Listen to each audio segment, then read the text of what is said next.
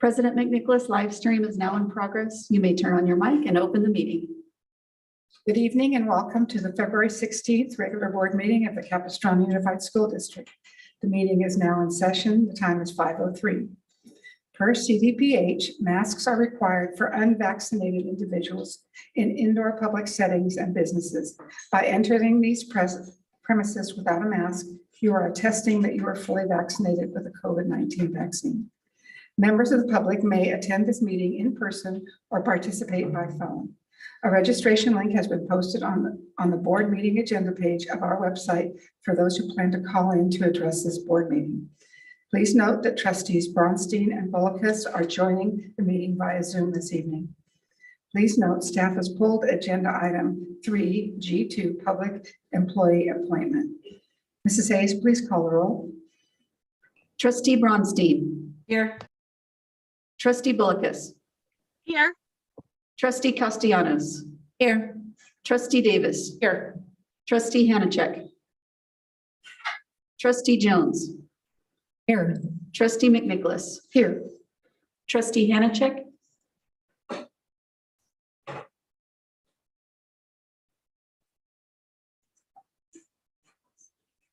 Trustee Hanachek is not here at the moment. I'm sure she'll join us later. Mrs. Hayes, before the board recesses to closed session, is there anyone who would like to speak to a closed session agenda item? How many speakers do we have? 5. 6. Oh. 6. Okay, I will let you manage the callers. Or they're all in person? They're all in person this evening. Okay. I'll let you manage. Elizabeth Harris. Following Elizabeth Harris, we have Jennifer Carlson. Hi, I'm Elizabeth Harris. Thank you so much for having me, letting me speak today. I'm a resident in the Capistrano Unified School District. I'm also a special education teacher in a district, in a neighboring district. And I just want to come today to just urge you guys to unmask our kids, to let our kids breathe. It is so important. It is doing so much harm to them now. It's been 2 years since this pandemic started. And at the beginning, there was reason to be cautious and to have some fear, but we're now 2 years into it, and it's now time to let our kids breathe. The governor is even allowing adults to go into indoor places without masks on. So it's time for our kids to not be wearing masks as well. It does so much harm and so much damage to them, to our young kids who are trying to learn to read. They can't see their teacher's face. They can't see their lips and how their lips are moving in order to how to make the sounds. Also, it's just really difficult for them socially and emotionally, because not seeing the full face is how you see people's expressions. And so how how, what people are thinking and how we communicate. So much of how we communicate is done through, gestures and facial expressions. And it's not even done through language or through talking. And so I just really wanted to urge you all today we need to move forward. We need to unmask our kids. They need to breathe. These kids have suffered long enough. I can't even imagine the amount of damage that we are doing to them. There are reports out that kids, especially young kids, might have cognitive IQ points as low as 22 points below the normal level because of this. We see speech and language problems up like 300% across the country.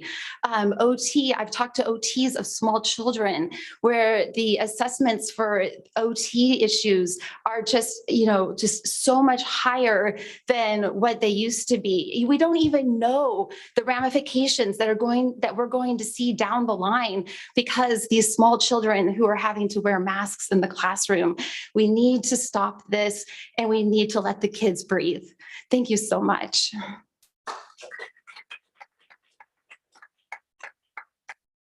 Jennifer, come forward. Following Jennifer is Chelsea Allen. Hi there, my name is Jenny Carlson, and I actually used to work alongside Elizabeth. I was a teacher for kindergartners for 14 years in Los Angeles Unified as well as Laguna Beach Unified. And I am passionate about unmasking our children. And I am also a mother of 4. I have 3 kids, Ella, 10, who's in 5th grade. I have Elise, who is 7 in 2nd grade, and then Levi, who is a kindergartner. They're all at Concordia Elementary in San Clemente.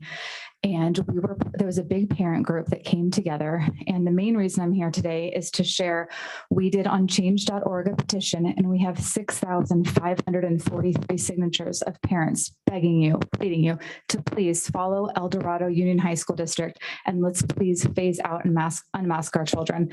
I don't know if there's anyone I can hand this to, or that would be fabulous.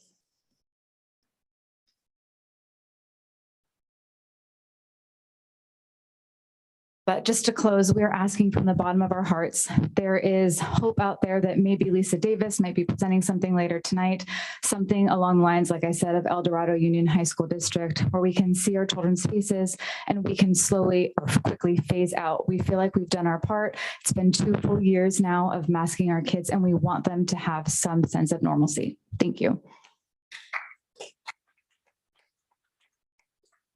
Chelsea Allen, please come forward. Following Chelsea, we have Monica Matson. Hi there. I wish I could be as prepared and just speak from my heart, but I actually wrote it down. I've emailed, made phone calls, protested outside your front doors, and signed petitions.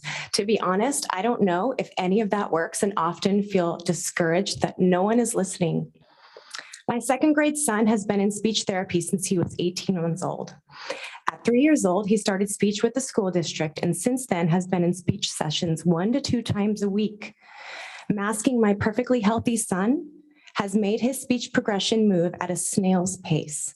His IEP keeps extending with no end in sight.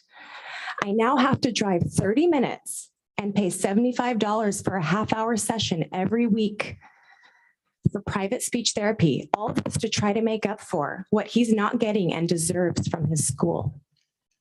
My once happy, cheerful, spunky kindergartner is now a 2nd grader, anxious about going to school and having to wear a mask and not being understood or seeing words formed on the lips. We are nearly 2 years into this, and yet somehow still enforcing policies as if it's March 2020. What are you all personally doing to put pressure on the decision makers to reverse this? The time to act is now. Our kids deserve better, and my 3 kids will be leaving the district if this charade continues. Are we just a number to you, or are we families made up of people and children who deserve more than what you've given us? Funny enough, the man that gave me this piece of paper tonight, he looked so familiar to me, and I could not place it. How do I know this man? I recognize him. 20 years ago, I graduated from Capo Valley High School. He was a teacher there. If I was in high school today, I would have never recognized him 20 years from now, maybe 5 years from now. His face would have been covered in a mask. I would have not known who he was. The time is now. What are you doing? Thank you. Monica Matson. Following Monica. Speakers step back just a little bit from microphone, just so, not that far, just so, like maybe this far, because it gets distorted otherwise. It's hard for us to understand. Hi, my name is, sorry. I'm nervous. I actually have 4 kids, and my oldest is 21, and then I have a 19, a 16, and a 7-year-old. So my boys went through Vista Del Mar Elementary, and I was actually just reminiscing 2010 when the teachers went on strike. My kids held picket lines. They walked the picket line with the teachers. We taught them, I had at the time a kindergartner, a 2nd, and a 3rd. And we taught them how to stand up for what's right, how to support our school. We brought the teachers lunch, we brought the teachers coffee, and we were there for the teachers. And I taught my kids to stand up for what was right. And now I have a 16-year-old at San Clemente High School and a 2nd grader at Concordia. my sweet little girl just wanted to go to school. I was happy just having her go to the beach with me every day. And she said, no, mommy, I want to go to school. I want to see my friends. And I did not want to put a mask on her face because, let's be honest, we knew that coronavirus did not affect children. We know masks don't work. And she begged me. And so I let her go. And she tells me that she asks for bathroom breaks frequently because her belly hurts all the time. She tells me that in class, there's kids with nosebleeds often. One of her closest friends has had seizures wearing a mask, nosebleeds as well. My daughter has not had a nosebleed. But the fact that my little girl tells me that she leaves to the bathroom so that she can breathe is really sad. That's very sad. And even Fauci has said cloth masks, they do not work. There is nobody in this planet now that will tell you that a cloth mask is effective at holding a virus. And you know what the cloth mask is? She says, oh, mom, the mask, it's always wet. You know why? Because these are little kids. They have snotty noses in them. They've got bacteria. And we now know that the mask does not work. So if you have a child breathing in my child's face and say she has a cold, well, now it's going to get trapped in my child's cloth mask, and she will be breathing in that bacteria all day long. That's gross. Have you seen an elementary child's mask at the end of the day? It's disgusting. And it's harmful to my healthy child's health to have her in a mask. What are the long-term studies that are going to happen from these masks on our little children? I mean, this is uncharted territory, and February 28th is not soon enough. This has to end today. And I heard that Ms. Davis is having something. I'm praying like what Jenny said El Dorado did. Please vote yes. I mean, just please end this madness. Ms. Steinman, please come forward. And following Ms. Steinman, we have Mark Erickson.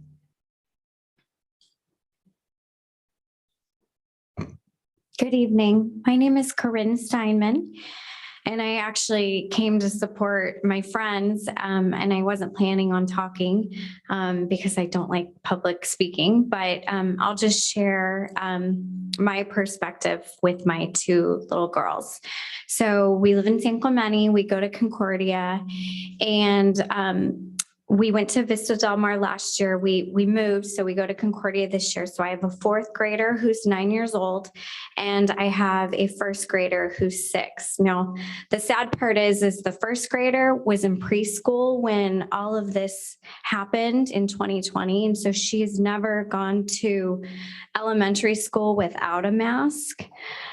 She's a bright kid, but she learned to read with masks on. And so she does struggle with phonics. We just got the Dibbles test back, and she's incredibly bright, math and everything, but she is struggling with identifying sounds associated with certain letters. And I can't help but think it's because she's been in a mask since before she learned how to read.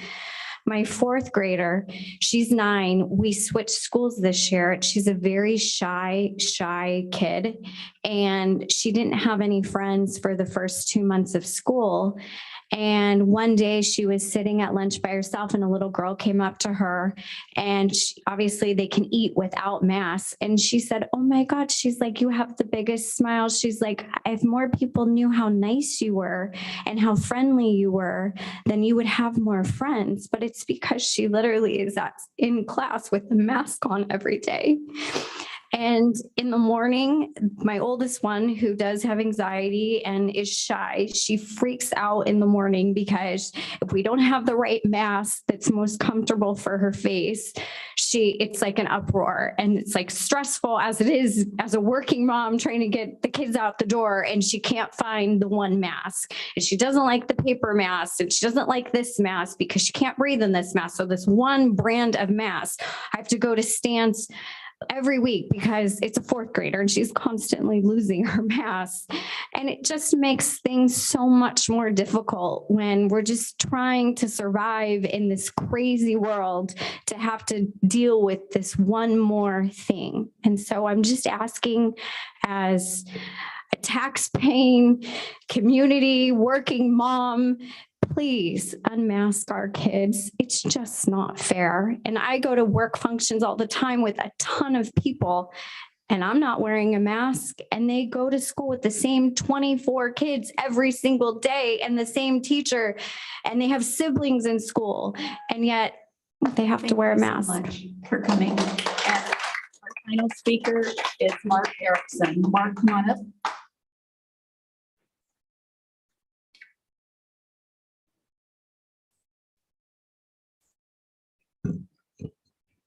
You'll have to forgive me if I'm a little emotional this evening. I'm not accustomed to looking into the faces of petty tyrants and those that stand between me and my children. You know who you are. This is my prepared comment. I understand I have only 3 minutes with which to address the board. This is an abysmally short period of time to deal with any matter of consequence. I considered coming here and just staring at you all for 3 minutes because you know what you've done. Did you also know that the sun causes skin cancer? Why not just blot it out then?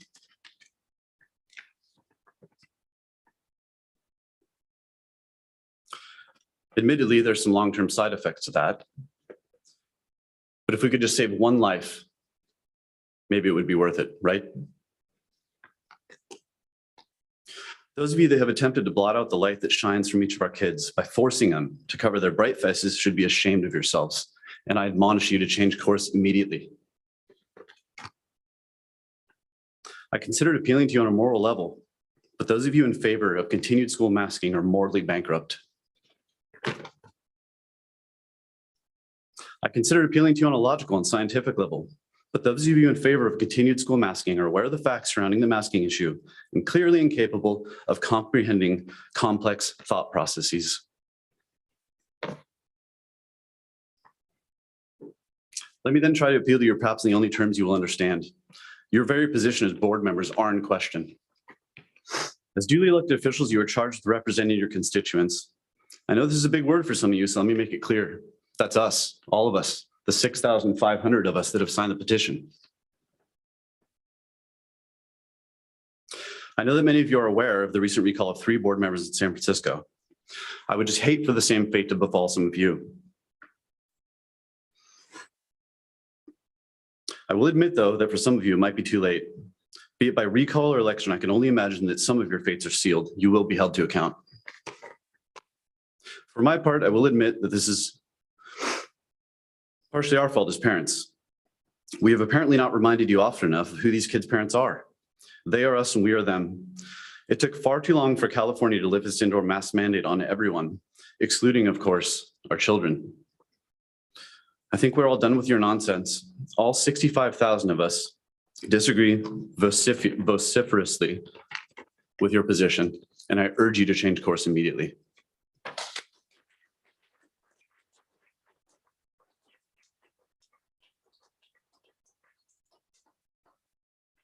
Thank you, Mr. Erickson.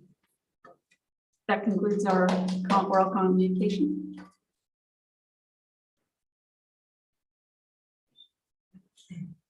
Thank you for your input. The board will now recess to closed session to address the following agenda items. Public health emergency, consultation with agency counsel, conference with legal counsel, anticipated litigation, significant exposure to litigation, 2 cases, conference with legal counsel, existing litigation, significant exposure to litigation, 4 cases, conference with real property negotiators, property Pacifica San Juan, property South Transportation Groundskeeping Facility, property Paseo de Colinas property, conference with labor negotiators, CUEA, CSEA, Teamsters, CUMA, and unrepresented employees, public employee discipline, dismissal, and release, 3 cases, public employee employment appointment, Assistant Superintendent, SELPA Special Education Services, student expulsion, 1 case. The board will now recess to closed session.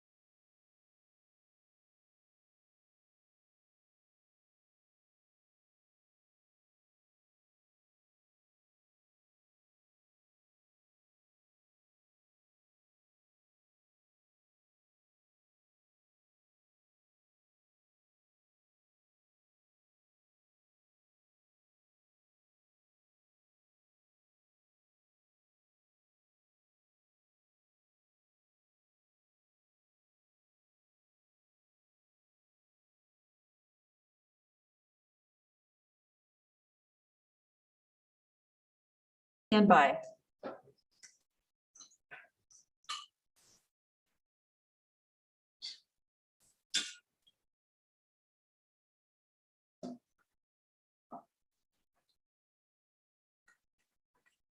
President McNicholas, live stream is now in progress. You may turn on your mic and open the meeting. Good evening and welcome to the February 16th, 2022 regular board meeting of the Capistrano Unified School District. The meeting is now in session. The time is 7:10. Please note that trustee Bolkus and Bronstein are participating in the board meeting via Zoom this evening. Per CDPH guidelines, masks are required for unvaccinated individuals in indoor public settings and businesses. By entering these premises without a mask, you are attesting that you are fully vaccinated with a COVID-19 vaccine. Fully vaccinated individuals are recommended to continue indoor masking when the risk may be high. Please note that we have Spanish interpreters attending this evening's board meeting, and they are available to anyone in the back of the room. Tenemos asistencia de intérpretes en español disponible. I apologize for my Spanish. Members of the public may attend this meeting in person or participate by phone. A registration link has been posted on the meeting agenda page of our website for those who plan to call in to address the board this evening. I'm going to read a district policy and then I have my own comments.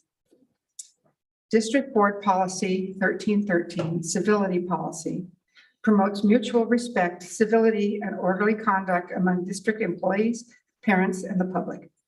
Any individual who disrupts or threatens to disrupt school or office operations, uses obscenities, or speaks in a demanding, loud, or insulting or demeaning manner will be directed to leave the school district property.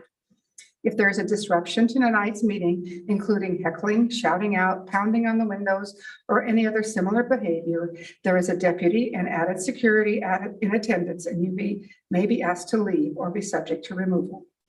Warnings will be issued by the presiding officer, and the gavel may be used in order to support controlling the crowd.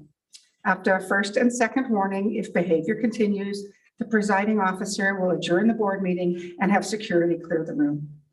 Once the boardroom is cleared, the board may return and continue board business. Non-disruptors may participate outside of the building and can speak to agenda items using the outside microphone. Oral communications, which comes early in the agenda, is an opportunity for the public to comment on issues that are not on tonight's agenda. By board policy, the total time allotted for oral communication is 20 minutes, with a maximum of 3 minutes per speaker. But the per speaker time may be less if there's a large number of speakers. Under California law, board members cannot respond to non-agenda oral communications. Please note, if we have students registered to speak this evening on any agenda item, we will hear them first before any adult speaker. As a reminder, once an agenda item has begun, no further blue cards will be accepted. Please note that Exhibit 11, proposed school calendar for the 24-25 school year, has been revised by staff. Copies of the calendar are available in the back of the room. My own comments. If you are here to give the board thoughtful input on an item or subject within our jurisdiction, you are welcome. Mrs. Hayes, will you please call the roll? Student Advisor Padia. Here. Trustee Bronstein. Here. Trustee Bolkus. Here. Trustee Castellanos. Here. Trustee Davis. Here. Trustee Hanachek. Here. Trustee Jones. Here. Trustee McNicholas. Here. I'd like to have Clint Collins lead our Pledge of Allegiance.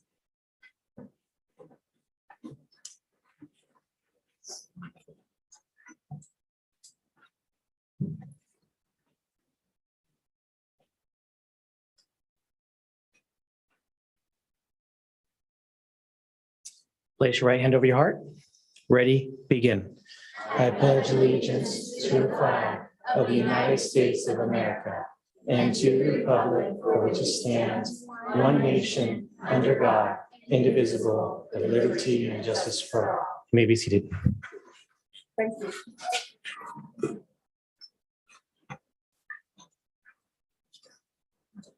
May I have a motion to adopt the agenda? So moved. Second. Moved by trustee Hanachek, second by trustee Castellanos. Roll call, please. Student Advisor Padia. Aye. Trustee Bronstein. Aye. Trustee Bullicus. Aye. Trustee Castellanos. Aye. Trustee Davis. Aye. Trustee Hanachek. Aye. Trustee Jones. Aye. Trustee McNicholas. Aye. Motion carries 7-0 by a roll call vote to adopt the agenda with a preferred vote of aye from Student Advisor Padia. Mrs. Hayes, please read the report out of closed session.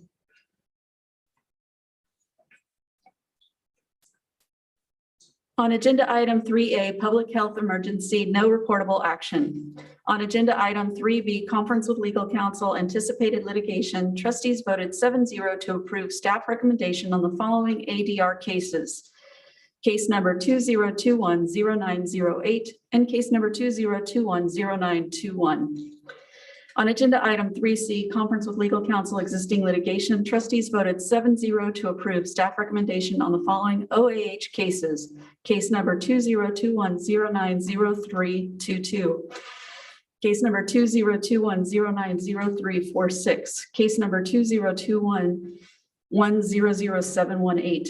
And finally, case number 2021-120287. On agenda item 3D, conference with real property negotiators, trustees gave direction to staff.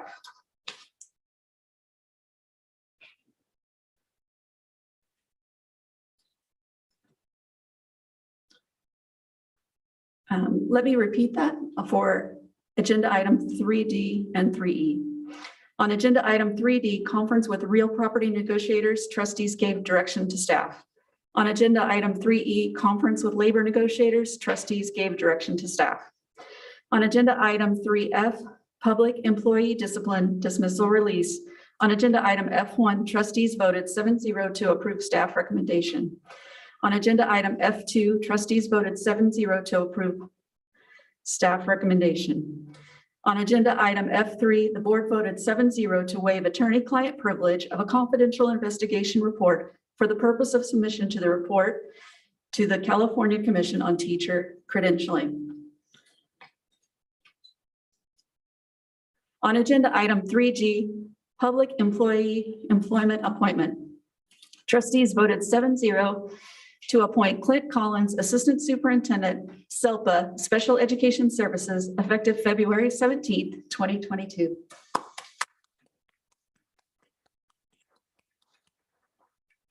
On agenda item G2, staff pulled this item from the agenda.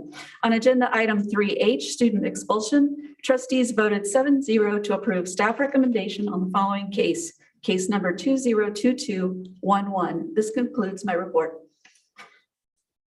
Thank you, Mrs. Hayes. At this point, I would like to recognize Ryan Burris, Chief Communications and Public Engagement Officer, to present tonight's Associated Student Body Report. Good evening, President McNicholas, trustees, and Superintendent Vital-Brulte. Tonight, joining us online is Principal Manoj Mahindrakar, Activities Director Brooke Balderrama, and Associated Student Body President Kate Jarvis from San Juan Hills High School. And Kate, now I invite you to give your report. Thank you. Thank you. Good evening, Superintendent Vital-Brulte, President McNicholas, and members of the board. My name is Kate Jarvis, and I'm a senior and the ASB president at San Juan Hills High School. I'm here on behalf of the staff and student body to speak about the exciting academics, athletics, performing arts, and school activities that have taken place so far this school year, and to share with you some events we are looking forward to having on our campus. San Juan Hills is continuing to grow each year, and we are now one of the largest high schools in CUSD with over 2,800 students. We are excited that we added a STEPS program to our school this year with 13 students and 2 teachers. We also added 20 new teachers and 8 new staff members who are all learning, along with our freshman class, how to ride for the brand. In terms of academics, we are very proud of our growing language immersion program and increasing student involvement in our CTE pathways, building Industrial Technology Academy, virtual enterprise, and technical theater. Recently, our virtual enterprise students competed at the state competition in Bakersfield and took first place. This qualifies them to compete as a top contender at the national competition in New York City during spring break. We're also very excited for our graduating class of 2022. This past November, our senior our seniors participated in the College and Career Application Week. Seniors were provided with time to work on their college applications, research scholarships, complete matriculation for Saddleback, or meet with military recruiters. It was an exciting week, and we enjoyed partnering with Futurology, Saddleback College, the Orange County Department of Education, Cal State, UC, and other universities along with the military. Athletically, too, we've had phenomenal success in our fall and winter sports. Though our football team didn't win us another CIF championship, it was amazing to finally see our stands packed with fans once again. We continued our Stampede student section with more students than ever before attending our games, supporting our players and probably giving the parent section hearing loss due to our loud cheering, music, and CO2 blasters. With a total of 6 home games, we really discovered true Stallion loyalty this football season. Other fall athletic highlights include our boys water polo team winning league and our girls tennis team making a CIF run in doubles. Winter sports also had a remarkable year. All 5 of our winter sports teams made CIF playoffs, with boys and girls basketball and boys and girls soccer all winning league championships. Athletically, our Stallions are excelling on and off the court and field, and we are proud to have 26 athletes that have already signed letters of intent to play at the collegiate level. Next up is spring sports. We are gearing up to cheer on lacrosse, baseball, softball, swim, track and field, boys tennis, boys golf, and girls beach volleyball, which is a new addition to our athletic program this year. Alongside our amazing athletics is our spectacular visual and performing arts program. They have been busy producing some remarkable performances, like our fall play Metamorphosis, winter show Pride and Prejudice, and the winter musical Legally Blonde.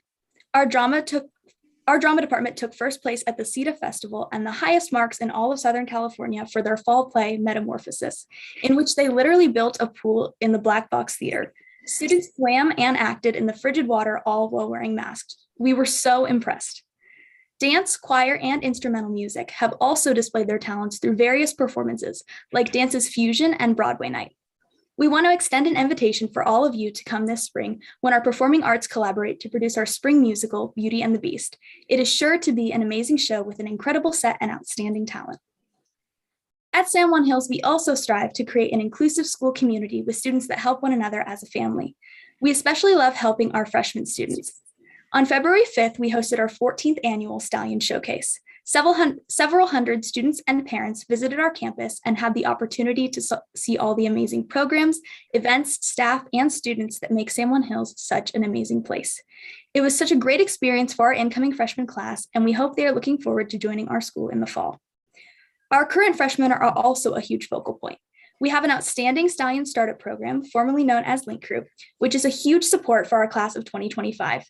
The junior and senior leaders help transition freshmen into high school, starting off with freshman orientation during the summer and continuing on with various activities each month, like our first football game tailgate, Halloween trick-or-treating, and a dessert day. This helps our freshmen acclimate and learn the ropes of high school and have the support of an upperclassman. Yet, I have not shared one of my favorite parts of San Juan Hills, our energetic and active school climate. One avenue that showcases our community and all the amazing things that take place on our campus is our social media presence. Stanley the Stallion is still busy on Twitter, Instagram, and Facebook, and we encourage you to follow us if you aren't already to have a glimpse of what everyday life is like as a Stallion. As a school, we provide a multitude of opportunities to be involved on campus as well. We have a clubs program with over 125 diverse student-run clubs. Being one of my favorite days of the year, we have our multicultural fair next Friday, in which all of our clubs represent the different foods and traditions of various countries and cultures throughout the world. Our Stallions also love to show their spirit on the dance floor. Homecoming this year was a wonderful success. We had close to 2,000 students attend our Back to the Future themed homecoming dance, which also included a game lounge, photo booths, ice cream truck, and 2 carnival rides. It was a wonderful introduction to high school for our freshman class and an amazing reintroduction for our sophomores, juniors, and seniors. We also just had our Great Gatsby themed winter formal at the Phoenix Club in Anaheim. 1,500 of San Juan Hills' finest got dressed up and danced the night away, played casino games, video games, and billiards. 2 In-N-Out trucks were definitely a great addition. ASB has also worked diligently to plan fun events like this and more for our current and future students. This year, we had our 6th annual Future Stallion Night for football, pep squad, and marching band. Several hundred elementary students attended the game and ran onto the field with the team. They were able to meet some of the players, visit with Stanley and Stella, and compete in halftime drills. There was a football toss competition, and the winning student from each age bracket received a football signed by the whole team and a Stallion football helmet to display in the front office of their school. It's so great to see the looks on these little kids' faces as they high-five their high school heroes. ASB is focused on rounding out the school year with our Multicultural Week, Unity Week, Battle of the Bands, Dodgeball Tournament, and our very competitive Clash of the Classes Week, as well as awards nights and, of course, prom and graduation for us seniors. We are continually striving to make our school a more inclusive environment for such a diverse population. We created our Cultural Proficiency Task Force last school year, and the task force continues to work towards creating a more inclusive culture on our campus. We are proud of the dedication and commitment the students of San Juan Hills have to making our athletics, performing arts, school events, and programs top-notch, and we would like to invite you onto our campus to see our students strive for such greatness. It has absolutely been my pleasure being part of such a great school and serving the students of San Juan Hills. We have an exceptional staff, and every day the students feel so welcomed and truly a part of the Stallion family. This is my 4th year in ASB, and I am so honored that the student body chose me to lead the school. And I want to thank you for the excellent education I have received in CUSD. Next year, I'm hoping to continue my studies at UCLA, majoring in political science. I feel that CUSD has prepared me well as I take the next steps in my life. And I want to thank you for allowing me to speak on behalf of San Juan Hills High School, my home for the past 4 memorable years. Thank you.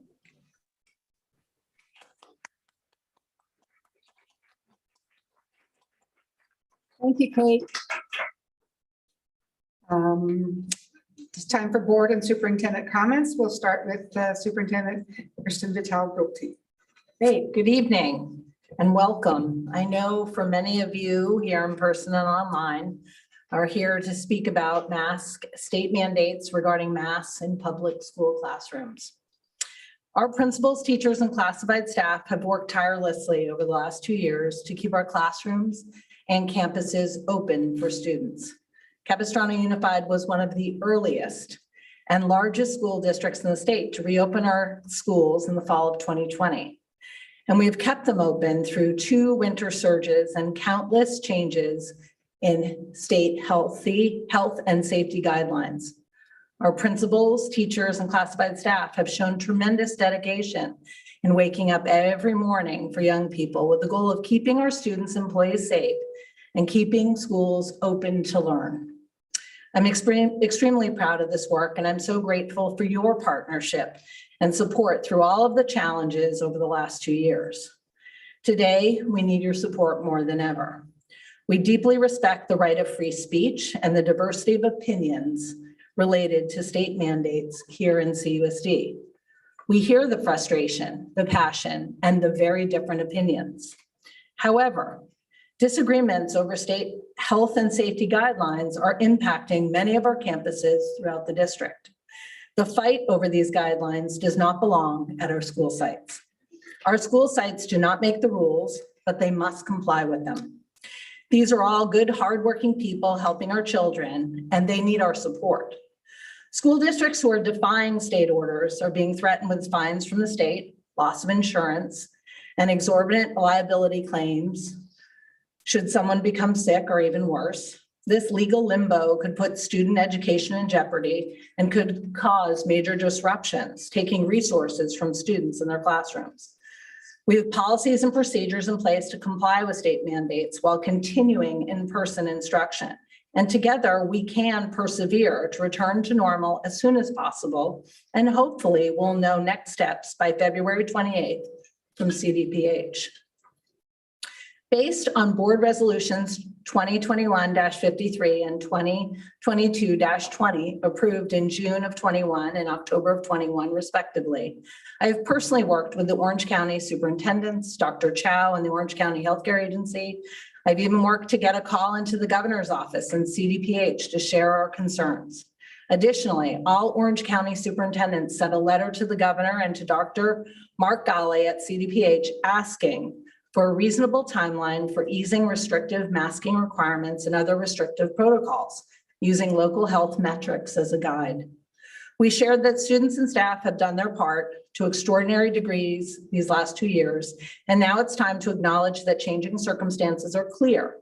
Data trends warrant re-examination of our approach to school safety, if not a full exit strategy and a return to more normal operations. We will continue to advocate collectively, and our district will continue to advocate on behalf of CUSD students, families, and our employees. We cannot change local guidelines until the state changes the guidelines.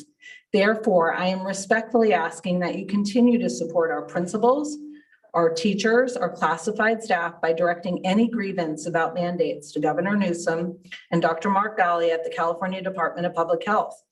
Our employees need to continue their focus on keeping classrooms open for our 44,000 students to educate our children while we support them in doing so.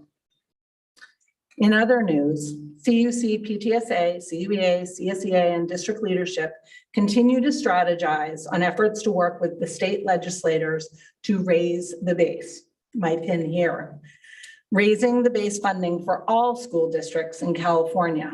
Raising base funding would provide much needed increases in funding for every student in the state, fixing the budget deficit in districts like CUSD facing normal years of funding under local control funding formula. This would also provide stable funding in future years instead of districts like ours relying on one-time state funding year after year after year. Next week, we'll be sending a letter out to every public school superintendent in the state to ask them to join our campaign to raise the base.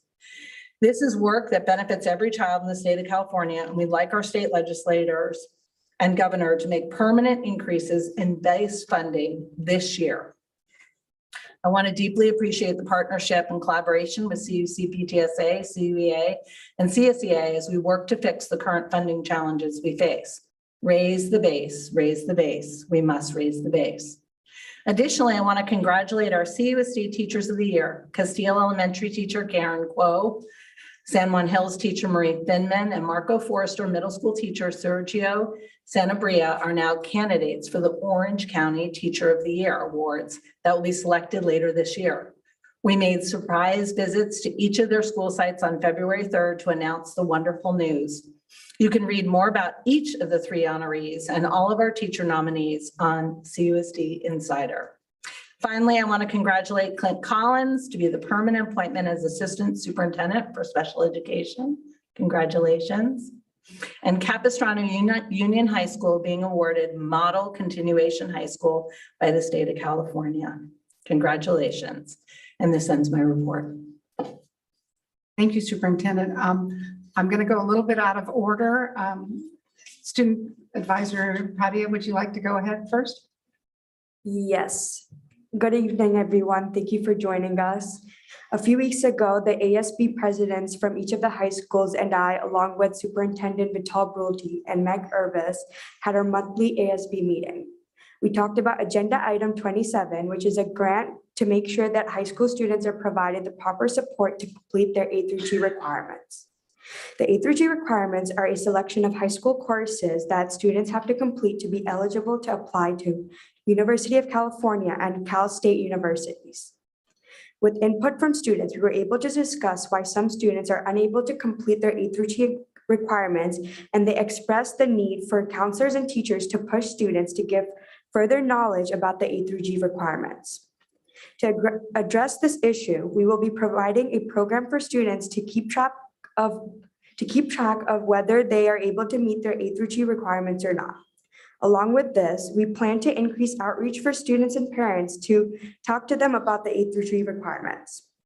I know personally for me, it wasn't that hard to complete the A through G requirements. It was only a few extra classes that you have to take, and completing the requirements is really beneficial, especially if you're planning to apply to either a UC or a Cal State. We also talked about the high school graduation robes. Starting with the high school graduating class of 2025, there will be changes in the color of robes to one color to create less of a division between the graduating class.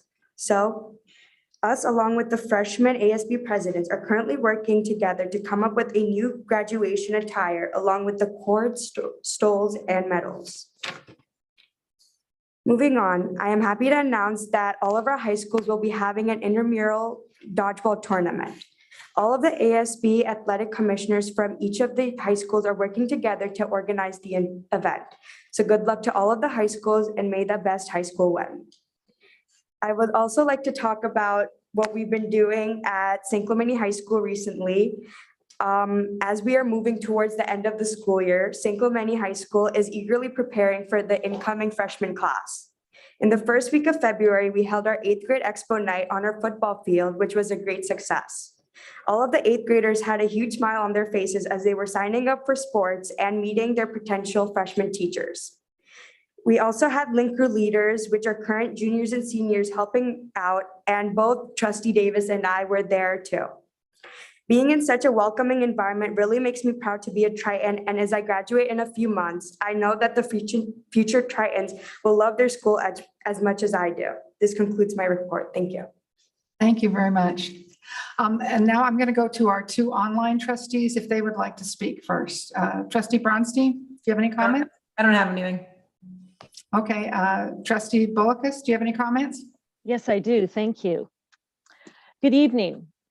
I first want to start and share with you that I will not be bringing forward Resolution 2122-35 that I had pulled at the January 19th board meeting due to the message being very similar and being sent to the same coalition, being the Governor Newsom and health officials that the coalition of Orange County Superintendent's letter rendered last week, asking to publicly announce a reasonable timeline for easing school masking requirements and other restrictive protocols using well-established countywide health metrics as the basis.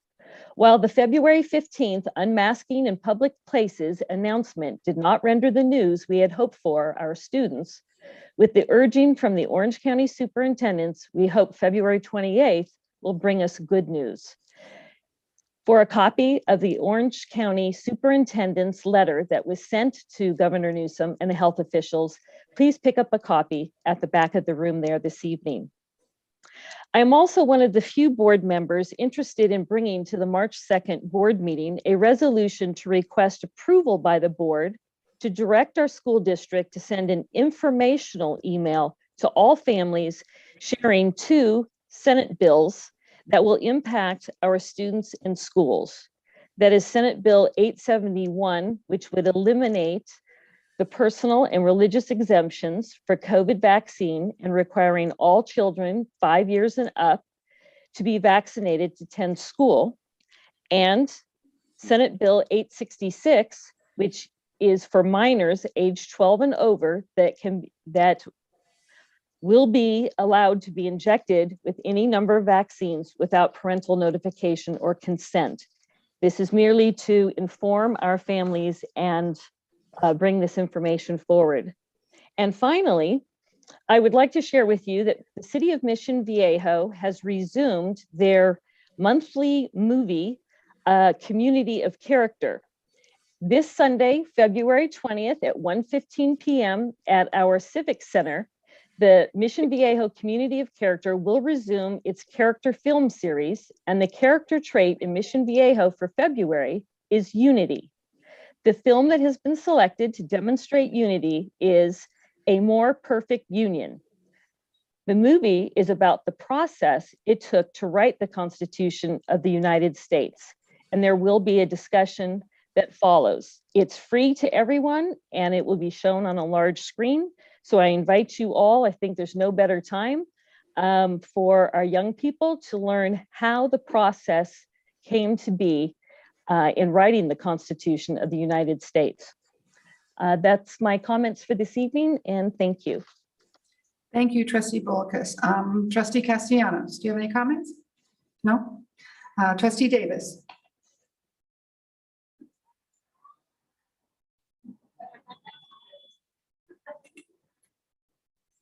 Good evening. We can no longer ignore the poor mental health outcomes our students are currently facing. We can no longer ignore parents who have children with IEPs whose development delays are greatly relying on seeing a face. We can no longer ignore children with speech delays that are further delayed. English language learners further are delayed. Parents, I see you, I hear you. Students,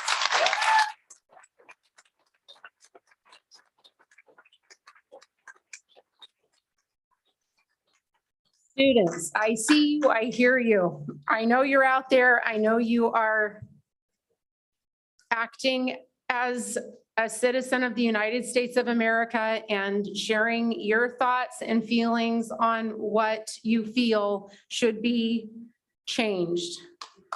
We have to consider the ramifications of student-led protests and missing school. We can no longer sit back while millions of kids across our country go to school with mask choice and not give our students the same opportunity.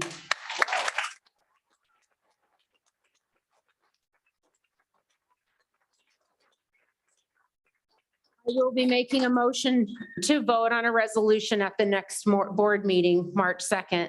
This is urgent, and our failure to act tonight after the state has rescinded the indoor mask mandate sets a terrible precedent. How much longer will the least vulnerable among us have to carry the burden of COVID restrictions? On a separate note, I would like to just have a general thank you. We had a second annual Valentine distribution for children in our district last year and this year. An unbelievable outpouring of love and kindness for children that maybe need a little extra love at this time. We delivered thousands and thousands and thousands of Valentines to children in our district. It is a time when we need to unite and come together and forever show kindness and love to one another. Thank you.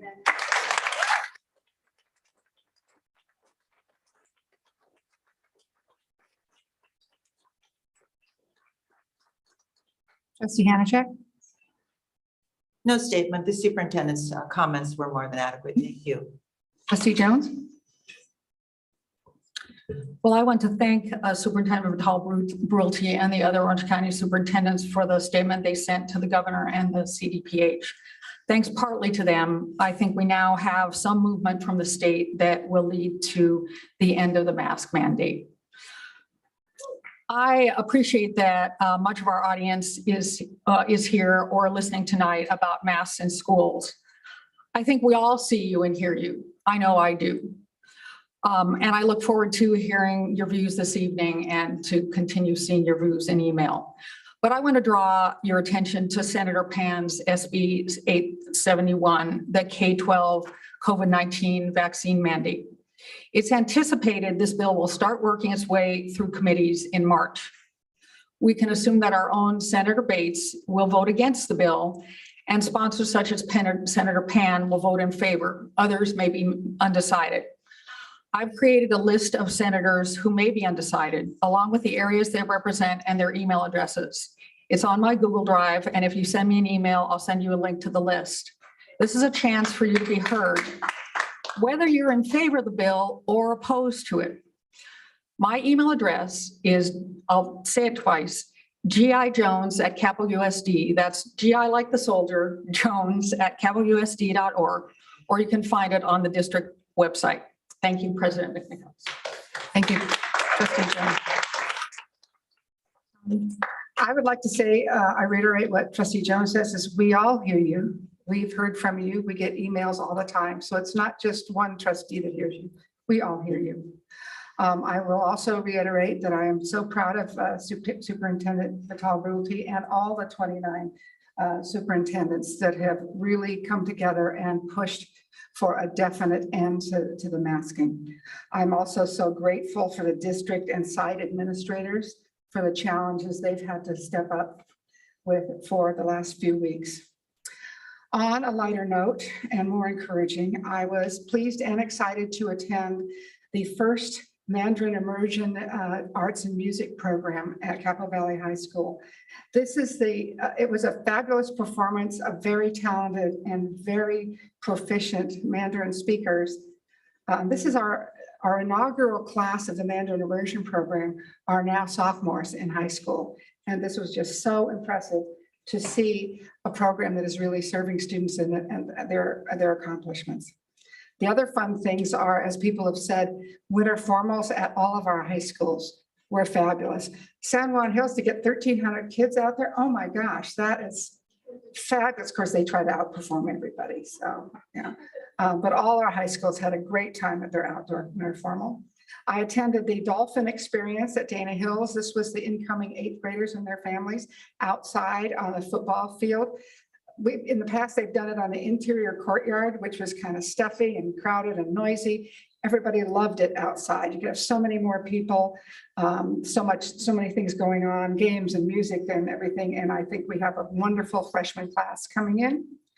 I also was really excited to be on the Teacher of the Year Surprise Committee, visiting Mrs. Kuo and Mrs. Feynman. But my favorite, I shouldn't say favorites, but was Sergio Sanabria at Marco Forster, who was a math teacher there and is really interested in data science. And this is what I would love to get this on more of our middle school and high school curriculum. I think this is the future of math. So he's really excited. And I'm on a final note, dodgeball. Oh my gosh, they're going to do intramural dodgeball. How fun is that? So I'm really excited about some of the things that really portray more normalcy in our schools. And that ends my report. Now we are moving on to oral communications. The time for oral communications shall be 20 minutes. Individual presentations are limited to a maximum of 3 minutes per individual, but could be less if there are a large number of speakers. Mrs. Hayes, do we have any student speaker cards for oral communication, and how many? And how many overall speakers do we have? Tonight we have 107 speakers for oral communications. We have 30 students here in person. We have 16 people approximately online and another 63 adults in person. Okay. Trustees, that will go way over our 20 minutes, so we would have to waive our policy to be able to hear everyone. I will have, the comment to speakers is, we want to hear you, we're encouraged to hear you, but we also have business we have to do tonight. We have a regular agenda that we have to vote on. So you're encouraged not to repeat testimony given by others. A simple statement of agreement with a previous speaker would provide more than efficient use of time or for people to present new points of view or new information. Trustees, what's the consensus? I would suggest 1 minute and that we hear all speakers. Is that Trustee Bullockis, Trustee Bronstein? I agree with that. I agree with that. Okay. All right, so consensus of boards, we will give everyone 1 minute. We will start with our student speakers who are here present. Mrs. Hayes, can you just walk people through the process? Because I do know there are blue cards in the room and then there are blue cards outside. So if you can just walk people through the process.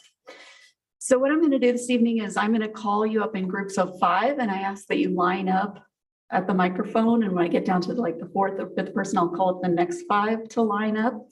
And then when you come to the microphone, I ask that you repeat your name. That helps us get our minutes correct, and so that we can acknowledge you by name. We will then be moving to the online speakers, and then we'll move to the adult speakers who filled out blue cards that are present. We will have the outside speakers where we'll ask that you hold your applause and cheering. We love your enthusiasm, but the people outside want to assist to get you in quickly. And so they have trouble hearing me announce the names. So I hope that it doesn't appear in the room that I'm shouting out names. It's so that the people outside can hear and can transition inside as I call those in groups of 5. So I thank you for your patience and forgiveness if I pronounce your name wrong. And correct me at the mic. That is welcome. So our first 5 speakers: Matthew Goldbaum, Luca Harrison, Rye, Gwen, and Owen Krantz.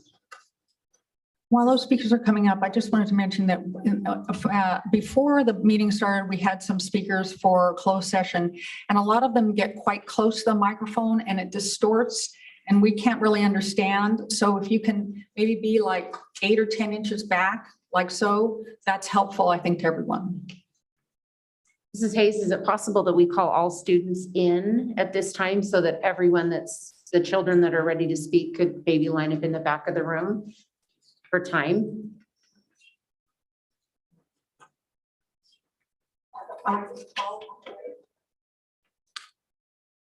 Maybe we call 10 at a time. There's one student here so that they can line up on the side here so that we can make this efficient as possible. Let's start with who's here. Hello. Hi, is this good enough? Am I good? Okay. Perfect. I like this. Hi, I'm Gwen McCraw and I'm currently a sophomore at Aliso Niguel High School. Throughout the duration of my high school career, I have been educated to stand up for what I believe in, but to do so respectfully, which is what I am here to do tonight. My peers and I stand here today in application of what the school system has taught us to do.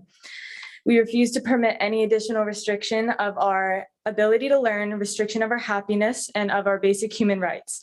We have a right to a free and public education according to the law. However, what happens if we don't wear our masks at school? We're sent home or we're sent to online school, which doesn't exactly seem like a public education to me. Furthermore, I was reading over our school dress code and section AR 5.14 states that students cannot wear any item that obstructs the face except as a religious observance. And I wonder why that is there. It might be because a mask is wildly detrimental to social interaction. Maybe it's because communication development requires the view of the whole face. Maybe it's because as kids, we need interaction Thank you, to be helped. Gwen. I apologize. I'm going to interrupt. And the next speaker is Matthew Goldbaum. Matthew, come on up. Luca Harrison is on deck. Go ahead.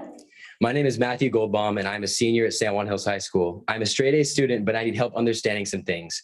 Please explain why I have to sit in my classes of approximately 30 people all day at school masked, but then just a few hours later at the same school with the same students, I can go to a basketball game unmasked in a packed gym. Please explain how I can be alerted. I've been in close contact with someone who had COVID at school, but then returned. The school provided COVID test results are unknown. Please explain how athletes can get tested before their games to play without masks, but our theater kids are forced to sing songs and dance around on stage with their masks on. And lastly, please explain how if I'm vaccinated and can supposedly still spread the virus, why I'm not forced to take a COVID test regardless. None of this makes sense. This doesn't seem to be a measure to protect people from the virus, but rather to check a box. I say we're checking the wrong box. We need to start checking the box for choice. Myself, along with many other students in my classes and over 5,000 people following our Student Mask Choice Instagram who support from a distance would agree that we need to stop checking the COVID box and start checking the choice box. Thank you, Matthew.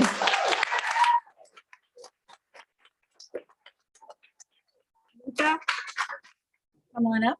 Luca Harrison. Yes. You can pull it down a little bit. We'll be able to hear you. Perfect. My name is Luca Harrison. I'm 9 years old and in third grade at Wood Canyon Elementary School. I have bad allergies and the masks are horrible for me because I can't get oxygen and can almost not breathe. Last time, me and my friend were wearing face shields, which was a little better, but we got a new principal. And after Christmas break, our teacher sent us to the office to put something on the shield.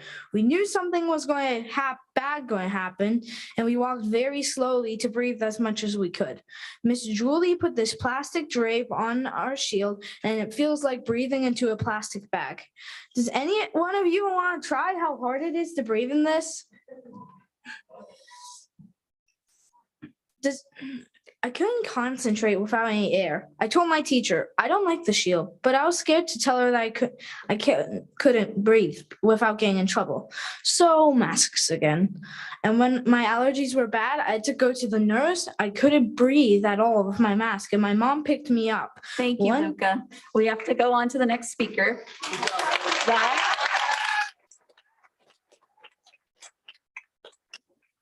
I'm going to call 5 people to line up. Rye, Owen Krantz, Jude Hayes, Hannah Jones, and Alicia Aguilera. Is Rye with us? Owen Krantz. Jude Hayes.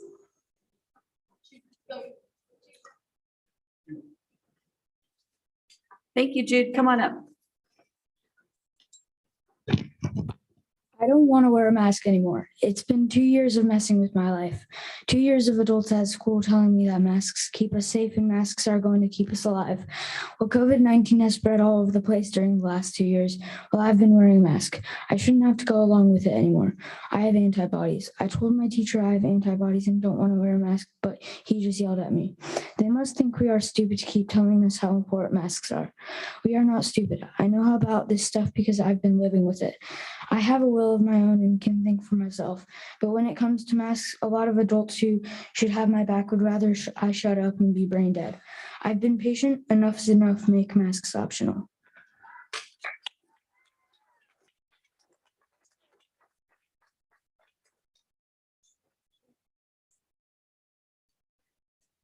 Please tell us your name because I know we're out of order. Thank you. Okay. My name is Hannah Jones.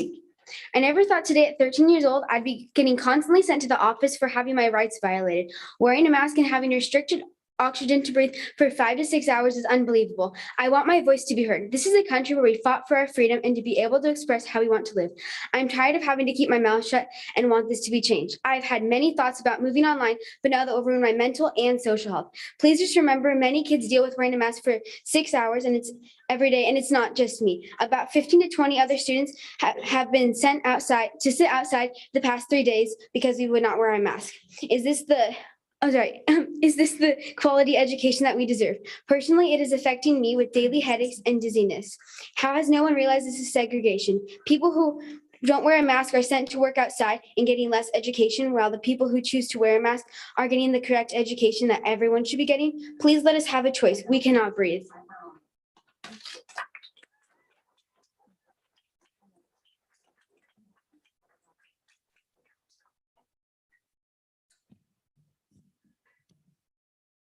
Please tell us your name. Hi, my name is Alicia, and I'm 7 years old, and I do not like wearing the masks. I think the masks are not good for healthy kids. I can't breathe good when I have it on. It gives me headaches sometimes. Please let us choose masks or not.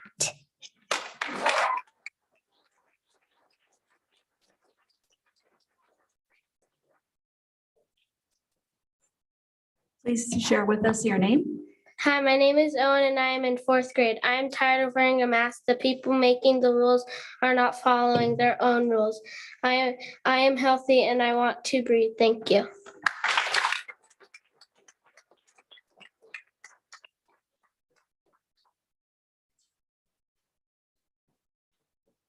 Hi, my name is Rod Pulek, and I'm 10 years old, and I am in 4th grade at Shumbedick Elementary School. Masks are really hard for me, and I hate them. I wish I could just rip them up. I have ADD, and I get distracted a lot. Having a mask makes me feel hot and sweaty. It makes it hard for me to breathe.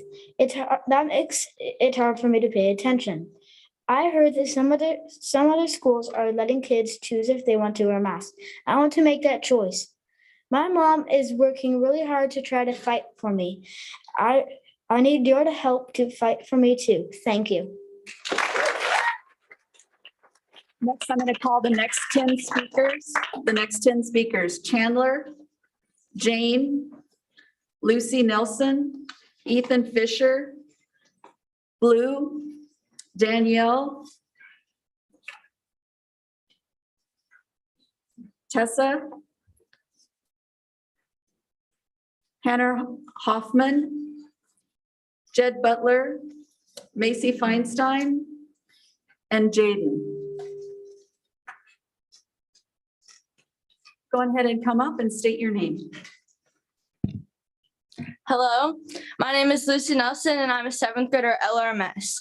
The last few days I've taken part in a mass protest. We have all been forced to sit outside in the rain and treated rudely because we want our faces to be shown. I hear the supervisors talk about how dumb they think our protest is. I'm tired of people thinking that kids don't care if they wear masks, but we do care. I have a headache disorder and I feel so dizzy after a day of masking. My little sister wears glasses, which are always fogged up with a mask on. My little brother has started breathing through his mouth and his whole face shape is changing, which is what happens to mouth breathers. My 10-year-old neighbor just finished cancer treatment and he is prone to nosebleeds. He just went back to school last week and the mask has irritated his nose every day. We have done our part. We have gave up a year of school, worn masks another whole year without making a fuss. Yesterday, when they made us sit outside in the rain, we knew that, without a doubt that no one cared about us. They wouldn't even let us go to the auditorium. My friend's lips were even turning purple. Thank you, Lucy. Thank you.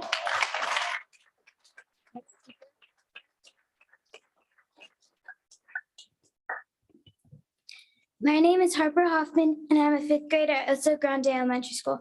I came here to speak because I think that students should be able to choose if they want to wear a mask. When I was in fourth grade, I started to get bad acne on my nose and chin. This has never happened to me before. My mask, no matter how clean, irritated my skin and made it break out.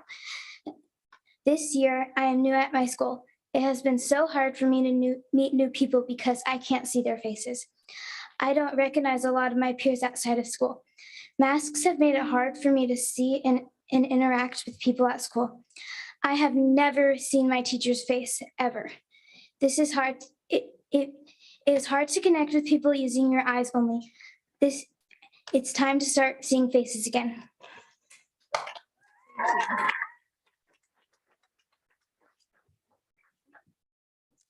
Hi, my name is Ethan Fisher, and you are looking at the face of a student who will be denied to the right of an in-person education because of the vaccine mandate and if SB 871 passes. I'm a kid who is forced to wear a mask every day. Well, Gavin Newsom and Eric Garcetti don't wear their masks at the NFC Championship game.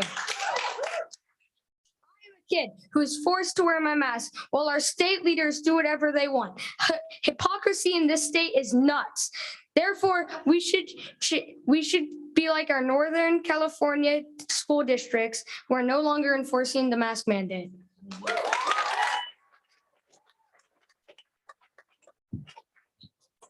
Hello, my name is Blue Packer. I'm a junior at Aliso Niguel High School. Contradictions create peace, life and death, heads and tails, sweet and bitter, beginning and end, punishment and mercy. Each one is necessary for the other to exist. There is no solution to these contradictions. We need them to grow and to progress, even if we don't want to admit it. One is not more important than the other. I think some of our ideas are pretty contradictory. The kid who is worried about COVID because their grandpa is really sick has a great reason why they want to wear a mask.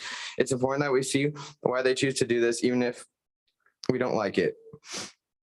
I'll admit, sometimes I judge those who want to wear masks. I don't know them. I'll never know what they feel. The best I can do is respect them. On the other side, the little girl with a learning disability who has to go to school wearing a mask.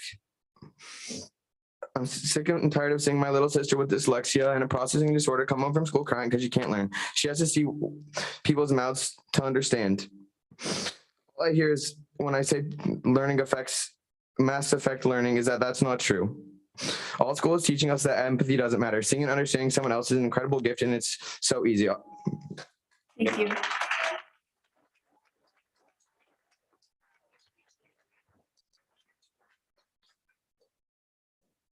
Do I go? Go ahead. Hi, my name is Chandler Minnick. I am in fifth grade and I go to Acosta Charter in Laguna Niguel. I have a question. Do you feel bad for the kids who get abused for choosing not to wear a bag on their face? Do you feel bad for the kids who are left on the side of the street with no supervision? They could get picked up by anyone and taken away. Isn't it the school's responsibility for kids to be safe? There are education codes that say you cannot be removed from your classroom and your campus for unmasking. The schools have been violating both those codes. My school had me sit down in the wet asphalt in the rain. Have you ever been segregated from your peers for exercising your right to peacefully protest against something that is illegal and unconstitutional? What happened to the America that the founding fathers like George Washington, Sam Adams, Alexander Hamilton, Thomas Jefferson, and James Madison fought for? In conclusion, masks are bad. They make me feel mad. Please help us breathe. Thank you.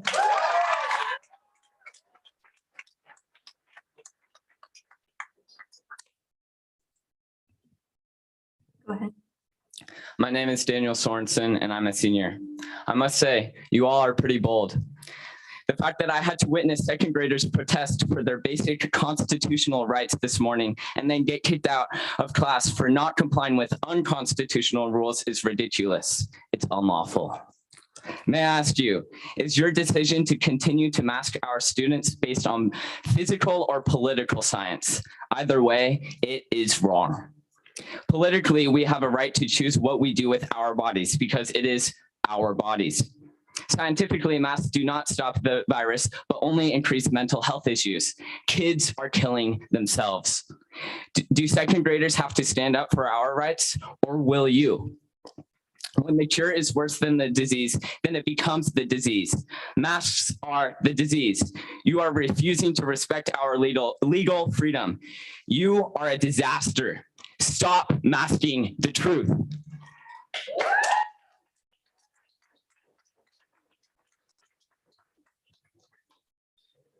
Hello, my name is Jed Butler and I am a junior at San Juan Hills. I'm also on the surf team and play lacrosse for the school. I had one semester of normal high school and the rest has not been the best. My sophomore year was a struggle and now on online school and killed my grades. Now trying to pay attention in class with this piece of cloth on my face distracting me while celebrities and adults are not wearing a mask has to stop. My grades have suffered and have affected my path for life. It will be hard to attend the schools I want to attend. Today I got word that you guys here at the district do not have to wear a mask. Why should I have to wear a mask and suffer at school while you guys, the more affected by COVID-19, do not?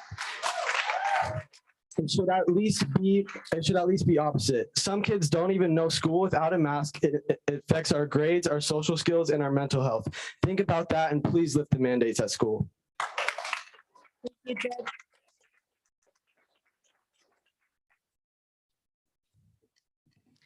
Good evening. My name is Tessa Johnson. I'm a junior and I'm on the cheer team at San Juan Hills High School. And I'm very eager to share with you my experience of how my junior year has been so far.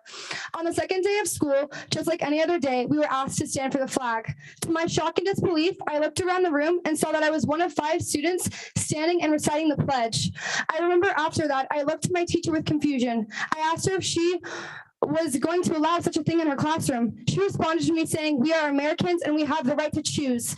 That immediately lit a spark of frustration, and those words have stuck with me this year. We are Americans and we have the right to choose. How could you look at me and say we as students can choose? After all the times you've emailed my mom about my mask falling down, after all the points you've taken off my academic grade due to my mask going below my nose, after kicking my peers and I out of class and taking our right of education away due to not wearing a mask, don't tell me I have the right to choose when I'm being punished for doing just that. It's time for a change. Thank you. I would just like to remind everybody, remember this far from, so we don't get distortion, we can hear you more clearly. So you're at the perfect distance right there. Okay. Okay, state your name and go ahead. My name is Macy Ferenstein, and I am a senior at San Juan Hills High School. I started Student Mask Choice, a group of students advocating for mask choice in schools and fighting for fairness in education. To us, this is not just about a mask. This is about standing up for ourselves and our freedoms when nobody else will. This is about working together to expose the hypocrisy of those who control us and reveal the truth to those who have yet to understand it. This is about proving that anyone can do anything they set their mind to with passion and determination. This is about getting up and doing something instead of sitting around wishing it were different. To us, this is about fighting to make our own decisions because only we know what is best for us. To us, this is more than just a mask. Thank you.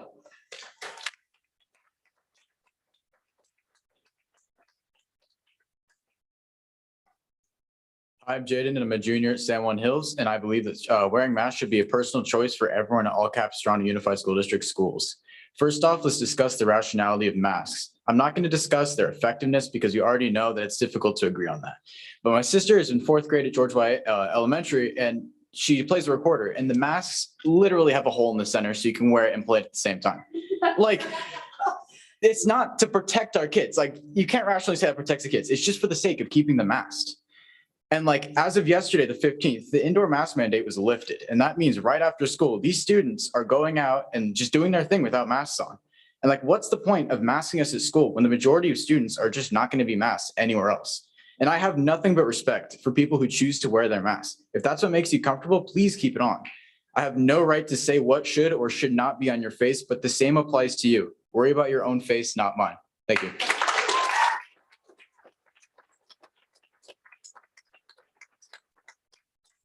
I'm going to call the next 10 students: Jane L., Levi, Brooklyn Krantz, Blair, Luke Avery, Charlie Wilkins, Trey Fisher, Marina, Madeline, I'm just going to call the rest, Braxton Bennett, Charlotte, and Carter. Come on in and line up.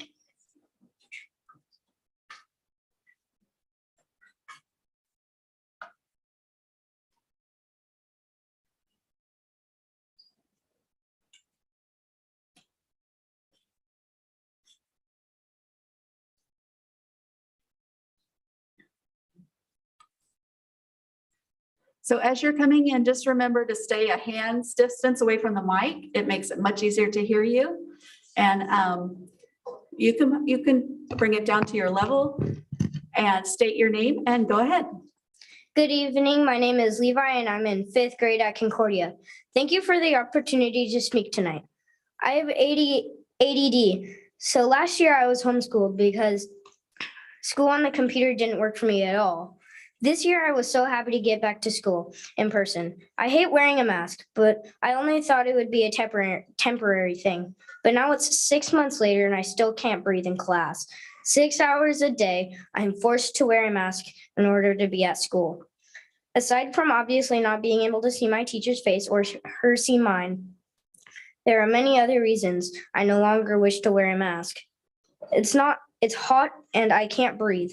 Not being able to breathe affects how I think at school, and I don't need help getting distracted. I'm 11, so as you can imagine, my mask gets pretty gross, and I have to breathe all that grossness in all day. I'm no doctor, but I know that's not good for me. Thank you, Levi. We have to go on to the next person. Thank you.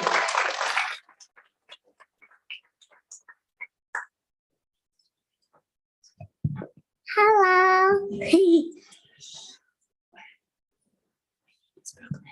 My name is Brooklyn. I'm 5. I don't like the mask. How do they make you feel? I just don't like them. Okay. And I want to be free. Thank you.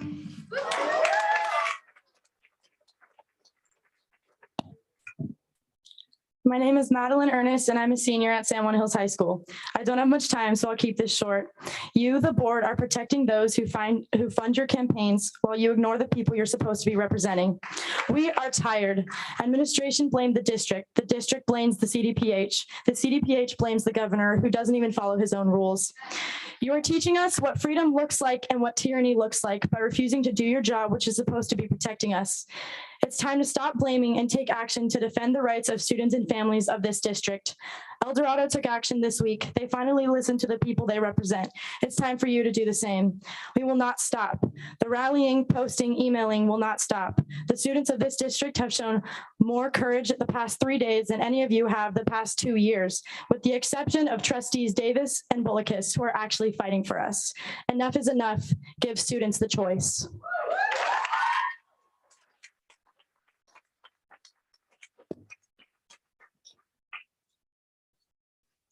Today was my 4th day of being told to leave my classroom because I will no longer wear a mask. I'm not going to wear it anymore. I'm taught by my parents in school not to be a hypocrite, to do and say what is right. And if I don't, then I face consequences. But then I see countless adults saying one thing and then doing another. Even our governor is not wearing a mask and lying for what? A football game? A football game. It's not even real life. School is real life. In school, I have to wear a mask while I'm inside, but when we are at lunch, all outside, shoulder to shoulder, we don't have to wear masks. I'm trying to learn so I can make a difference for good in this world, but I can't do that effectively behind a mask. So I'm mad as heck that us kids have to put up with their lies and hypocrisy, and I'm not going to take it anymore. We deserve the right to go to school with no mask if we choose. I choose freedom over fear. Let us make the choice. Could you please come back and tell us your name? Excuse me, could you come back and tell us your name? Thank you. We're just trying to make sure. My name is Charlie Wilkins. Thank you, Charlie.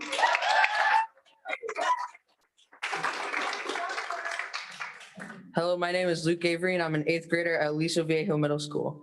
I've never imagined me and 20 to 30 other kids having to skip class because we refuse to wear a mask. Us having to wear masks at school for 6 hours a day is ridiculous. We have to wear them at school with 30 other kids in our class when the Super Bowl can have 70,000 plus people and they don't have to wear it. I can even go to the store and anywhere else and not have to wear it. This is not okay, and kids are losing friends due to their opinion to not wear one. I have teachers that have to tell me multiple times a day in class to pull it up. When I was in the office today for refusal, I overheard the ladies saying that this was a big pain and that they have to come and get us from classes. We are losing our right to a public education and are being segregated from other students. I have been told that I can get placed on the district's online school, but I have realized that it would ruin my mental health and just affect my daily mood.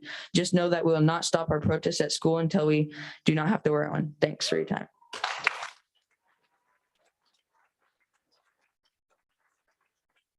Hi, I'm a local 7th grade student, and I feel strongly that masks should be choice, not requirement. For some students, masks can cause anxiety, suicidal thoughts, dizziness, headaches, and nausea. I speak from personal experience with anxiety. When I wear a mask, I feel trapped. I feel locked up in a cage that nobody can unlock. My poor little brother has to go to speech therapy every day and can't hear because masks muffle voices. He's not able to read lips.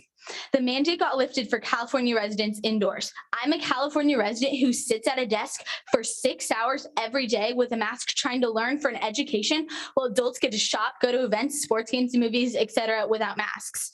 0.23% of kids have died from COVID, and so many more have died from the flu. As kids, we do not get heavily affected as adults, yet we are being the ones forced to wear masks. I respect everyone who would like to wear a mask out of choice. I know some people would prefer masks as well as a lot of people wouldn't. We feel like we're being stripped from our Could I ask for childhood. your name, please? I'm Sienna Wells. Thank you.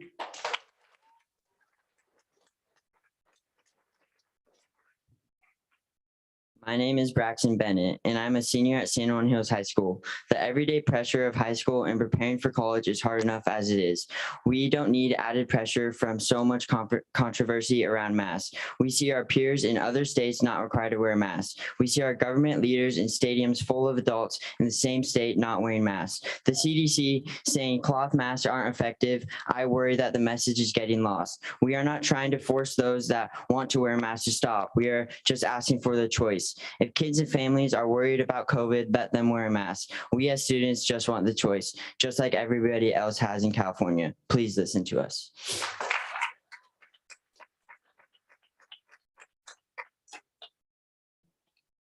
Hello, my name is Traven Fisher, and I'm a 7th grade student at AVMS. I'm a healthy 13-year-old boy who has been forced to wear a mask for the past 2 years, but I've had a choice. I've had enough, and I feel it's unfair that the whole state of California doesn't have to wear a mask indoors, including this district office. This mask, oh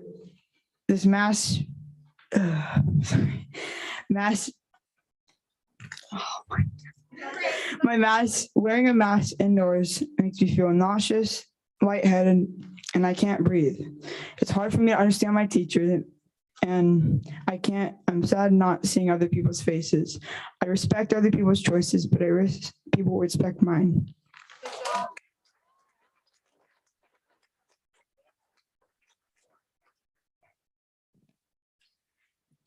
Hi, my name is Charlotte Imler, and I go to Community Roots Academy. I'm in 5th grade, and I'm tired of wearing a mask. I've been wearing one at school for the past 216 days. Kids my age are the least likely to get sick from COVID.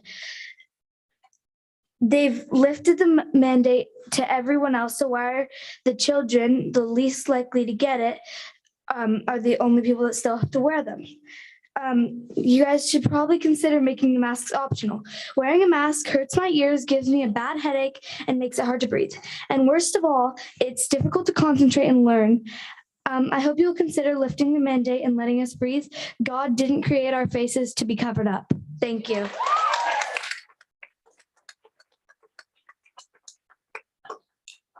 Hello, my name is Ryder Hoffman, and I'm a 7th grader at Ladera Ranch Middle School. It's been my experience that masks are more of a distraction than a protection. Masks are a huge distraction at school when I already have enough that I need to focus on. I constantly can't hear my teacher and classmates, and I'm getting tired of asking them to repeat themselves all day. I think the time has come to make masks an option, not a requirement. I want to get back to our old way of life so that I can learn better and faster. I moved to a new school this year, and it's been hard to connect with people. This is an important time in my life socially and emotionally, and the masks are making that even harder. Please make it our choice so if we want to wear our masks or not.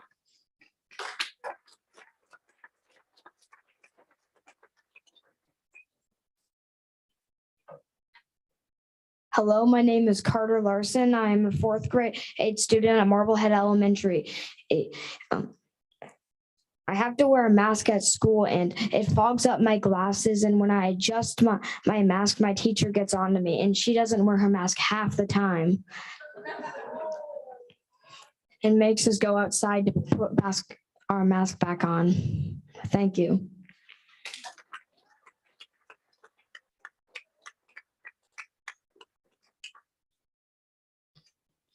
Hi, my name is Blair and I go to Vista Del Mar Elementary School. I'm 10 years old and I'm in 4th grade. I have a sensory processing disorder.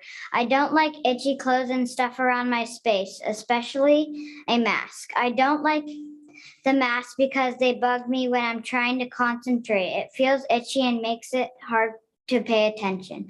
It feels like you're breathing in the same air and it's really hot and I feel sweaty and can't focus because it's over my nose and it's just really hard for me to focus in schoolwork. My body gets tingly all over when it gets too hot, like a person's leg falls asleep. It feels like that all over my body. If I could take the mask off in school, I know I would be able to focus and it would be off my face. Thank you.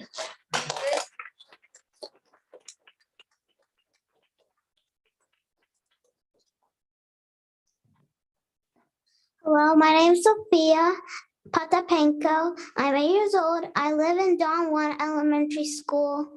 And I'm so tired to wear this mask because everyone thinks that mask is great, but it's not fun. Because every time I don't like it. And I got kicked out by school yesterday.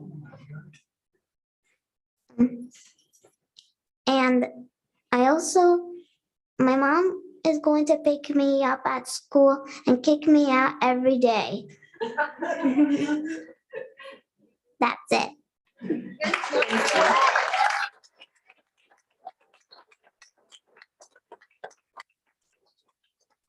I have 2 remaining blue cards for students. Trey Fisher. Trey already spoke. And Marina. Perhaps we had duplicate cards. This concludes our students. Now we'll go on to oral communication of our online Zoom speakers.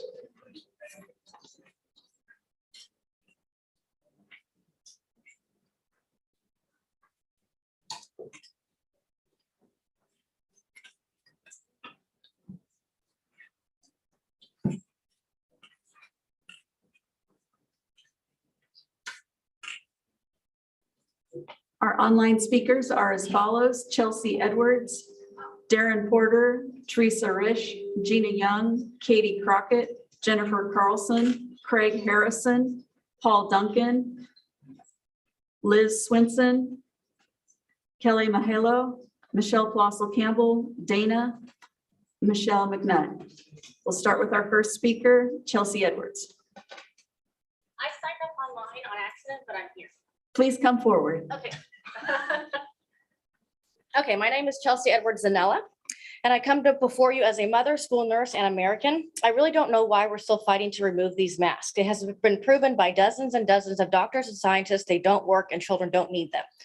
Not only that, but it caused so much harm to our children. Depression and suicide are through the roof. The counselors are overwhelmed. Hospitalizations since this pandemic have gone up for mental health 45%, and learning has gone down 22%, all because these kids can't breathe and read facial cues or emotions. Young toddlers and babies are developmentally delayed.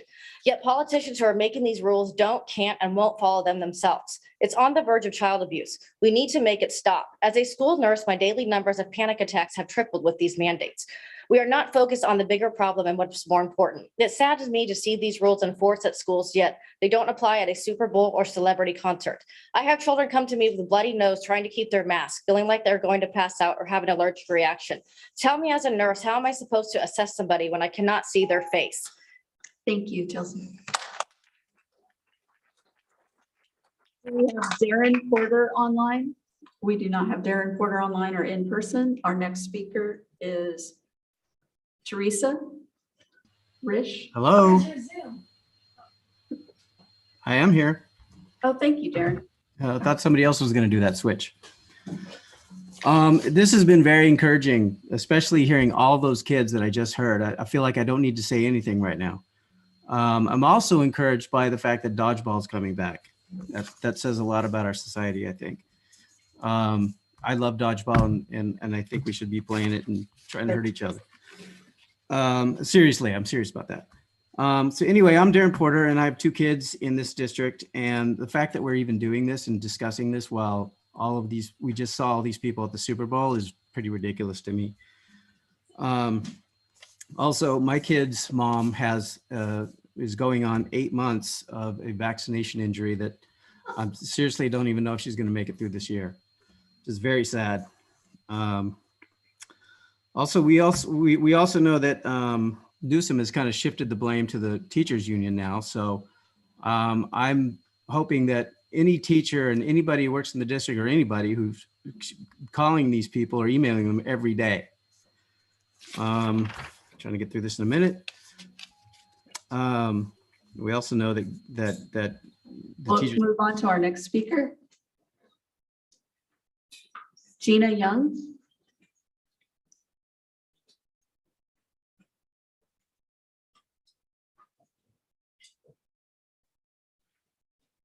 Following Gina, we have Katie Crockett. Katie, go ahead. Good evening. I had the privilege of attending last month's board meeting. I'm glad to be part of a community that takes advantage of public participation opportunities. I chose to attend online tonight because the experience online is much more focused than what I've experienced in person. The interruptions, speaking out of turn, clapping, and heckling is detrimental to the meeting and public participation process. Parents last month were sitting in this room audibly groaning as a student spoke during her time to speak. Despite the differing opinions, this is not a sporting event. It's not a political rally or protest, as if those who yell the loudest will be heard more. Trustees, I hope you are truly listening to the students and parents, all of them. Please understand that there aren't a lot of people here supporting public health regulations because they understand that these decisions are being made elsewhere, and they direct that energy to the right place, not taking it out on our local school board, teachers, and school staff members who are there for our children every day, day in and day out. And because you're doing what is required. Our next speaker is Jennifer Carlson.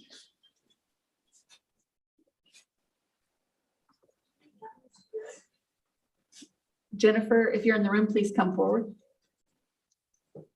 Yes, Susie? Oh, Gina, please come forward.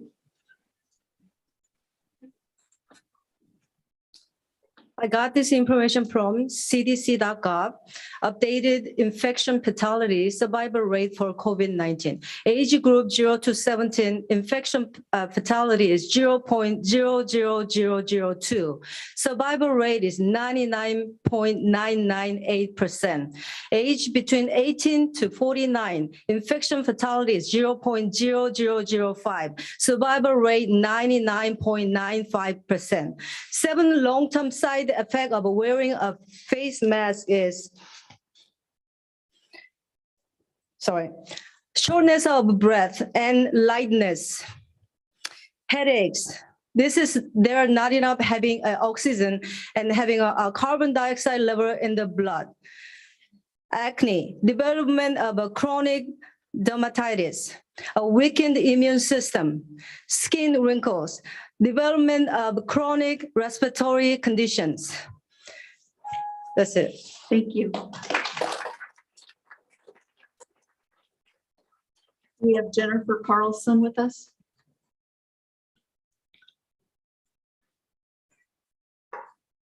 Craig Harrison.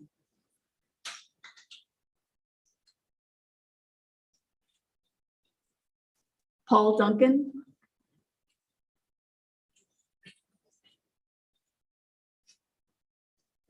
Paul, go ahead. Good evening and thank you. My name is Paul Duncan. I have 2 boys at Vista Del Mar for now. I am vehemently against the mask mandates. And we elected you all to lead. You're elected by us to lead, not to blindly follow like lemmings recommendations from the CDC or the NIH.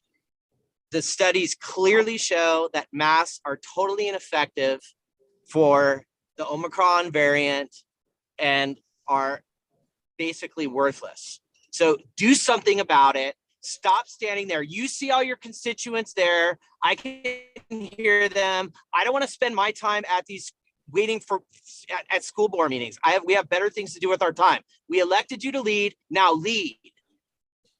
That's all I got.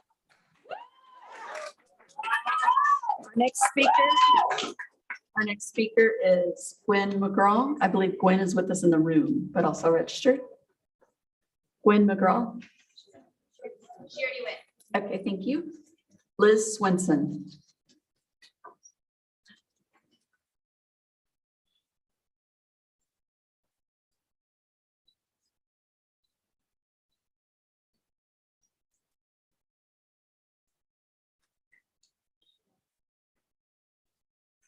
Kelly Mahalo.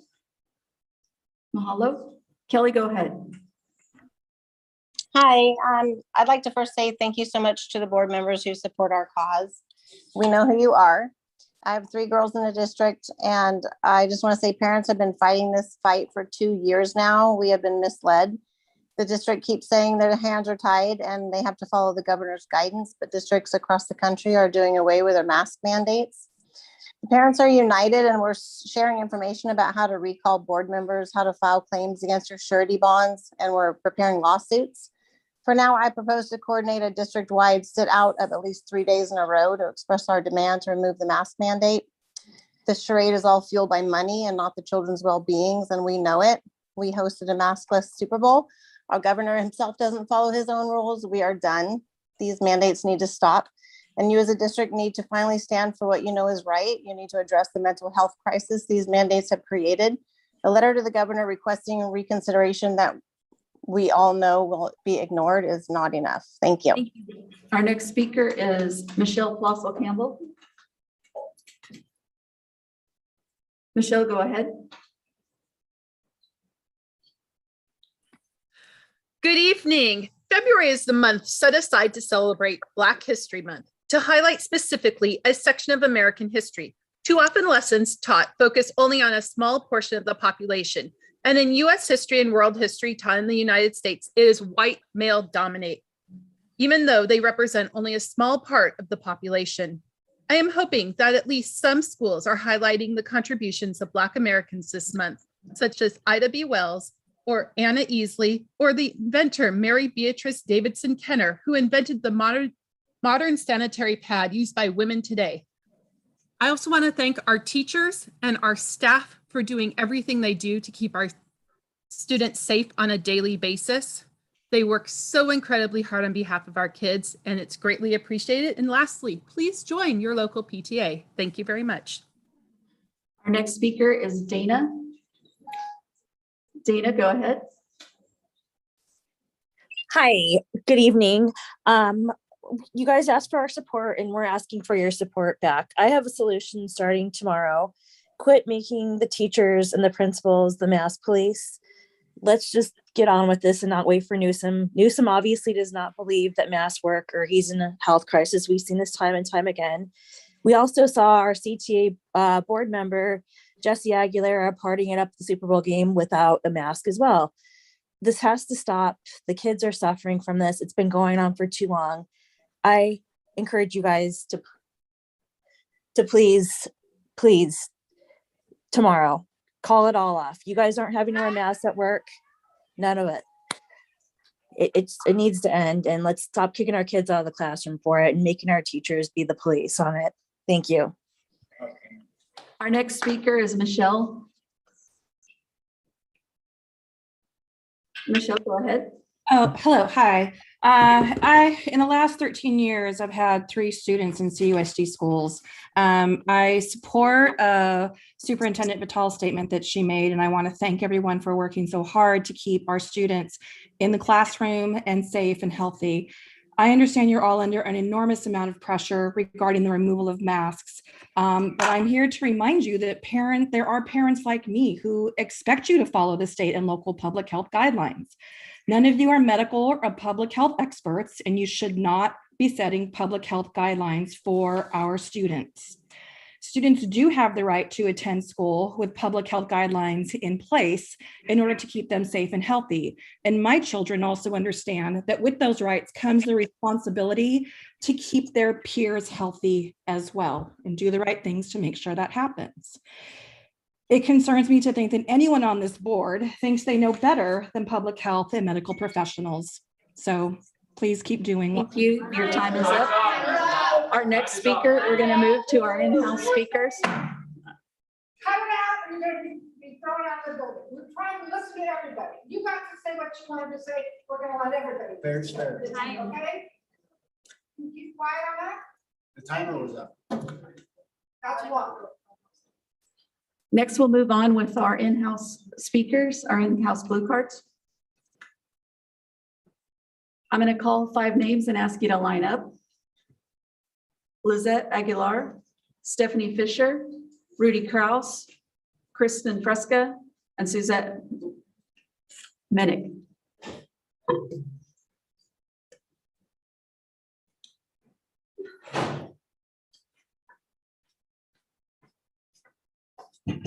Hi, my name is Lizette, and I'm a mother of 3.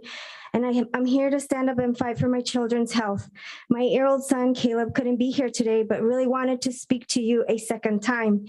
A couple board meetings ago, he was here with me when I was going to comment on the vaccine mandates. And out of nowhere, he said, "Mom, I want to speak too. Please let me speak." I warned him it would take hours till his name was called.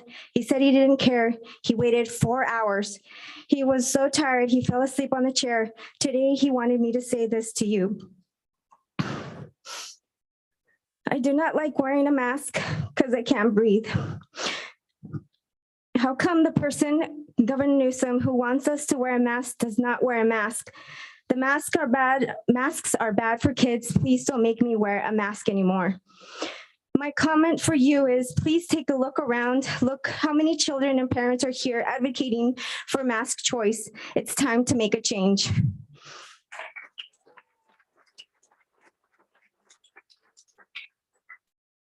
Hello, my name is Stephanie Fisher and I have 3 kids in CUSD. I believe Capo stands to lose about 20 to 30% of its students based on the current masking policies and even more so because of vaccine mandate. I have 2 requests for you tonight.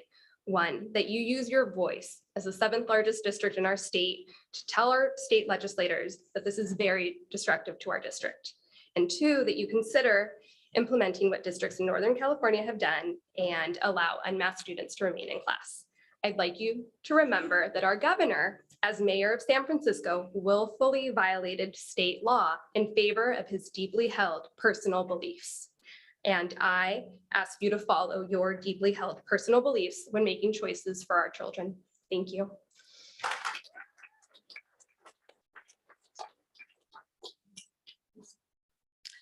Hello, thank you for allowing me to speak this evening. My name is Suzette Minnick.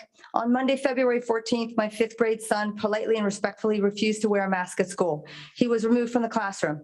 I informed the principal that that was in direct violation of Education Code 49451. She told me that he would have to be picked up because he could not remain on campus. I informed her that that was a violation of Education Code 48900. She told me that he could go into independent study. I informed her that that was a violation of Education Code 51747. On Tuesday, February 15th, he respectfully refused to wear a mask at school. The principal was waiting for him and asked him if he was going to wear a mask. He said no. He was told to sit down where he was, which was on the wet pavement while it was raining.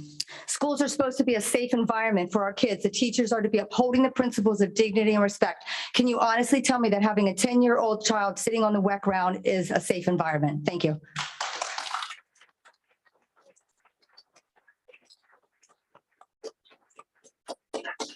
Rudy, please go ahead. Hi, my name is Rudy Krause. You guys are not following the real science on COVID. COVID is an anaerobic virus. Can you learn that word, Christian? Anaerobic? It means without oxygen. All of you need to learn the word anaerobic. When you put a mask on, you deplete your body of oxygen that feeds the virus and makes it grow. The reason that the virus Omicron grew throughout the country was because everyone was masking, feeding the virus parasite. Now watch. This is a red blood cell. Fully oxygenated. When you get COVID, it deoxifies the red blood cell to this. Now it's anaerobic. And now the COVID virus, the spike protein, lays its DNA in eggs, and guess what grows out? A COVID virus parasite, and it will extend the entire length of your leg. Thank you.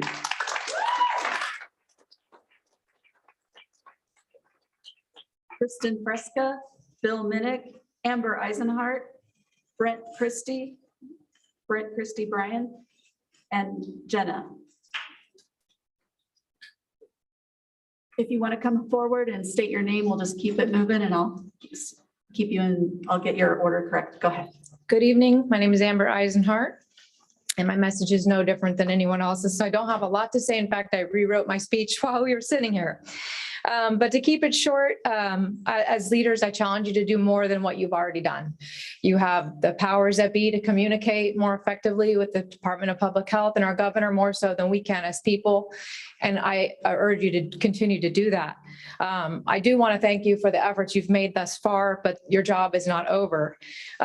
We do know there are other districts in California who have made mask choice optional for our is everybody listening, or is there something else going on? We do know that there are other districts who've made mask choice, and they've obviously sought legal counsel to find that that is an option, because teachers and school leaders are not mandated to force masks on kids. In fact, that isn't in their job description at all. So we can't legally hold a teacher liable for allowing a kid not to be maskless in class. So please consider allowing these kids to stay in class without a mask, and don't send them out because that is illegal. Thank you. Our next speaker is Bill Minnick. Yes, hi, my name is Bill Minnick. Board, thank you for your service. I know it's not easy, especially these times, but I ask you now to be brave. This is the time. I have a 10-year-old who has been sent to sit by himself on cold, wet pavement. I have a 15-year-old who has developed acne so bad, she doesn't want to stop wearing a mask, even though she knows it's wrong. It's terrible. Question for all of you. What ramifications truly would there be if you were brave today and you gave our kids mask choice? Keeping this mandate in place, are you protecting yourself? Are you protecting the teachers? Are you protecting the governor, or truly our kids? Who among you will be brave? Stand up for our Capo families and our Capo kids. Our kids have been told you will kill other kids. You will kill your grandparents at home. You will kill your teachers. Enough is enough. Who of you will be brave today?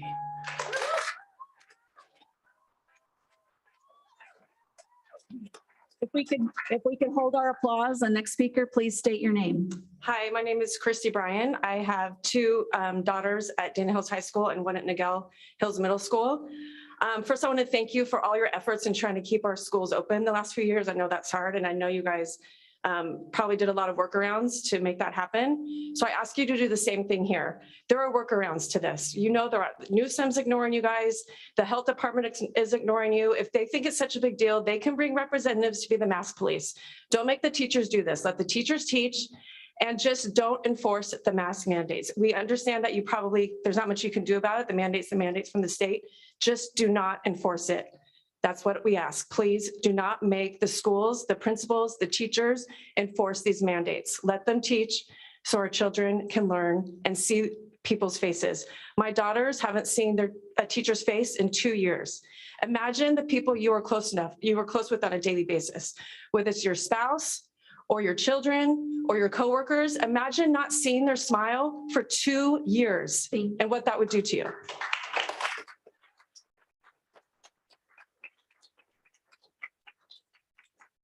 Please state your name. I'm Gina Pearson. My children go to Bergeson Elementary. They're part of the Mandarin Immersion program that you spoke about earlier.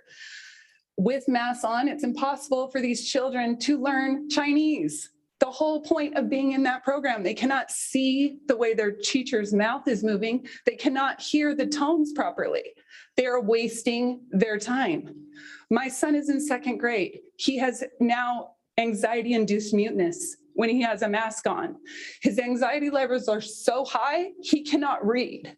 This is because he cannot ask for help because of the stress he feels when in a mask. He doesn't have an IEP because when he doesn't have a mask on, he doesn't need one. He can read when he's at home. He cannot read at school.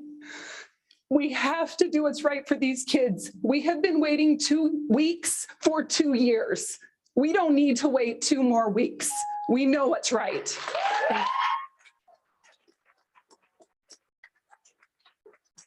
Hello, my name is Marina. You said my name before, but I missed it. Can I speak? Thank you. Go ahead, please. Hi, I'm a single mother and I'm an immigrant from Ukraine.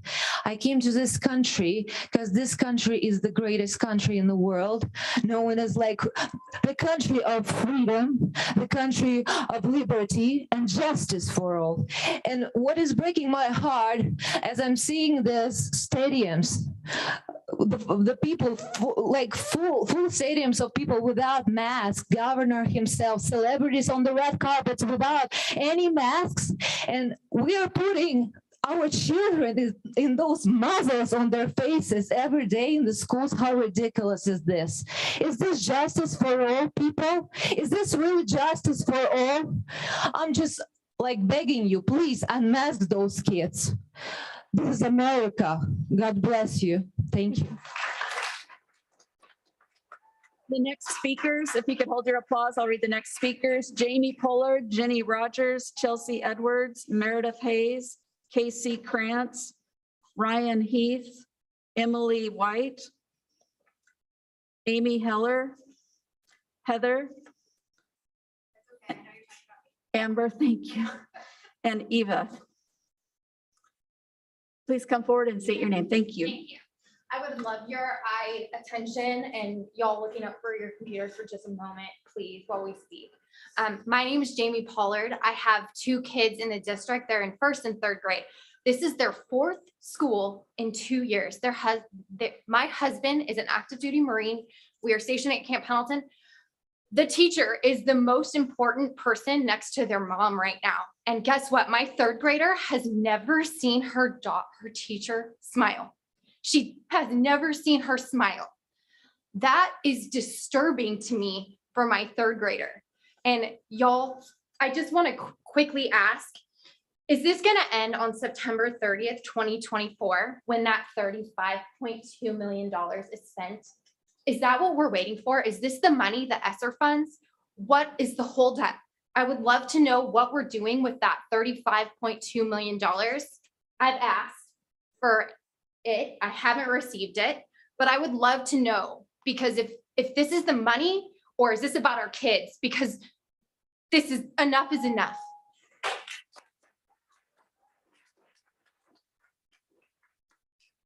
Excuse me, I'd like to ask the speakers to address your comments to the board, not to the staff. Thank you. Hi, my name is Jenny Rogers. I have 3 children at Capo Unified Schools. I'm here on behalf of my daughter Lily, who is 11 and couldn't come tonight because she has impetigo.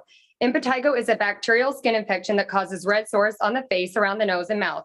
It oozes and then forms a brown crusty surface. It can take anywhere from 5 days to a few weeks to resolve. It can lead to cellulitis, which is potentially life-threatening infection that affects the tissues underlying the skin and eventually may spread to the lymph nodes and bloodstream. It can also damage the kidneys and leave permanent scarring. My daughter has been dealing with impetigo for the past 1.5 years due to the mask mandate. This has not only been detrimental to her academically, but emotionally and socially as well. She has to change her mask every hour, carry a stress ball to squeeze because it itches so bad that she can't touch her face. She's been bullied at school and called hamburger face and asked if she's left steak on her face to eat later. She no longer feels safe at school. She's missed copious amounts of school because when impetigo flares, it takes anywhere from 5 to 10 days to end. This is Lily, and this is impetigo.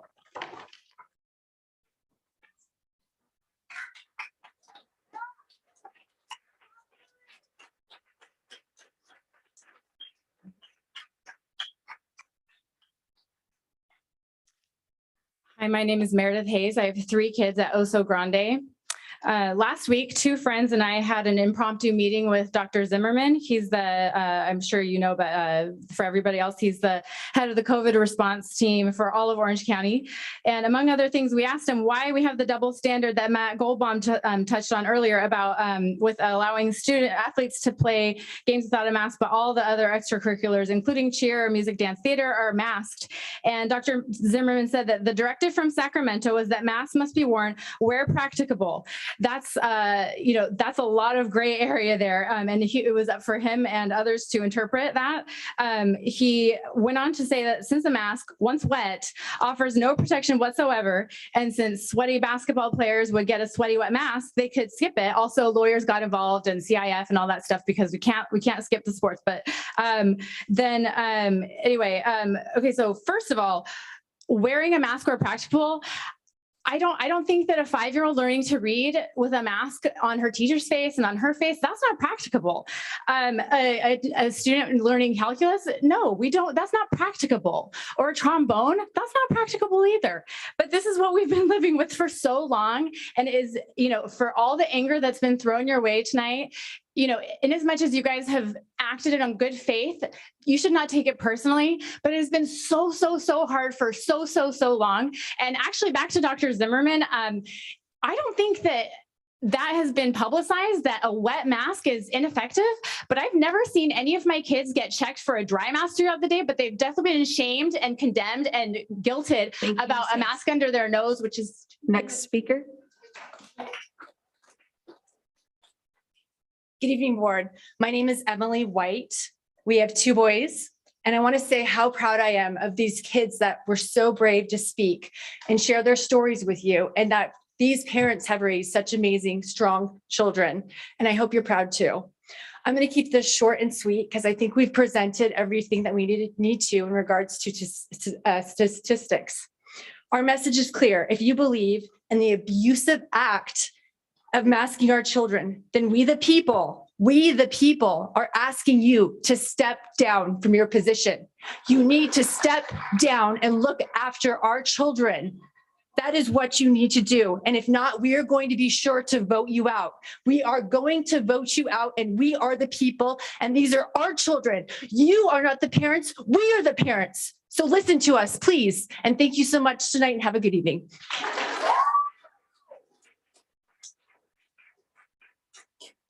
Okay, so I'll be quick. If you're scared that you're going to lose your insurance, you might get fined from the state, you're openly liable for getting sued from COVID-19, you're living day to day, you guys are getting the worst legal advice in the entire world. And you know what?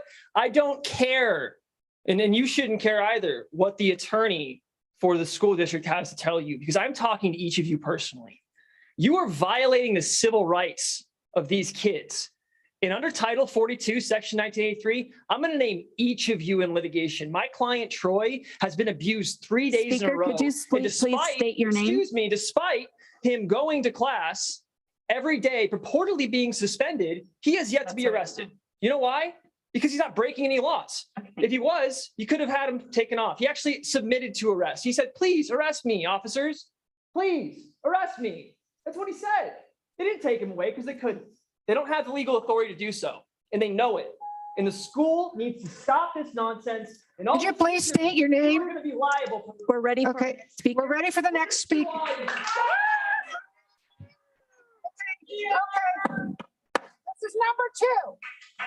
This is number 2. On 3, we'll clear the room. Okay? We didn't get your name, sir. Oh, yeah. Okay, Ryan Heath. Speaker, please state your name. Yes, it's working. Please. Okay, love you, Ryan Heath. Step away from the mic. My name is Ava Harrison. I've been coming here since October, watching parent after parent showing you facts about the mask neither being safe nor effective, about the mask negatively affecting their children's physical and mental health, begging you to just give us the freedom to choose what's best for our own children. And I have to say, I'm sick of hearing you say you're fighting for us and sick of watching your continued lack of action.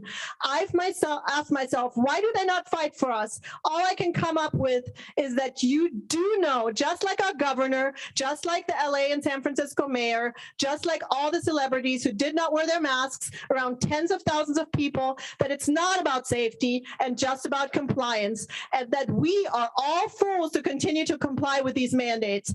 I hope you've been paying attention to what happened in San Francisco yesterday, the most liberal city I can think of. 3 school board members were just recalled for not opening schools. We will remember.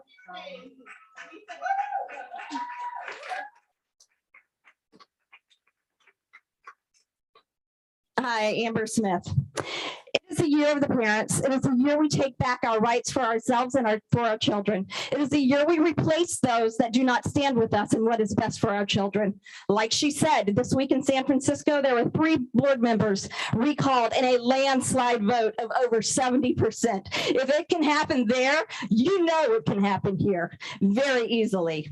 You passed a resolution last June to let the parents and kids choose. Roosevelt has adopted a mask policy to let them choose. El Dorado has adopted a new masking policy to let them choose. If they can do it, every other district out there can do it. The only thing stopping it is you. I'm sick of hearing from the school board and staff that they can't do anything. It's the law. It is not the law. The state has failed going through the proper steps of making masks a law. The state has failed to establish the effectiveness of student masking with any peer-reviewed studies.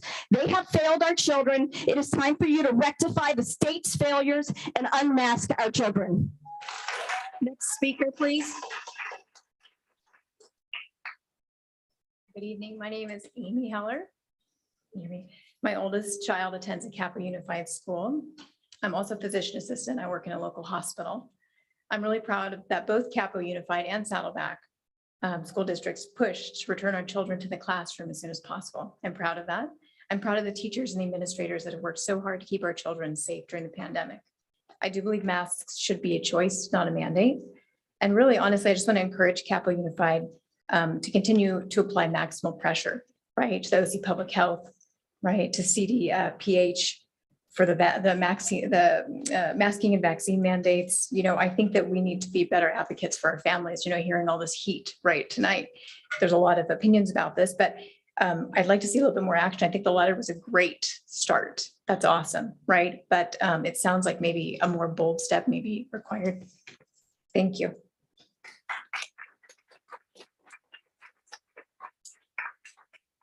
Go ahead. My name is Heather Wolfmeyer. Every night at bedtime, my 8-year-old son prays to God that he won't have to wear a mask at school anymore. I'm tired of our kids being used as political pawns in this COVID nightmare. Let our kids be kids. If we can host the Super Bowl, there is no state of emergency.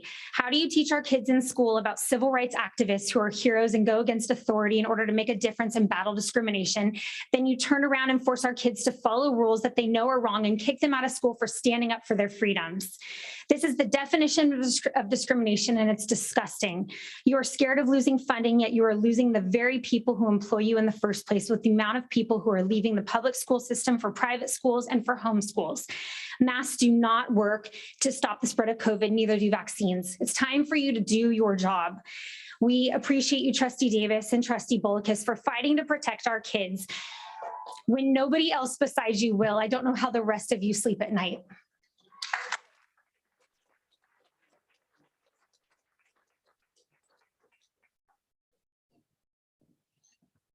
My name is Heather Puhak.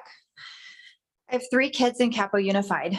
2 are in high school, and Rye, who also spoke tonight with the little yellow beanie, is in elementary school. I have volunteered in so many classrooms over the years and was a student supervisor on campus before COVID too. A year ago, I was able to focus on nurturing. Now I've been thrust into the fight of my life. I've been forced to become a warrior.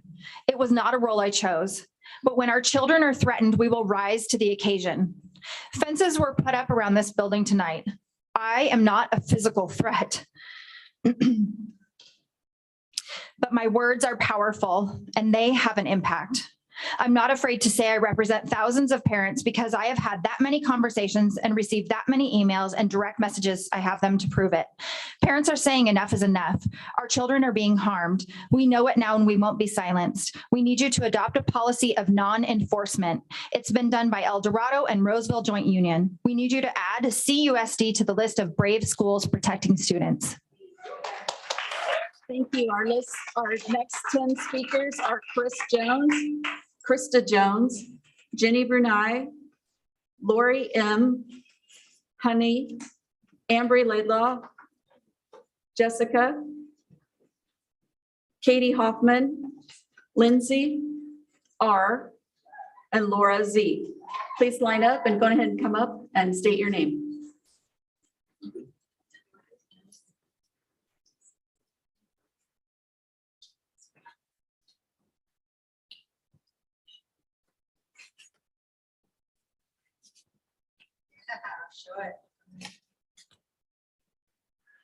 My name is Chris Jones, and I have a little demonstration for you.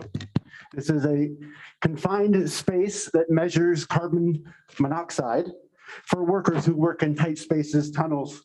For example, I've had this on all night and nothing's happened. It stays on all the time. Once I put this tube and register the carbon monoxide that I'm exhausting in speaking by wearing, an approved N95 mask. This will go off and the tunnel would have to be now cleared by OSHA. If you saw that, our children are forced to wear this mask for 6 hours. It's got to stop. Your statement about our hands are tied, we can only do what we can do. That's the definition of insanity, doing the same thing over and over again and expecting a different result, correct? We have to get this to stop, you people. Thank you, Chris.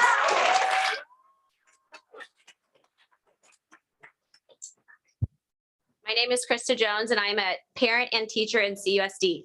I have to go to work every day and enforce something that I do not believe in. I believe masks are a choice. I can't see my students' face. I'm trying to teach them to read. I'm trying to teach them to sound out words. It is terrible. It takes every ounce of me because I love my job, but I hate enforcing this mask policy. My own children, my own 2 daughters, I am so proud of. They have stood up and said no more to the mask. I get the phone calls to come pick them up. And you know what I tell them? No, I'm not. You are denying them in-person learning, and that is against the law. They will stay at school and they will learn there. I urge you to take the steps towards, just like El Dorado, like they were saying, the enforcement of masks will be done by educating students and asking them to mask, but no further action of exclusion from class will be taken. You too can do this. You are back in person. Show everybody around here and all the surrounding districts that we will be the lead district and taking masks and using them as a choice. Next speaker, please state your name. My name is Jenny Bruni. I would like you to imagine for a second that your child comes home and tells you that Johnny's mom made him run on a treadmill in a hot room with a device that monitored his heart rate, and he had to maintain at least 140 beats per minute. And then Johnny told us that she made him do this for 20 minutes with a mask on the whole time. I think most of us would be shocked and even start asking more questions about Johnny and how he acts at school, and if he has said anything else his mom does to him. We would all be really concerned for Johnny and his home life. Well, just last week, my 14-year-old son, and I know many other children have been put under this just duress as well, was made to run on a treadmill in a hot room last week when the temperatures were extremely high with a mask on while maintaining a heart rate above 140 for 20 minutes by his PE teacher. He said,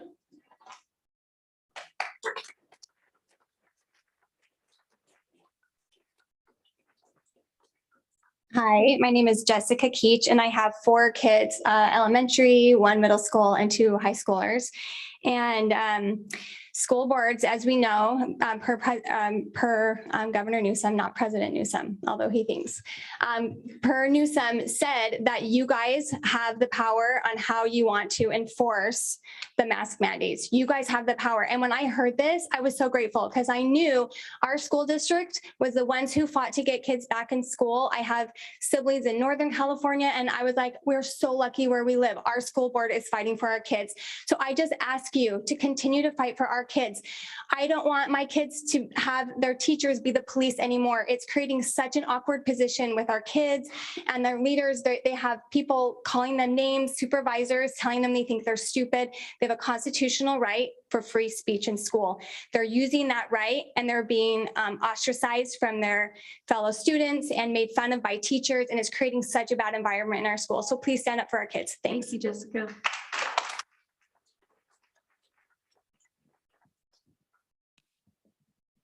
My name is Laura Zook.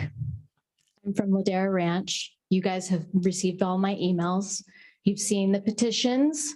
You've seen the protests. You've seen the student mask exemption requests that were valid.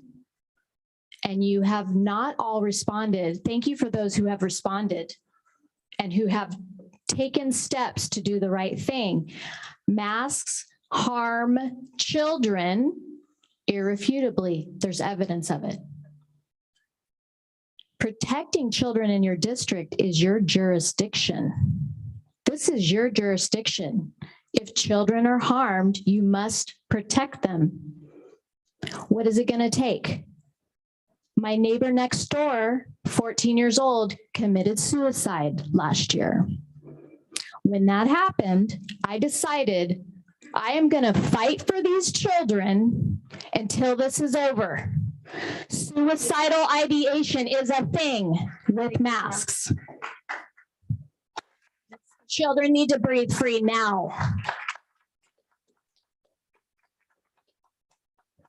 Please remember to stay about this far away, otherwise your voice gets distorted. Okay.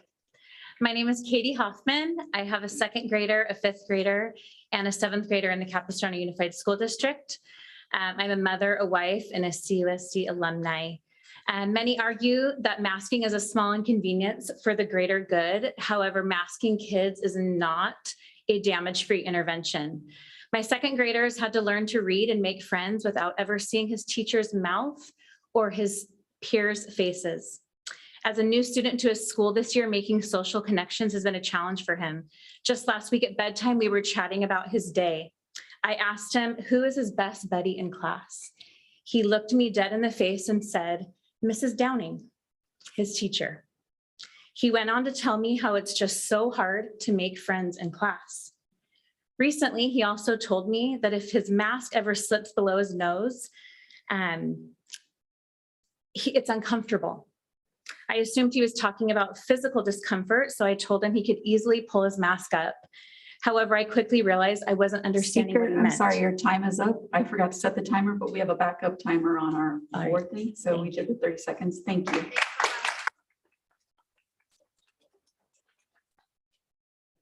Good evening. My name is Lori McClaskey, mother and an attorney.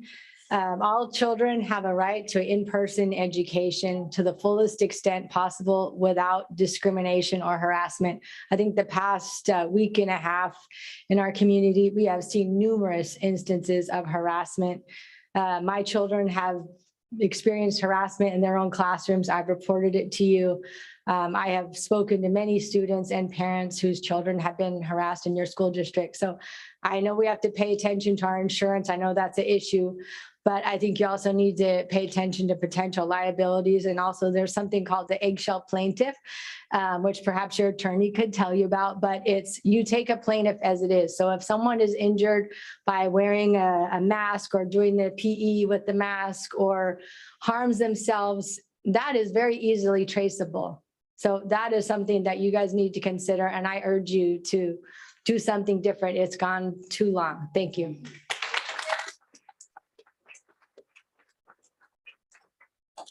My name is Aubrey Laidlaw. As the parent of a child with a sensory processing disorder, I demand we end the mask mandate in schools. We have been sympathetic to the arguments in support of protecting the immunocompromised and at-risk children by wearing masks. But to that, I say, when do we start prioritizing the health of one demographic over another?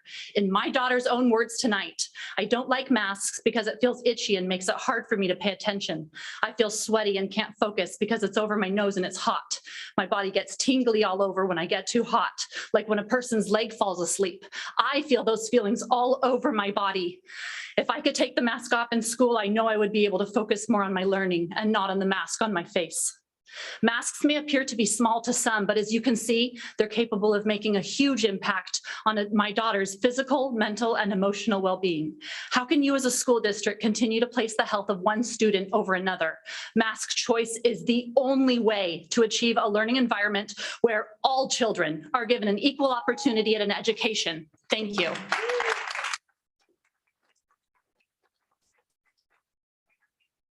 Hi, my name is Honey, and I've been to a lot of these meetings, and I've heard a lot of the same stories that I'm hearing here tonight.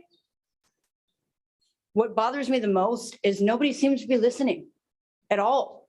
So I'm going to address the parents now. Get your children out of these schools. They don't care about your kids.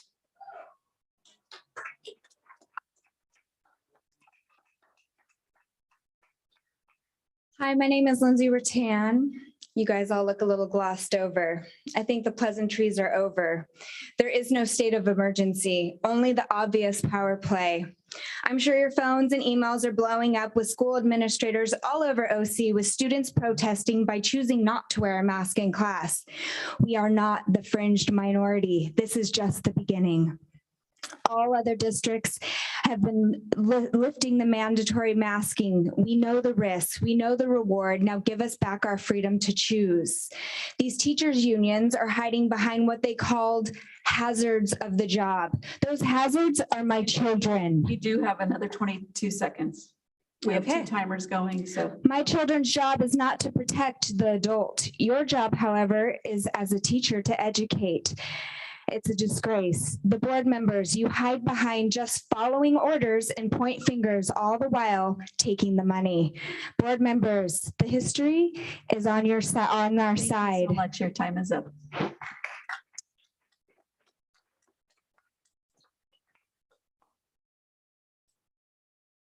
The next set of speakers, KCG, Alina, I, Wendy Lowry, Elise, Kristen, Hallowell, Janine Hurt, Jeff Pearson, Kelly, R, Ian Jameson, Lindsay Matthews, Whitney Harrington, Deborah Thompson, and Amber Gilman. Please come forward and state your name. Good evening. My name is Elena Iñiguez. I have 2 high school daughters at San Clemente High School. And first off, I just want to tell the kids that we're here tonight. I am so proud of you, and I'm sure your parents are as well. One of my daughters has anxiety now because of the masks. She used to be a vibrant social person. She can't speak to people anymore. I ask of you, please stand up for our children. Be brave, be a leader, don't be a follower. Make it a choice. Let the families decide as to what is right for our families, not the governor who clearly cannot follow his own rules. Please listen to the parents of this district and stand for us. Thank you. Next speaker, just come forward and state your name and your current line. Go ahead and come on up. My name is Casey Gizzy. I'm a parent of 2 at Capo District, and these children need to stop being treated like they're a disease. These masks are very dehumanizing. The masks are meant to fight a nanoparticle problem with a microparticle solution. So it's like throwing sand at a net. Honestly, it's just way blown out of proportion. These COVID protocols, if they're really about science and safety, please know that the doctors and the scientists, they do not run the show. It's the politicians and the world leaders that do that, who have their hands in the science and the education and the medical fields and all that. So I think that the world becomes a very difficult place when people take authority as truth rather than truth as the authority. And honestly, I really would like to see history not repeat itself, but history to be made here. Would the next speaker please come forward?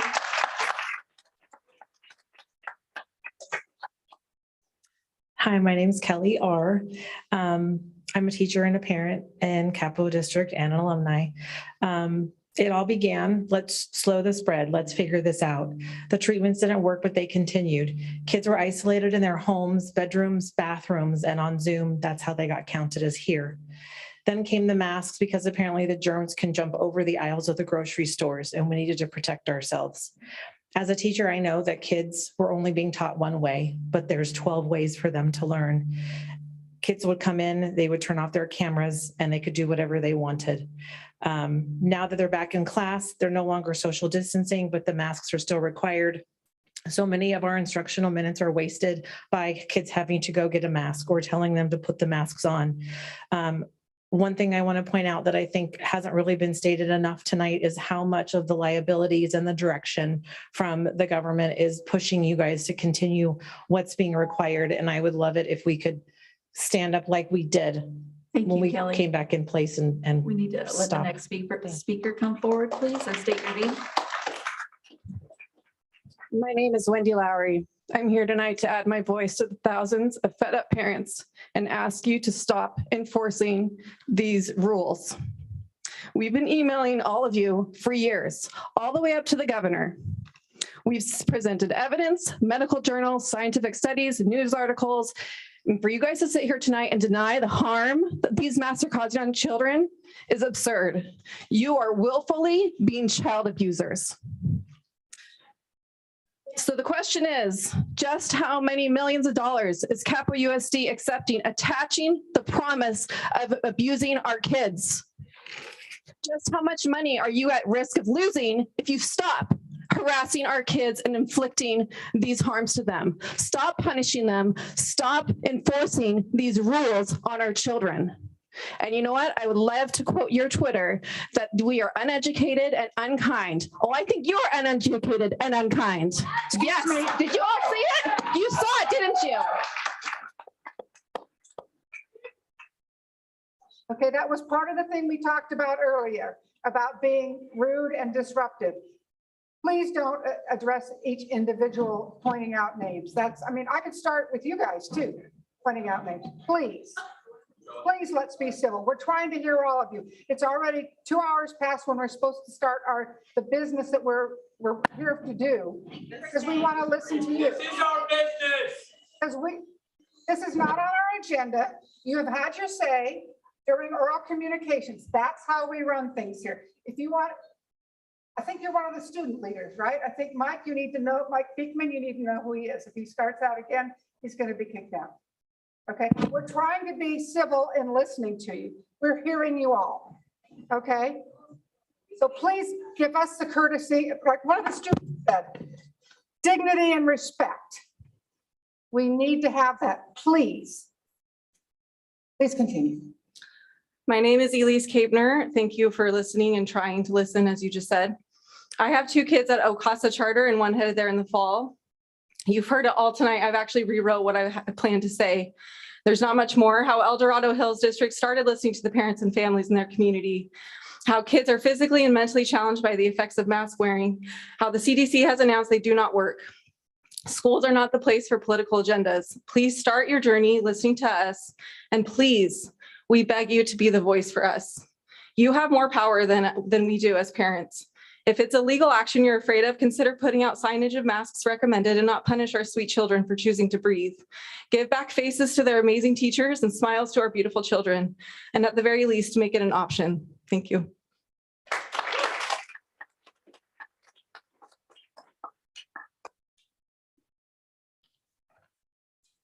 Okay, I'm Kristen Hellewell.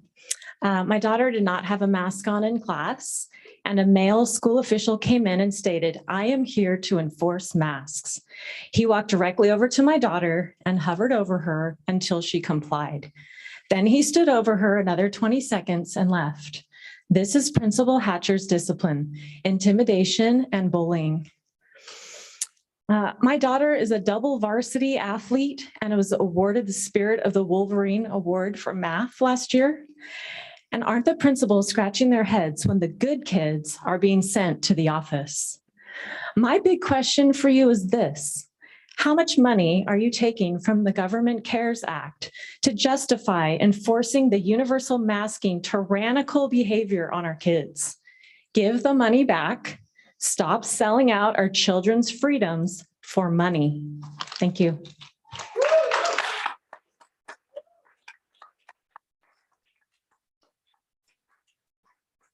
My name is Janine Peart. I have 4 kids in this district. Last fall, my 15-year-old daughter complained of headaches, stomach aches, and trouble concentrating at school. She felt like she wasn't getting enough air through her mask. After a physical examination, her doctor told me she was suffering from anxiety. Masks aren't just an inconvenience. They're affecting the mental health of our children. You must consider all the ramifications of masks and stand up for the smallest and weakest among us. Stop telling us your hands are tied.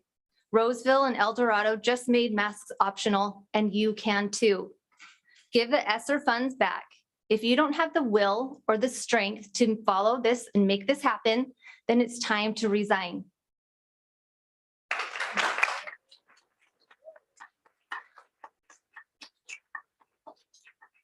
Hello, can you hear me? Yes, Okay, go my ahead. name is Amber Gilman and I have 1 child in elementary in a 5th grade. I know you guys have heard a lot about masks today, so I'm just going to move on to the second part. The most important part is we need to absolutely oppose the SB 871. This is where you rise up and stand against this proposed law. This is where we need you to stand up for our kids, your kids, everyone's kids. This is the last straw. We are not willing to risk our children's health or life to have access to in-person education. We demand pro-choice. The COVID-19 vaccine must be a parent's choice, not the government's, schools, or the CDPH's. We need this entire board to file a resolution and submit it in a proposed California, against the proposed California bill that will require by law for children to have this COVID vaccine in order to attend school. It is unethical. And frankly, it's kind of disgusting. They won't allow belief exemptions and it's not FDA approved. This is your time to stand. Thank you.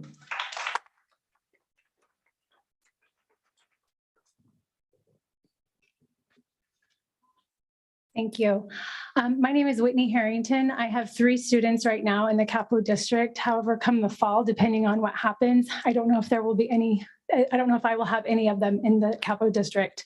I know one of the things that we keep saying is, or that we have heard multiple times tonight, is that we as the board don't have any pull. It's all up to the governor. Well, according to the White House spokesperson, Psaki, who I truly admire, She said that it is actually left up to the local school districts to decide on what happens with mask mandates. And if that is indeed true, then please stop using the governor, who is the biggest hypocrite of all, who is not going to lift the mask mandate because he is all about power, he is all about control, and he is all about money. He could care less about the health and safety of not only our children, but anybody for that matter. So please, if that is true from the White House, please step up and make that change. And Lisa Davis, I love you.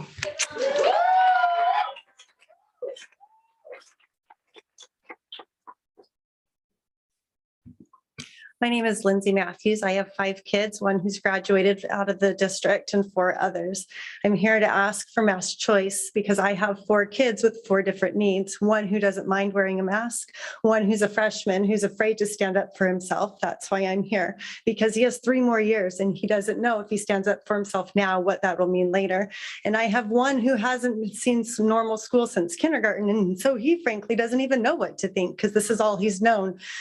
But more than just being here for my kids, I am here for one of my closest friends because her son, Jaden Bonnet, took his life, if you remember me speaking, trying to get our kids back into school on November 30th, 2020. And why did he take his life? We're unsure, but we know for sure that it did have COVID effects. Not being in school, having to be masked, it affects our children in ways that we are seeing, that we know. And I wish we had Jaden here with us today, that he could speak to you on the masks. Thank you. Thank you.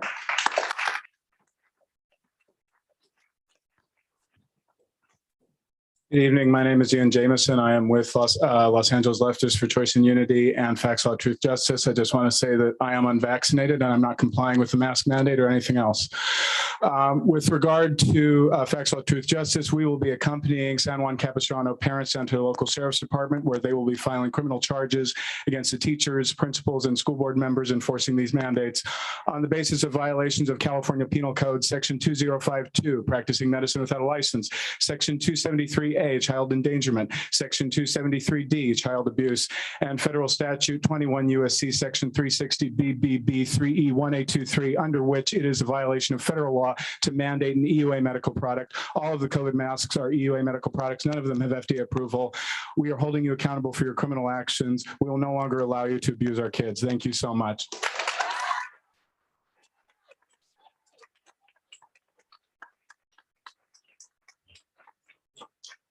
Please state your name.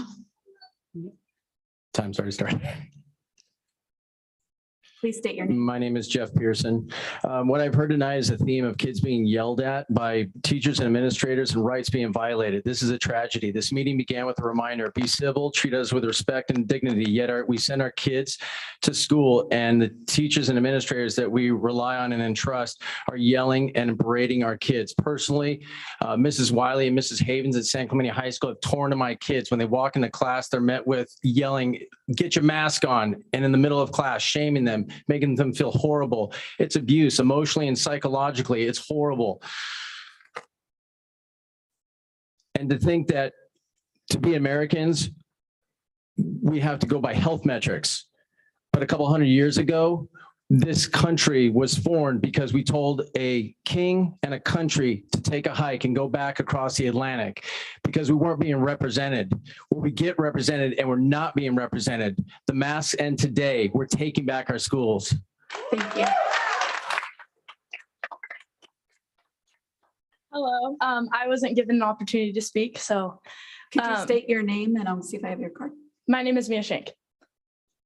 I came a little late, so. Did you fill out a card? No, I didn't get the opportunity. I'm sorry, we have other. You guys. We have other speakers waiting that did sign up. If you guys heard anything, just listen to the little kids. How do you have little kids here crying, begging you? They are little kids and you guys are blatantly ignoring them. Go fill out a card and then come speak.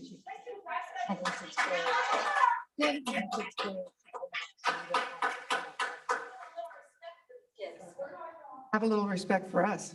The next speakers are Deborah Thompson, Brett Stahl, Tasha Fisher, Wendy Lowry, Brooke Wilkins, Jennifer Schubert, Melissa Chen, Amanda Ernst.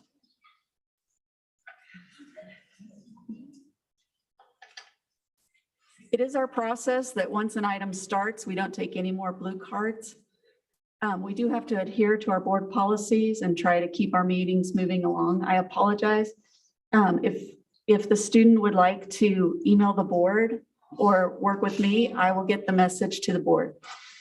The next speakers are Deborah Thompson, Brett Stahl, Tasha Fisher, Wendy Lowry, Brooke Wilkins, Jennifer Schubert, Melissa Chin, Amanda Ernst. Go ahead and come forward and state your name. Hello, good evening. I'm short. Here we go. So we proudly put American heroes like Rosa Parks, George Washington on a pedestal as we teach students history. We have words like civil disobedience on their social studies vocabulary test. We celebrate brave Americans who stand for what's right and fight for what they believe in. Yet when the next generation of great American leaders courageously follows suit and stands up for truth and for their rights, the very adults who have taught them these noble principles according to district protocol and disciplinary policy, they are suspended. They are removed. They are isolated. They are segregated. They are called, the police are called on them, even when they're being polite and peaceful. They sit them down on the cold, wet asphalt in the rain for hours. They kick them to the curb unsupervised, where children have to wait for a parent to come and get them. All the while, sitting here listening about how health and safety are a top priority. My son's been bullied for not being vaccinated. Children are engaged in cyberbullying. Please make this mask optional for our Speaker, students. could you please tell me your name? Amanda Ernest. Thank you, Amanda. Please state your name before you start. My name is Deborah Thompson, and I just want to say that these masks are killing our kids inside and out. Allow me to quote my 11-year-old niece. She said, "I really don't want the masks to end because I'm scared that my friends won't like my face." This is literally robbing our children of the joy of human connection and human acceptance. Where is the humanity in all of this? These kids have lost so much joy from their life. The personal responsibility falls on each of your shoulders who are pushing our kids into this. We trusted you. We voted you into office. We thought you would be our voice. And instead, you put up a chain link fence and you become cowards. I think it's time you look to Lisa if you want to keep your jobs.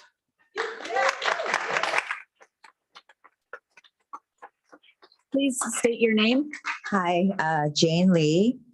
The state of emergency lies within our school districts, education boards, school administrators, principals, teachers who are imposing unconstitutional mass vaccine mandates on our children. These mandates cause psychological, developmental, and physical harm and even death by vaccines, not to mention suicide, with future damages yet unknown. Teachers, administrators, and principals are to serve the best interests of its students. Their duty is to protect our children and provide the best education possible to prepare them for college. Instead, students are being betrayed, bullied, abused, segregated, belittled, isolated for exercising their basic fundamental rights. The result is fear. Reason, we all know that this is purely money driven. On the brighter side, I always teach my son to look at the brighter side of life, whether it's good, bad, or ugly. Our next speaker, please come forward. Please remember to stay about this far away, otherwise it's distorted. Okay. All right. My name's Tasha Fisher. I'm a mom of 3 in this district. I've been proud to be part of this district, and I really do appreciate what you guys have done the last couple of years. I do appreciate keeping the school open. I, brag to my friends in the other parts of the state and say how great you are. And I do appreciate what you've done, especially some of you that I've done emails and board meetings. I've done all kinds of things. And I feel like a few of you have gone back to me. I do appreciate that. I do hope that you guys really listen to these kids tonight. I mean, I was in tears, so I don't know how, if you have a heart, how you can have tears just listening to what these kids are going through every day. My son spoke. I'm so proud of him. He has been standing up he hates the mask as much as I do, and he's been standing up at school, which is amazing. I'm so proud of him. I hope you guys can look at these kids. I know you guys say your hands are tied, but I know you can choose how to enforce. And I don't think kicking them out of school is helping anyone. And I know that you can do the right thing. And I really hope that you guys listen to us parents. These are our kids. We know what's best. That's why we send them to you, hoping for a better education. And I feel like it's being lost, and it really is in your hands. So I appreciate all you've done, but please stand up for us, stand up for our kids. They deserve to breathe. Thank you. Please step forward and state your name. I'm Melissa Chen. I have 5 children, 4 that are in the Capo Unified School District schools, and one's in high school, middle school, 2 in elementary school. My high schooler has also gotten impetigo. It was brought on by wrestling, but it massively spread across his face, especially when he started wearing the masks. Teachers didn't necessarily bully him, but continued to tell him to put it on. Impetigo is very painful. Besides all of that, it's all been said tonight. We know that they're filthy. We know all of that. What I want to say is that the policies enacted by this district has enabled principals, teachers, and staff members to bully and harass children. It's enabling it. It's enabling that behavior in your classrooms. They think that they have authority to bully children and harass them. You will continue to get torts claims filed. Things are going to keep flowing in if you don't change the policy. Thank you, Speaker. Please step forward and state your name. My name is Brooke Wilkins. Trustees, I want to thank you for your time and your public service. I understand that you have a difficult job, and I know it can't be easy. I have 3 girls in this district. One of my girls spoke tonight, Charlie. In opening comments, I heard you say that you hear us. Really? Do you actually hear us? Do you hear these children? We are here and we are not going anywhere. If you hear us, then act. I think actions speak louder than words. Be brave. Stop being cowardly. Allow us to make the choice. There are legal channels you can take. My 7-year-old is in 2nd grade. She has developed such severe anxiety that is affecting her grades and test scores. My husband and I now have to spend $150 a week to send her to a play therapist who can help her. My sweet, shy Amy Jo is afraid to ask her teacher questions because she thinks that she's always mad at her because she cannot see her smile. Don't forget that we, the people, are the people that you serve. We will vote you out if you don't listen and act. I end with a quote from Booker T. Washington, one of the greatest American heroes. A lie doesn't become truth. Wrong doesn't become right, and evil doesn't become good just because it's accepted by a majority. Take a stand, be our voice, be brave. Let masks be a choice. I'm going to read the next group of speakers: Brett Stoll, Wendy Lowry, Jennifer Schubert, Jeannie Wicker, Sandra Miller, Irene De La Rosa, Vista Del Mar taxpayer, Jennifer Christensen, Ashley H., Lauren Bennett, Jennifer Loya, and Meredith N. Please come forward and state your name.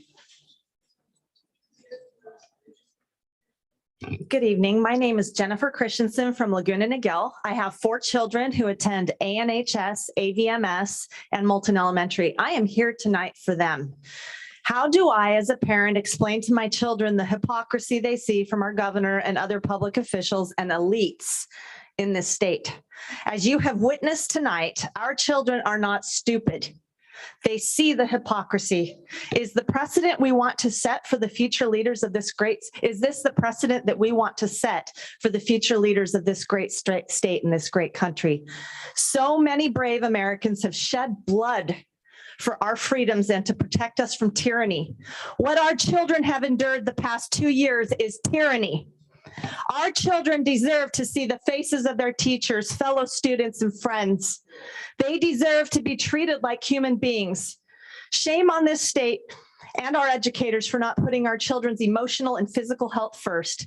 My husband and I pay an incredible amount of taxes, and we demand that our children receive an education without segregation, without shame, and without masks. Thank you.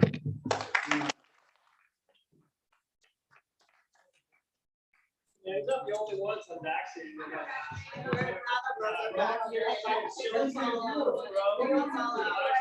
Sit back down, get off the fireworks.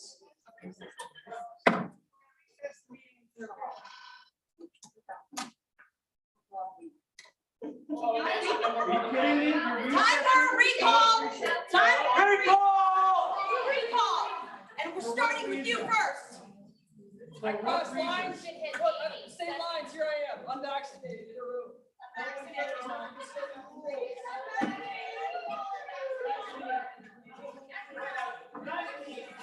Please arrest me. I'll submit peacefully to the arrest. Anyone you will. All the way. I'm not under law.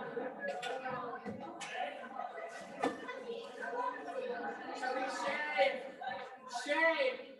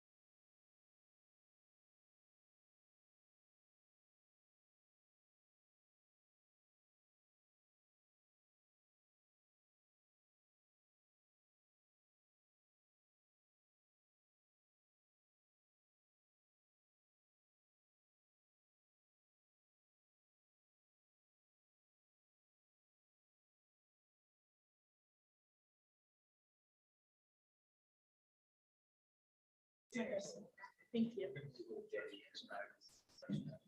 It doesn't take more than 5 minutes.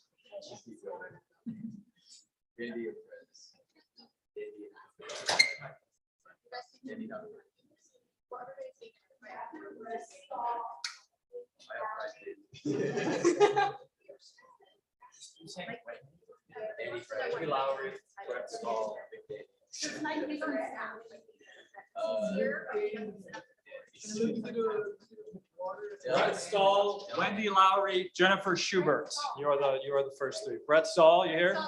Okay. Yes, you are. And Wendy Lowry, Jennifer Schubert. Is it on? Yeah. Can they hear me? Is good to go? All right. Should I talk about? Okay.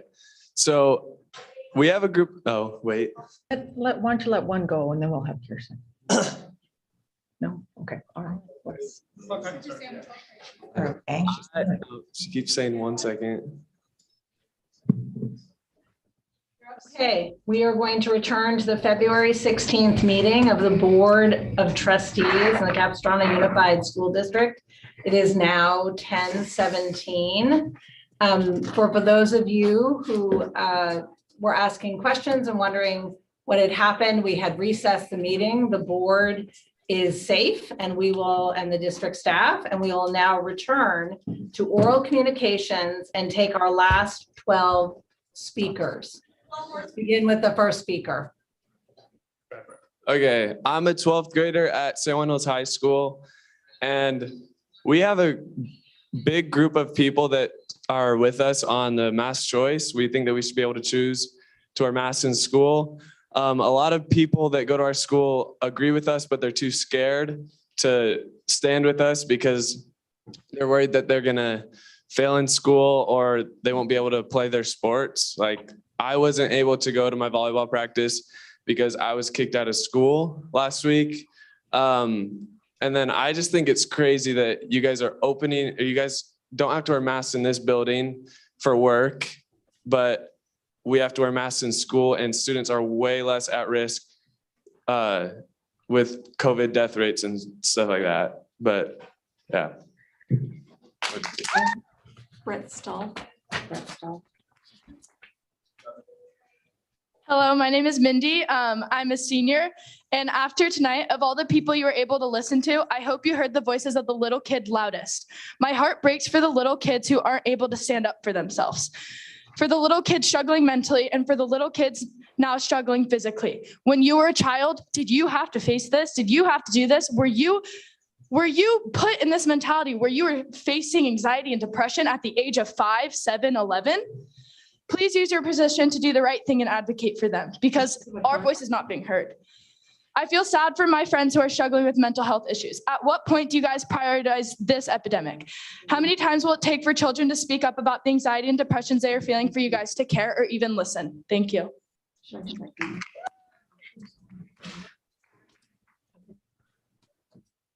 Jennifer Schubert.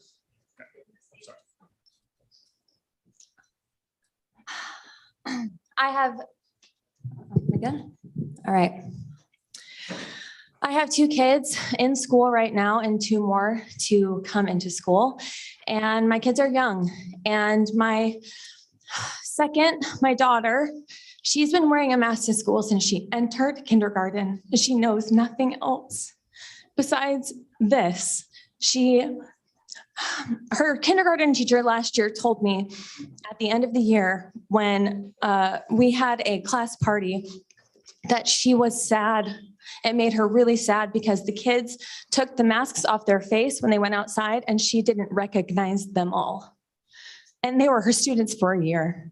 When we are in a situation where we are putting plexiglass up to separate kids who are unvaccinated or not willing to put a piece of cloth on their face, we're losing our humanity. We are putting these masks on little children who can't wear them properly. And we know that this is wrong, and you know that this is wrong. Please do the right thing. Thank you. Your time is up.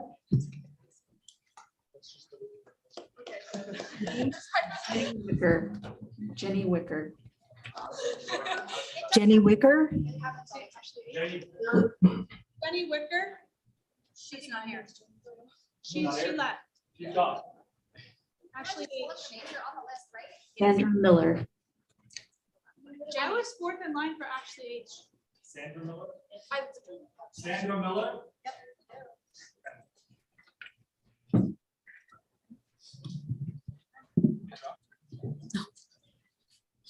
My name is Sandra Miller, and I'm here speaking on behalf of my 16-year-old son and 5-year-old granddaughter. She was supposed to be going to school at Canyon Vista Elementary, but because the district won't be firm in their stance, she goes to private school where she is mask-free.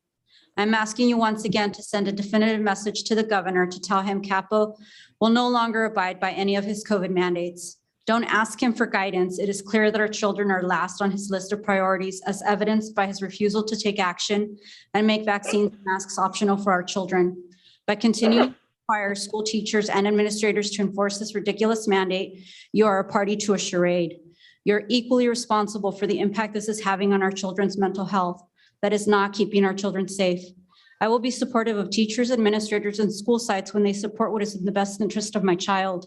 Until then, I will support every protest, every walkout, and every act of noncompliance that these kids take in their fight against these mandates. next speaker is Irene De La Rosa. Irene De La Rosa.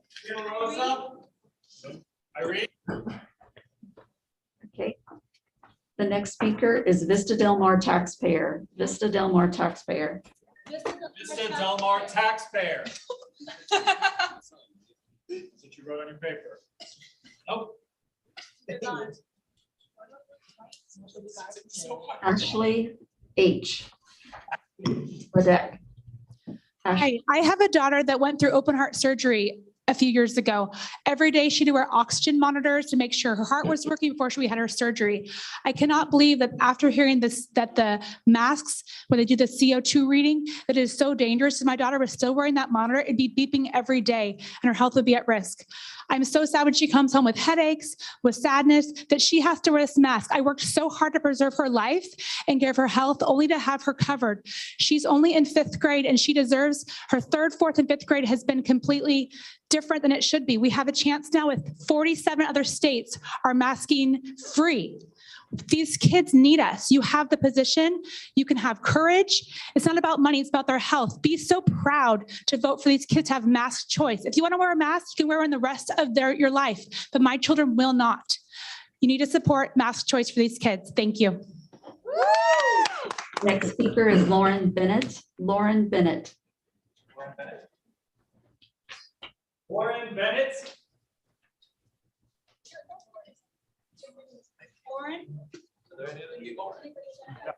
Jennifer Loya. The next speaker is Jennifer Loya. Jennifer Loya.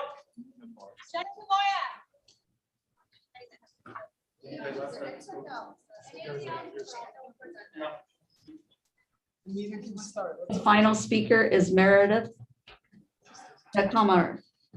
Meredith. Meredith.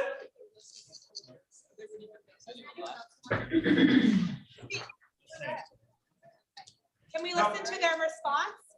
They don't give responses. Yeah, she said they said March 2nd or March 4th. People who didn't show. Okay, I'm gonna call the final people who I called earlier to give them one last chance to come forward. Lori M. From Lori M. She's just called last week. Lori M. Our attorney told us to stop posting on Instagram, just not wear masks. Oh, I know. I was like, Yeah. even know what it is. Aubrey Laidlaw. Aubrey Laidlaw. She already spoke. Aubrey Laidlaw. Okay, Audrey spoke earlier this evening. Thank you, Aubrey. Casey Krantz.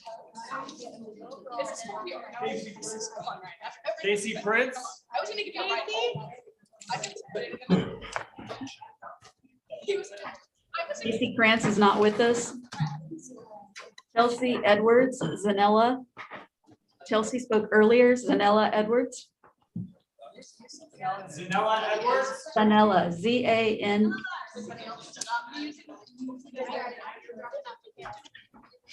And the final name, Kristen Fresca. Kristen Fresca. Scott.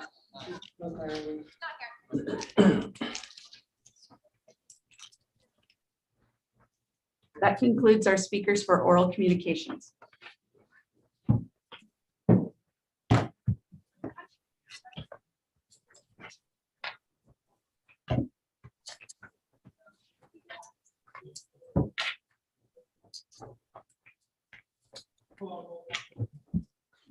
Okay, at this time, we will move on to our consent calendar. Please note that per board policy 9323 and in accordance with the law, the public has a right to comment on any consent item. At the request of any member from the board, any item on the consent agenda shall be removed and be given individual consideration for action as a regular agenda item.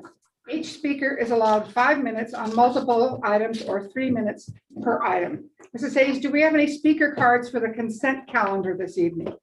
We have 2 speakers this evening on Zoom. Okay, can we hear them? Our first speaker, Katie Crockett. Katie, go ahead. Good evening, trustees. I'm requesting a correction to the minutes from the January 19, 2022 meeting. My comments on agenda item 31 are recorded incorrectly. The draft minutes state that I was against letting uncredentialed people teach in the classrooms. This is false. Please correct this before you adopt the minutes. Thank you. We can go back and check the minutes and then bring the minutes back for the next. We'll check the audio tape. We'll check the audio tape and we'll bring these minutes back for approval at our next meeting. Thank you, Katie. What agenda item was that, Mrs. Hayes? The minutes. I'm trying to see what agenda items so you know. 31. 31, thank you. It was 31 at the last meeting in the minutes, but it is agenda item 20 tonight on 20. consent. 20 tonight on consent. Okay, that's okay. Our other speaker? Michelle Colossal Campbell. Michelle, go ahead. Good evening. PTAs over the last month have donated $12,625.60 for expenses such as student supervisors, reading counts programs, accelerated reader, technology, and field trips. Regarding item number 11, calendars for future years. Please include the dates for both middle school and high school for packet pickup and registration so families can plan summer vacation around these dates. It's really important. These are dates that matter to our families, but we don't know what they are given this. And lastly, on item number 17, thank you for recognizing the important work of our substitute teachers. Please look at continuing the higher sub pay rates beyond June of 2022 and into the 2022-2023 school year. Our substitutes make it so that we have coverage when our fantastic teachers have to be out. Thank you very much. That concludes our speakers for oral communications. Okay, we had speakers covering item 20, item 11, and item 17. Trustees, do you have any consent items you would like to pull? Trustee Bronstein, Trustee Bolikas? No. Okay, thank you. No, I do not have any to pull, but could you please inform those of us who are on Zoom if we have other Zoom people attending this meeting and if we have an audience at all? We're unaware. We have 5 speakers on Zoom, possibly more. 100 are viewing via stream. The speakers are on outside the building and over 100 people are streaming the meeting. But there's no one in the boardroom right now, right? They're all outside. Okay. Does that answer your question? Yes, and President McNicholas, at the proper time, if you could then connect back with me, I'd like to know for the first action item, number 24, there was a student video to be shown. I don't know if we should put this off at a different time. And so if you could indicate how we're going to handle that first action item. Thank you. Judy, Corey's indicating that we're all set for that. So we should be able to do it.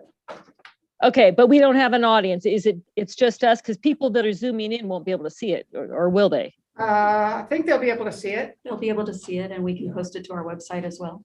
Yeah. Okay, thank you.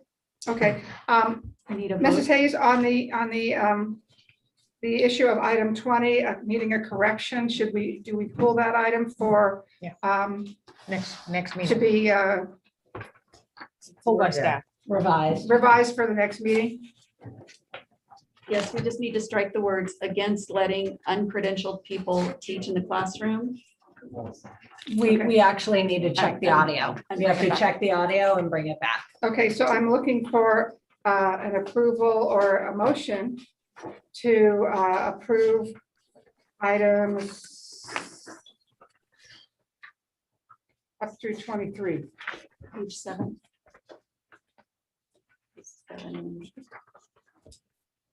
Items 1 through 23 with the exception of item 20. Okay, moved by trustee Davis. Second. Second by trustee Castellanos. This is a roll call vote. Student advisor Claudia. Aye. Trustee Bronstein. Aye. Trustee Bullicus. Aye. Trustee Castellanos. Aye. Trustee Davis. Aye. Trustee Hanachek. Aye. Trustee Jones. Aye. Trustee McNicholas. Aye. Motion carries 7-0 by roll call vote to approve consent calendar with the exception of item 20 and a preferential vote of aye from student advisor Claudia. Item 24, discussion, committee for naming Newhart Middle School STEAM building. I'll recognize trustee Bullicus to present this item. Ms. Hayes, do we have any speaker cards for this item? We have one speaker for item 24. Okay, so we have the presentation first and then we'll have the speaker. Correct. Okay. Audio visual, do we have the connection? Yeah, the video. You can play the Video. video. Play the video. No, Oh, well, sorry, Judy, do you want to speak first? I would like to intro the video, Okay. if that's okay. Yes, I'm sorry. Go ahead, Judy. Trustee Bullicus. Okay. Well, Newhart Middle School was very excited when the brand new STEAM building opened last September. And so the students have had about 6 months in learning in their new innovative state-of-the-art environment. And a committee was formed to look at the renaming of the building. And we had a committee of 6 students. 2 were 8th graders, Claire Franks and Mark Hanna. We had 2 7th graders, Matthew Chow and Niala Fernando, with 2 6th graders, Eli Lee and Evie Grimberg, along with 2 teachers, Diane Rippey, our physical education department chair, and Rosemary Leone, our science department chair, along with 2 parents, our PTA president, Amy Barrett, and our PTA auditor, Miranda Butani. And here with us tonight, we will have a speaker, the community member who joined us on the committee, Robert Breton, and John Forney, our chief facilities officer, along with, of course, Principal Udith Murphy. And there were several meetings that had started in December, and the committee who had the opportunity to name the Newhart STEAM building decided that the current name was most appropriate. And so the Newhart Middle School STEAM building, they would like to name the Newhart STEAM building and affectionately refer to it on campus as the STEAM building. So what they wanted to do was then name 3 common areas. And there was a lot of research done by our students, a lot of conversation in regards to looking at with the STEAM building that there would be notable people who had made contributions to improving lives, community, country, worlds in the fields of science, technology, engineering, arts, mathematics. And so tonight we have a video that the students have made.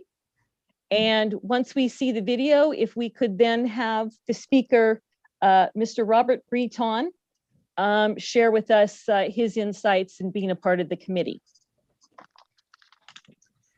So if you'd like to show the video, the kids will tell you the names that they're putting forth that they would like the board to accept and approve tonight for 3 common areas. Thank you.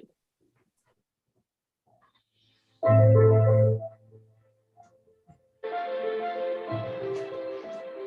name is Matthew Cow. I'm a seventh grader at New Heart Middle School.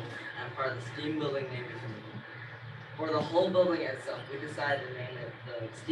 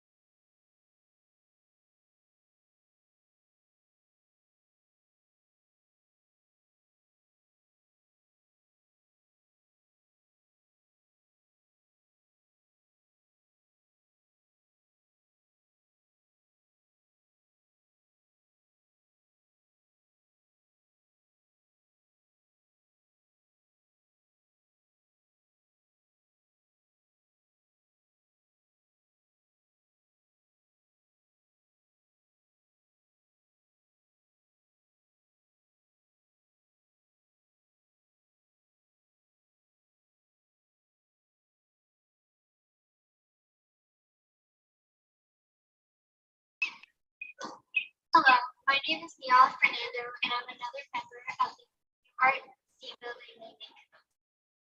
We chose Michael Lopez Alegría for the New Art Team Auditorium. He is a hometown hero. He grew up in Mission Viejo, and he's inspiring for 8th graders because he was an astronaut. And he's actually in the International Astronaut Hall of Fame.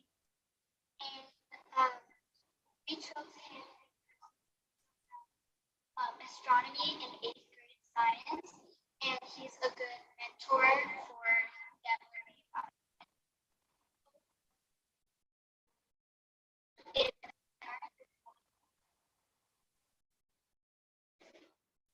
Hi, I'm an 8th grader at New York Middle School. I'm part of the STEAM naming committee. We chose Michael Lopez Alegría for the auditorium. He went on 4 space flights for NASA, 3 space shuttle missions, and 1 mission as the commander of the International Space Station.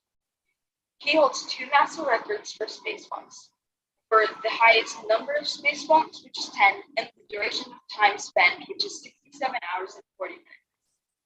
He also speaks 4 languages, which are English, Spanish, Russian, and French. We hope he'll be able to visit our schools. Hello, my name is Edie Herbert, and I'm a part of the STEAM Building Naming Committee. We selected May C. Jameson for the contest. She is amazing, close to the university for many people. We chose her because she's an American engineer, a physicist, a former NASA astronaut, and she's also the first African American woman to go to space. She taught at the Environmental Studies of Dartmouth College and directed the Jemison Institute for Advancing Underdeveloped Places. She was truly an inspiration to us all, and I'm very glad we selected her. Hi, my name is Eli. I'm a sixth grader in STEAM. We decided to name the courtyard after Macy. Always for the stars. In 1992, Jemison became the first African American to travel to space. He's also written several books and appeared on many television programs, including an episode of Star Trek, The Next Generation. In addition to her many awards, Jemison has been inducted into the National Women's Hall of Fame and the International Space Hall of Fame. Hi, my name is Mark Hanna, and I am in eighth grade. I'm part of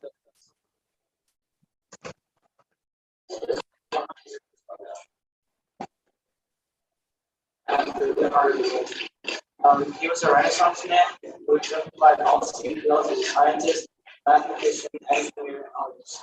He served as a role model in every aspect of everyday life, including art and music. His scientific studies were eye-opening and helped create new ways of looking and thinking about the world.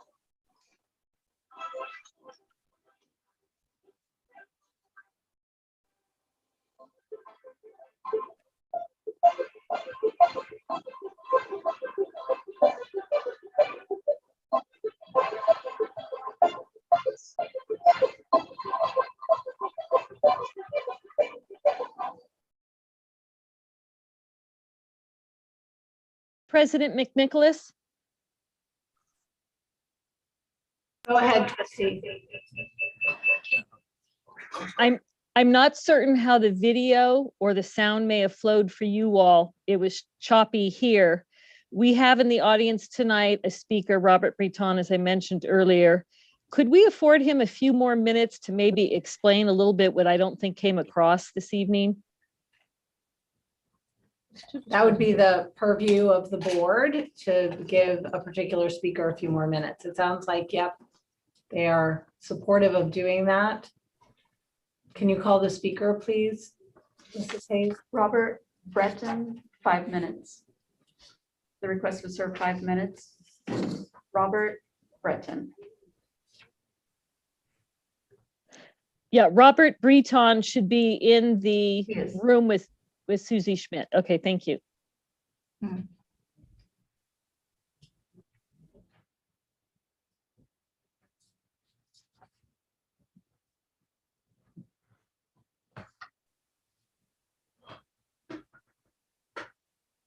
Please.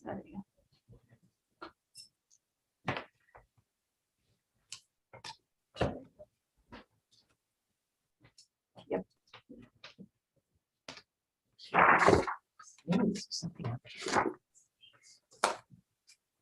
Yep.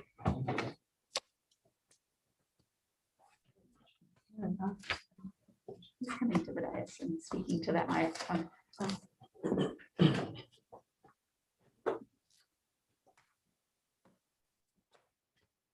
Thank you all for bearing with us. It should be any moment. Okay, here is Robert now. Good evening. My name is Robert Breton, and by way of introduction, I've lived 45 years in Mission Viejo. My children went to Carl Hankey, Miguel Middle School, and Capo Valley High School, and did very well. My son did so well that he received a full scholarship to Brigham Young University and entered the university there as a second-year sophomore. When I was mayor of the city of Mission Viejo, I helped to form the very redevelopment agency, which has supplied the funds for the construction of the STEAM building. Now, who is Miguel Lopez Alegria? What's his connection to the community, and What are his connections to the STEAM curriculum? Well, he was born in Madrid, Spain, immigrated to the United States in 1969. And when he was 8 years old, he moved to Mission Viejo and he saw the landing on the moon, the historical landing on July 20th, 1969, when he was 11. And that singular event inspired him to become an astronaut. And nothing could keep him from that dream. He fulfilled it with a 20-year career as an astronaut for NASA and a 37-year career in aviation and space flight. He graduated from the U.S. Naval Academy with degree in systems engineering, became an astronaut. Before that, he was a Navy engineering test pilot, earned a Master of Science degree in aeronautical engineering, and was assigned to NASA. Then he was launched into orbit on 3 space shuttle missions, the Columbia, the Discovery, and Endeavour. And he also was commander of the International Space Station.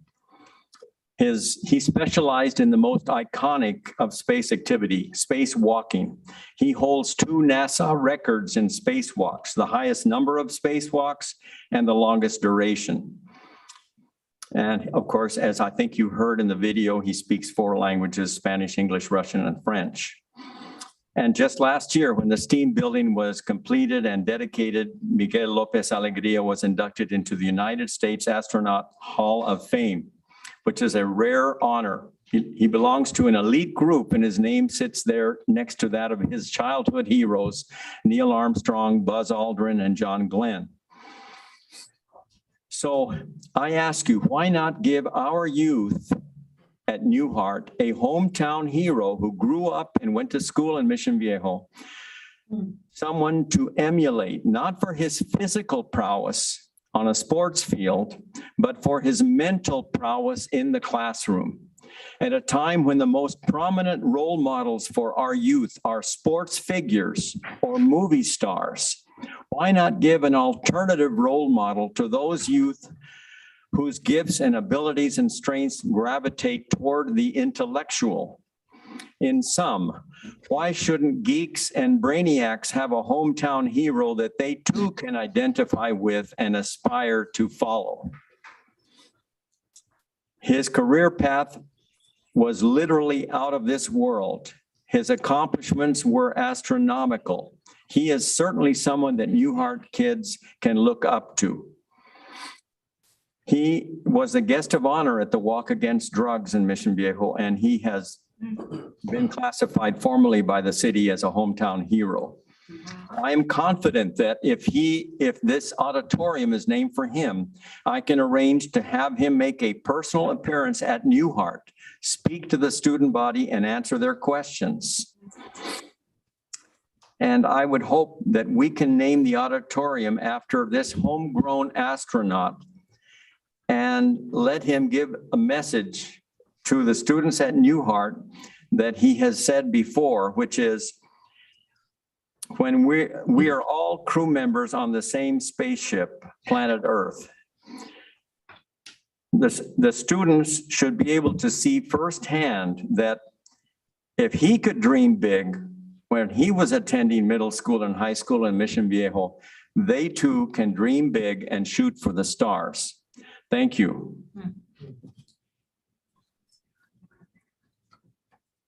Trustee Bolkus, do you have any other comments?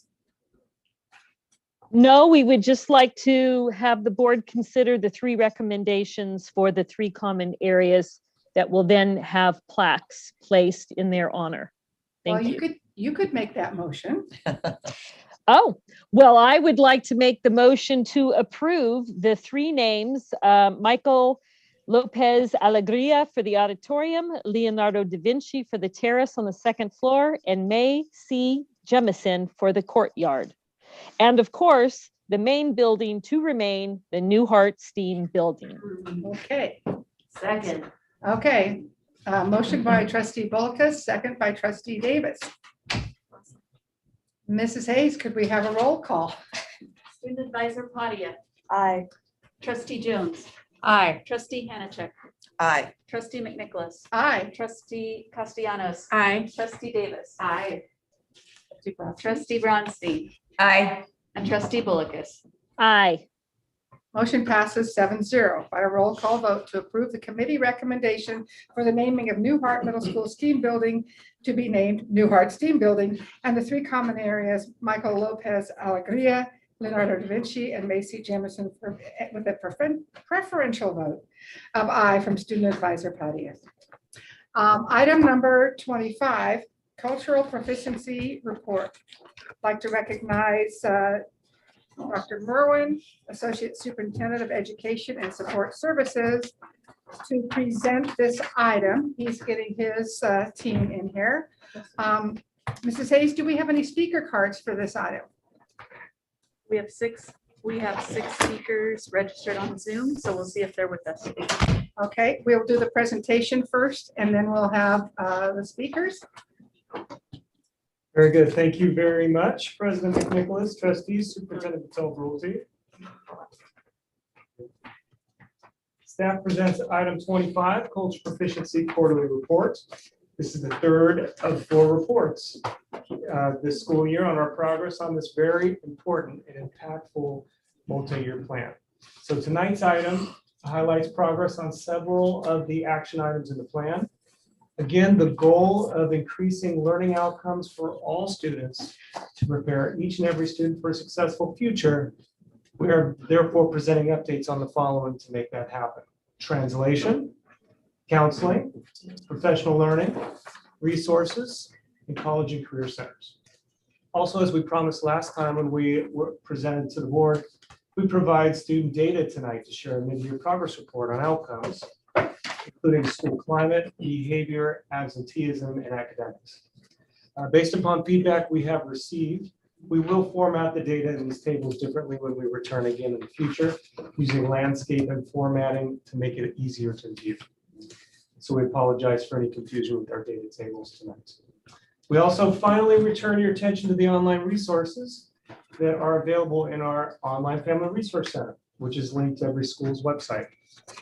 The public can find information about how we do not teach critical race theory in CUSD, and that cultural proficiency is not the same as CRT and does not include CRT. In order to clarify how we do not teach critical race theory and how it is not part of cultural proficiency, one of the resources we continue to include in the Family Resource Center is a critical race theory FAQ, which is a document from the California School Board Association, as well as a link to access our cultural proficiency lessons, so that the public can easily see for themselves how critical race theory and cultural proficiency are not the same. This is an informational item only, and I'm joined by Executive Director Refugio Gracian and also Executive Director Laura Lyon and Executive Director Stacy Yogi, and we are happy to answer any questions that you have. We have speakers first. We have speakers first. Yes, Ms. Schmidt would call the speakers' names. One point of order. Are we going with 1 minute for every speaker or 3? I think we need to keep it at 1. Keep it. Unfortunately, we need to keep it consistent. To keep the meeting consistent, every speaker will have 1 minute. Ms. Schmidt, go ahead and call the first name. The first speaker registered is Ann Stahl. Unfortunately, she is not logged in. The next speaker is David Slingrup. He is not logged in. Next speaker is Williams, and I believe that is Leanne Williams. She is logged in. Go ahead and speak, Leanne. Hello. Yeah, this is Leanne Williams, and I want to thank you for all the work CUSD has done regarding the cultural proficiency plan. Thank you for working hard to bring equity inclusion to our district. Thank you for beginning things like implicit bias training for our staff and working hard to bring more representation to our curriculum. I'm also thankful for a PBIS in our schools and restorative practices to our classrooms. And thank you for beginning to ensure that all parents have access to materials by guaranteeing meetings and materials will be translated into the proper language for each parent. And while we are thankful for all you have done and all you're doing, please know that it is the beginning. When we see that around 35% of 7th grade Black students report race-based harassment at school, it's great to see that the goal is to reduce that to 29% of Black students. But, you know, when your child is a Black student, we really want to strive to get to 0. But again, thank you so much for all you have done. Thank you for helping our district move forward. And please know that the vast majority of families in our district are here in support of this progress. Thank you so much. The next speaker is Katie Crockett. Go ahead, Katie. Trustees, I'm thankful for your continued support of this work. Striving for equity and inclusion are goals that benefit all students in the district, and that starts with recognizing biases and promoting understanding. I'm really glad to see progress towards the goals agreed upon by the board, and I hope this progress continues into the future and that the board continues to build upon this program. Thank you. That all of our speakers? Nope. Next speaker is Sai Padia. Go ahead, Sai. Oh, it goes so cool. Good evening, Board of Trustees and Student Advisor. My name is Sai Padia, and I am a senior at St. Clemente High School. I wanted to take this opportunity to show my gratitude for the work that has gone into cultural proficiency in schools. I think it is extremely important for students like myself to have a deeper understanding of diverse backgrounds, different cultures, and unique perspectives. Currently, I am reading Kite Runner by Khaled Hosseini in my English class, and my peers and I appreciate how much it has taught us about Afghan culture. I hope to continue seeing this form of education in students' curricula to a greater extent. I believe that empowering students to value cultural differences and educating students on collaborating with diverse people with exploring identity is extremely important. The Cultural Proficiency Plan perfectly aligns with that. Again, thank you so much and have a great rest of your evening.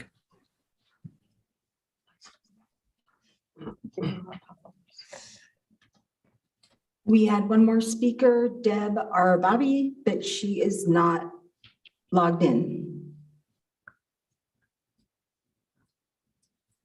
Okay, are any of the other speakers we missed logged in now by any chance? Give them one more shot. No, they are not. Okay. Okay, we are up for trustee comments. Student Advisor Padia, do you have any input on this? I agree with my cousin.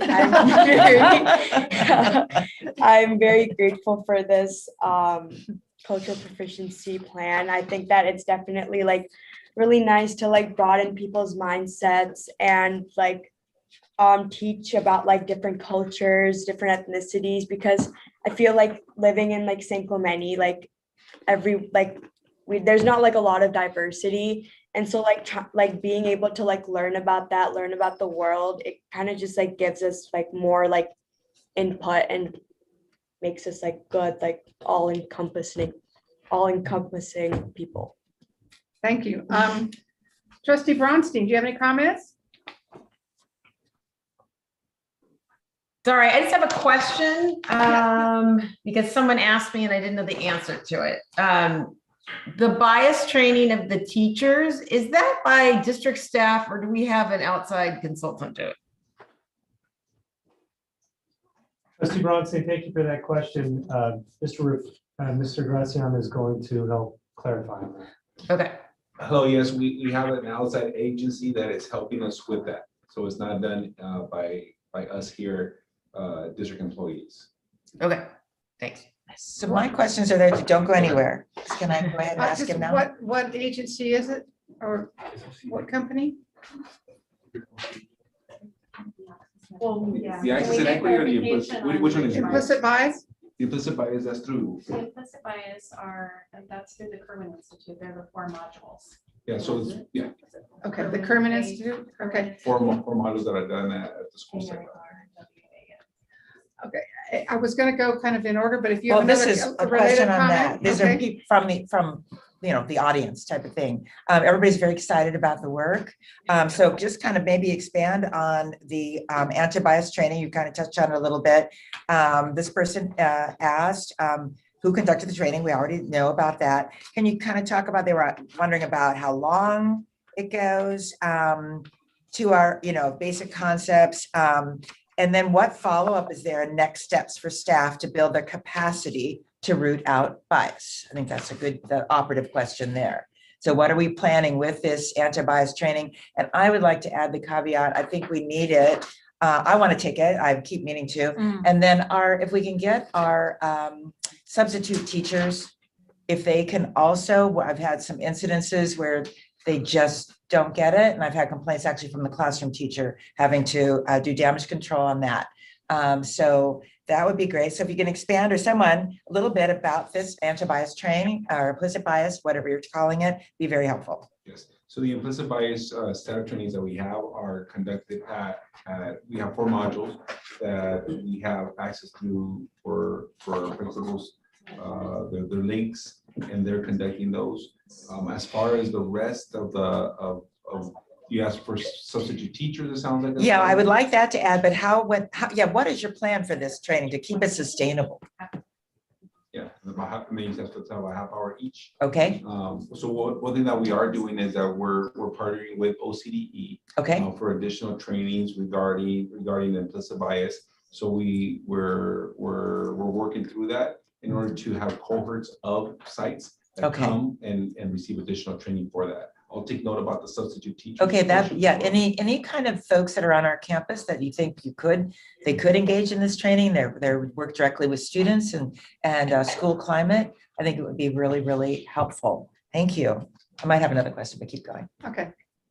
Trustee Bolikas, do you have any questions or comments? No, I don't. Thank you. Okay. Krista, Trustee Yeah, Castellanos? I'm super thankful for this work, so I appreciate all this information and all the updates. But just to kind of continue on with what Trustee Hanachek was talking about, I do know I get a lot of feedback from that coaches need to be trained. They have a huge impact on our school climates, and there's a lot of things that go out on the fields that are happening. And I don't think coaches know how to handle some of those situations, so. You're right, currently, they're not an employee. Yeah, I don't know. I They mean, wouldn't when get it, we work with walk-on coaches, I don't know how we handle that situation, because I know that happens as well. Well, and we just unveiled the coaching creed. Yes. So maybe we could talk a little bit about how Yes. these two things dovetail so that we're training and doing those orientations with people. That was my thought too, that we just had the presentation on Yeah. the coaching It's like creed. part of onboarding, no matter what Right. capacity or what designation you are with the school district. I mean, it's all online, right? So you can do this at I've your taken it. own. I did it. I know, I haven't done mine yet. I know, I need to do it. But it's Okay. good feedback it's good feedback for us, because as we're planning the ones that would be the trainers model with OCD, then we have additional people that we can, the substitute, the walk-on coaches, is something that we can work on, absolutely. Because if you had your athletic directors trained, Coaches, then they could trainer. train coaches. Just agree with that. Okay. Maybe we can address the ADL work that we're doing and the sustainability of that. And That's what what we're I'm doing interested with Kuma and those modules. Oh. Yeah.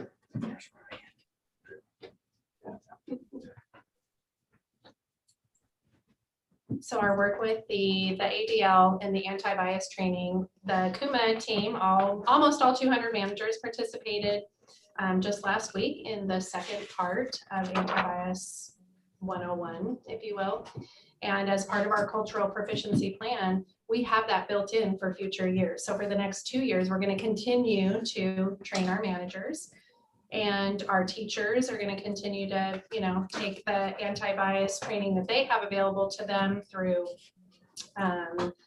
currently we use CTA, but ADL also does it. So we can look at, the anti-defamation link to provide that to our teachers as well. But it is definitely an ongoing process. And the work is so well received, besides the fact that it's so needed. So everybody is craving more The last training that we just had a lot of practical strategies and applications for our managers to use when they, hear bias, somebody comes to them with something that, they're uncomfortable with, and we learned some strategies that we can apply immediately to help us work through that. And everyone left with an exit ticket where they were to then practice those strategies.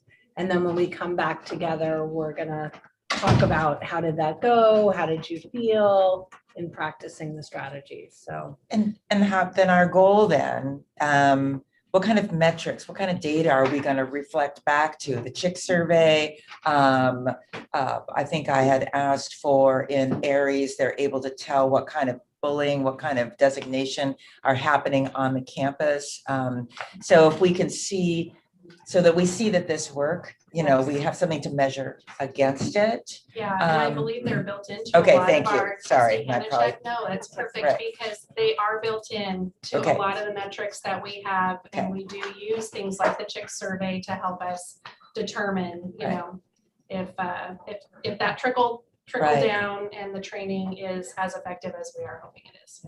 And then just one last comment, just already I can feel when I look at schools on Twitter or wherever they are, they're starting to integrate this almost like a wildly important goal, right? So they're starting to put their culture proficiency work as the umbrella under which they are performing different work and activities or with school-wide movements are all falling under that umbrella. So that's exciting too, to kind of see that part and parcel of the culture and the discussion and how they use it. And it's exciting. I know it's gonna take a while, but it's exciting. Well, and I really appreciate that you said that too, because we've really been working with our site leadership to incorporate cultural proficiency goals at their school sites. So to hear you say that, and to hear you say that you're seeing the effects. I am seeing it. I see they refer to it. It's very good.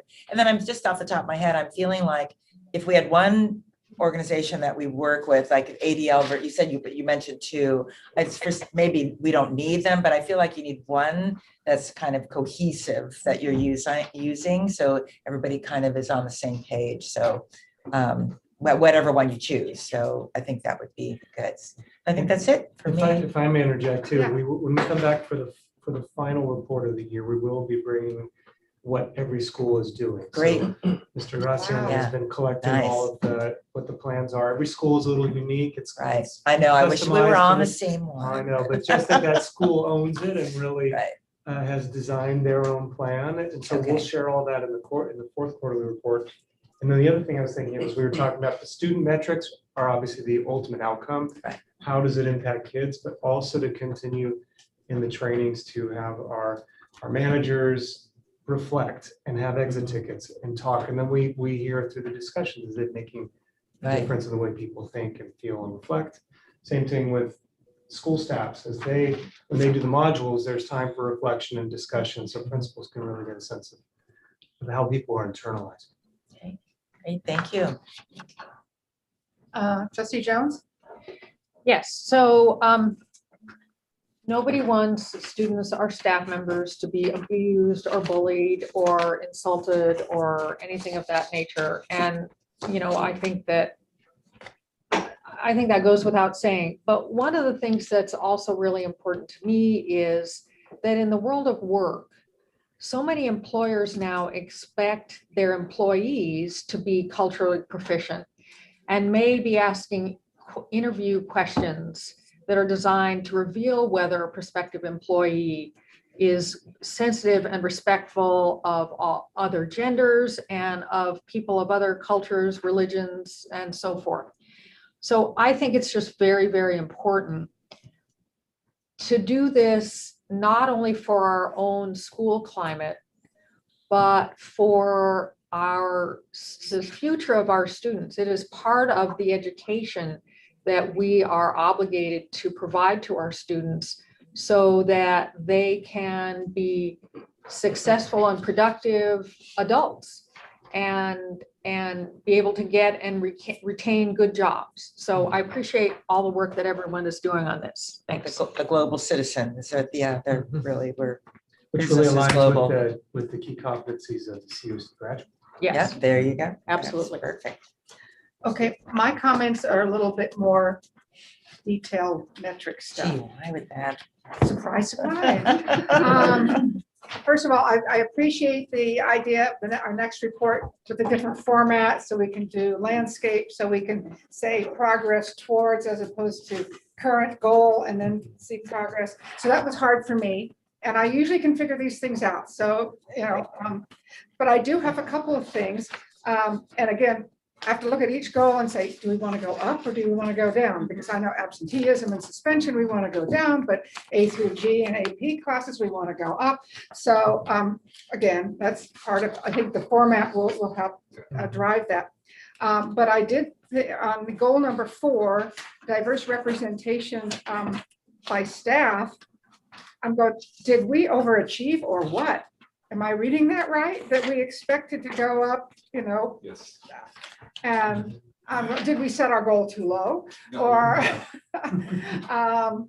so can just kudos if we did, but could you kind of explain that a little bit? So, thank you, President McNicholas.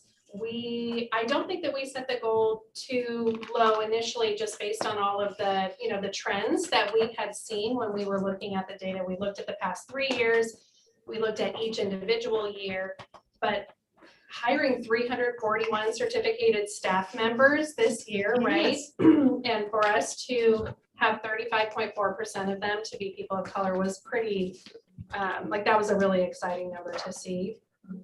All of the efforts in our hiring efforts, going to hiring fairs outside of Orange County, the recruitment, the word of mouth. We were asking, some of our folks, like, how did you hear about us? Word of mouth, very highly desirable place to work. I want to say, because when I saw this, I'm like, oh, we met our goal, check. No. Okay, well. No. So, is it the desire of the board to kind of look at that, goal and look at a new metric for that? No, I'm just saying, I'm glad you're tracking it, and I'm glad we were successful in whatever your outreach programs were. And I hope it doesn't drop off next year or something like that. So continue all the good stuff you're doing on that. On the social emotional, this is attendance. So this is chronic absenteeism. We want to go down. Okay. Sorry. And in most cases, it looks like, well, it's hard to, the whole January of 22, I don't get that.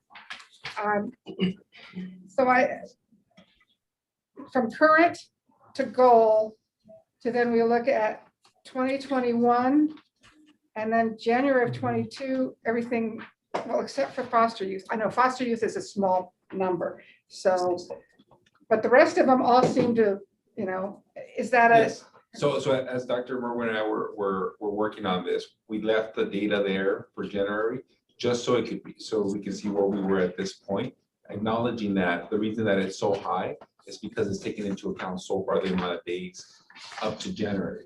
If the students were to remain in the absence that they had, and it was June, those percentages would be much lower. They're going to be much lower than where they are now. So that was purposeful for us to be able to see where we are now.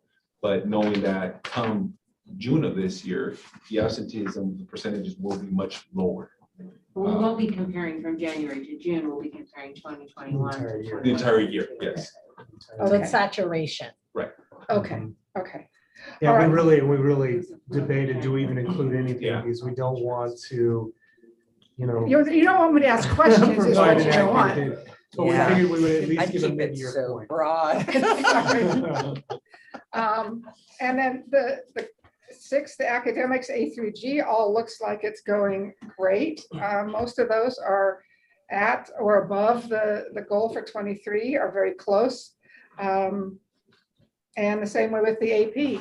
They, again, not that I'm trying to ignore foster youth, but our data pool there is so small. It's hard to say, 3 out of 10 do or whatever. So, but all the rest of them are looking really good.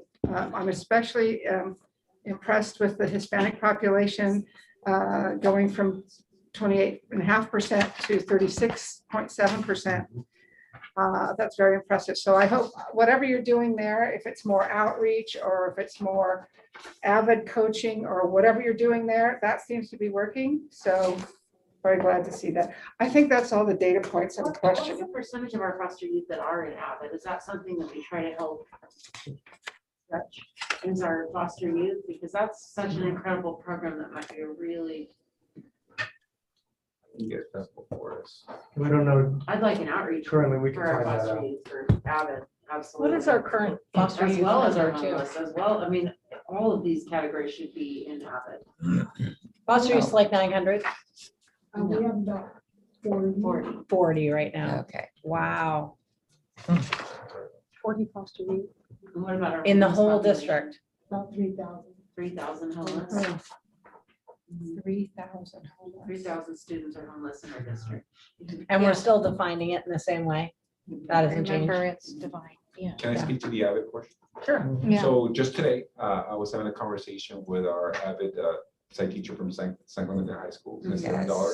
And part of her vision is she's embracing this partnership that we have here, and she's wanting to expand. You have to start at the foundation. So we're just signing up for the Avid Summer Institute. So the teachers to get trained for this process is occurring. And the part of what we're planning with Mrs. Lyons here is additional funding and with Ms. Yogi to be able to expand that. So we have more teachers that are trained to expand that to our feeder sites as they're trickling up. So that's something that we're planning on, and we're going to be working and bringing to cabinet as well. We can use learning loss funding for that, right? I would think.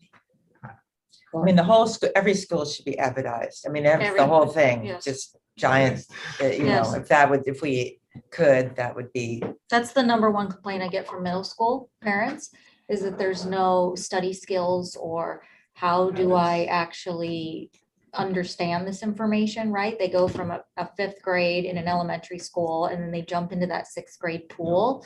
And exactly, teaching them the most Avid strategies, but they don't all have access to that information. So expanding that with those sixth graders would be amazing.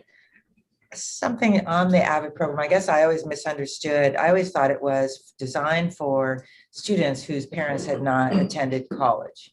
But it's become, I think we want to be mindful of, that it hasn't become now some type of elite college training program. Like, I'm kind of surprised at the students that are in Avid. Sometimes it's awesome, it's great, but I'm like, do you really need this? And what resources do you have as a family?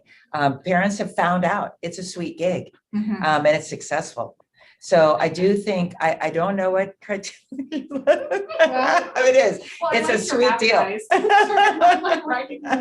think it'd be a problem if we started, I mean, it should be open to everyone. I know it is. And I have a problem limiting it. I get that. Well, and I just misunderstood how it was open to, who it was open to, and it is open to everyone. But sometimes, again, those that figure the system out get Johnny on the spot. There's only so many slots. So I don't know if we might have to look at lottery systems or something that is, I don't know. I don't know how it's done now, but I was kind of, again, surprised at some of our schools. Well, one of the issues in middle school is you only have a certain number of electives. Right. And so if you want to be in, ASB and orchestra, then, that's it. Same in And high school, though. in high school, yes, clearly, but we already have certain amount of contention in middle school. And for our two-way kids, electives are really at a premium, more or less all the way through school. And so that does become an issue. Then you roll it out for every fourth or fifth grader. There you go. Yeah, we're done. Okay. Okay, did we solve that problem? Okay, good job. I love Wait, I so love like, this little table so like, does meeting. Avid kind of just work on like a sort of system where it's like, there's like a certain number of slots and then it's just like first dibs, like whoever signs up first kind of I just don't gets know a how slot? it Not currently on the first. No, and so the way it really is about the number of sections that the schools have. So that's why when I mentioned earlier that our coordinator for the district has a bigger picture to expand from the base up, is for that reason. So we're able to have more teachers trained. So part of it, if you're at the high school, for example, your high school is a school that has the program. Yeah. So Yes, not only is it best. supported by the site, it's supported by the district for certain sections, and they have the people and they have that buy-in. Right. So based on the number of teachers, the number of sections, that's the number of students. So it varies based on who has a program and who's got the number of students. That's why if you have more students from the elementaries that are filtering up, then the program naturally grows as it goes up. So that's what we're planning on doing. When I mentioned the Summer Institute that we're training, that's how you build your capacity, your core of teachers who can then promote it word of mouth, right? Who can then say it. And you're right, it is meant for all students. There is a process. It is very helpful if you've never, I'm a former avid kiddo, so it does help if your parents have never gone, but it doesn't mean that it's only for those type of students. So you're both correct. I think trustee Bolikas has a comment. Yes, it was my understanding that Avid was also expensive for the school district, and that's why we couldn't afford to provide it for just all students. Is there a pretty price tag on that? Well, there's sections, right, that we have to pay for, like you would for any sections of any program. And then the training that comes with it, we have a coordinator who's actually also an employee of the Avid Institute. So we're lucky to have Mrs. Dollar as that person because she is a wealth of knowledge. And the cost there that's expensive is when we do the summer trainings, there's a cost because for, I believe, if I recall correctly, we just signed up for a 3-day training that's close to $1,000. So if we're sending 40 teachers, there's your cost. Plus, because it's San Diego, there's cost to the state. So there is a cost. But building the capacity is that you have a pool of teachers who are able to grow, and they don't have to do this every single year. So there is a cost up front, but it pays off in the long run, if that makes sense. Yeah. Well, I know just recently, it's like pre-COVID, was it during COVID? San Clemente, was recognized for their Avid, but having my kids having gone to Capo, I've known for years how successful that Avid program, and they had 100% rate year after year of kids in Avid going on to college. Yes. And so, I just thought it was a tremendous program. And I've got one last quick question. For whatever reason, Tesoro has always been reluctant to have the Avid program. Are they on board yet? Or is that still the only high school that does not have Avid in CUSD? I'm so continue to answer. Probably so. Probably so. Tesoro has such a small group of English learners, and traditionally the program does get started and fed with first to college English learners, and they don't even have ELAC there. Right? Is that right, Stacy? There's no BCL. It's the only a high school that has no BCL.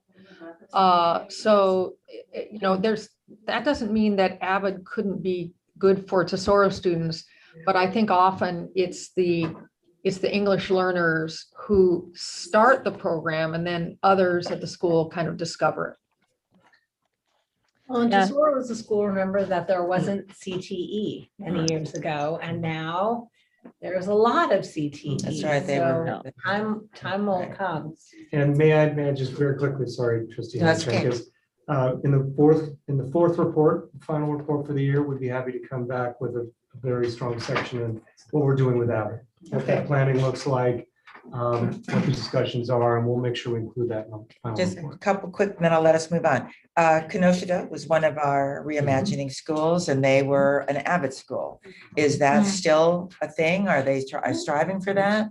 Okay, so they're still doing that. I think there are already Avid Elementary. Yeah, there are Avid Elementary, yep. Also, we all have to be mindful too, with the success of Avid, you do run the risk, if you don't perform, you are exited Avid. So part of the success is because you stay in there if you're successful. If you're not successful, you are asked to leave. So there's that kind of numbers too. I think we'll probably want to look at exit, those students that exit, and why are they asked to exit? They don't perform. I'm just getting feedback. Yeah. And we have a tool, we have a measuring tool that the schools Okay. complete in order to self-evaluation to make sure that we stay on track to remain it. Right, so that they can stay, but not all of them make it. So then that's why that it's such 100%, which is good. I like the program. It's good. Okay. If there are no other questions or discussions, thank you very much. Gracious. We will go on to item 26, which is the mid-year review of 2021-2022 goals. So I'm going to start and then turn it over to the team. Just really proud of our mid-year progress. And again, only mid-year, so you'll see some of the goals do say in progress. But excited to then come back at our last meeting of the year in order to demonstrate that we have met these goals. So I think each of my team members is going to present briefly on some of the highlights in the goals that we've set for this year. And trustees, it was in your blue folder if you don't have it. Let me know when you're ready. All right, so I will go ahead and kick it off. Thank you very much, Superintendent Vital-Bulti.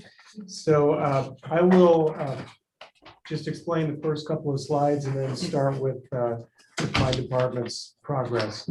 So we're on slide 2. You can see again everything of the overarching wildly important goals of teaching and learning, communication facilities. Dr. Merwin, I'm so sorry, but we do have to interrupt. We did not extend the meeting, so we need to stop and extend the meeting. I vote to extend for another 15. How much? Till midnight. Till midnight. Yeah, let's just be safe. Okay, I'll second that. Okay. We need a roll call vote on that. Trustee Bronstein, Aye. trustee Bullakis, Aye. trustee Castellanos. Aye. Trustee Davis. Aye. Trustee Hanachek. Aye. Trustee Jones. She's not here. Trustee Jones stepped out of the room. Trustee McNicholas. Aye. So you can go back. Sorry. Apologize. Just a quick point of clarification. Do you want us to just go through highlights or go through each?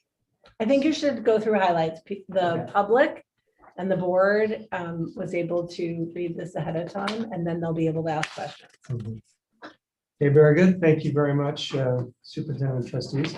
So on slide 2, you can see then the overarching wildly important goals that everything is the context for all of our work, teaching and learning, communication facilities. Next slide. Our goals for 21-22 school year, you can see number 1, building out a communication plan. Number 2, systems of genuine input that empower site leaders. Number 3, implementing our expanded learning opportunity plan. And number 4, creating a multi-year facilities proposal. Next slide. Goal number 1 is communications. And so for goal number 1, next slide, please. Just very briefly, for education support services, we start with progress with Canvas, our learning management system. You can see their continued support through best practice documents, resource libraries, YouTube channels, and school site ambassadors at every school to provide support at the school site.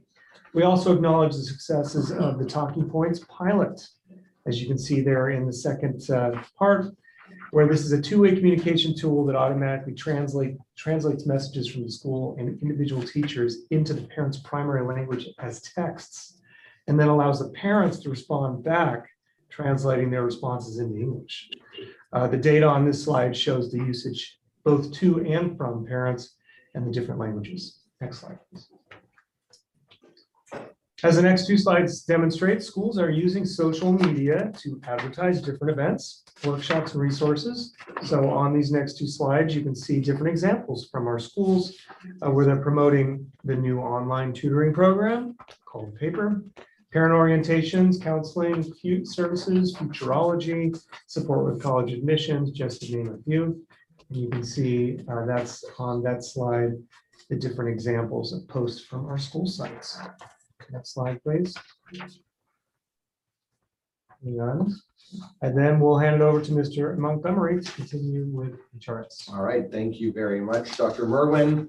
You can see our first goal there was to successfully negotiate the bargaining agreements with all of our unions. We are in the process of doing that. We've reached a tentative agreement with CUEA effective February the 8th.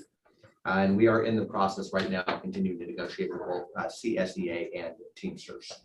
We do have a meeting tomorrow with CSEA. We're very hopeful that we're going to reach an agreement soon. Item number 2 is in relation to the new online ER system. We are actually very excited about this. We are hoping to be piloting our new ER system in the spring of 2022. We've got a great collaborative effort going on between TIS, HR, and business services. And again, hope to be implementing that very soon. Next slide, please.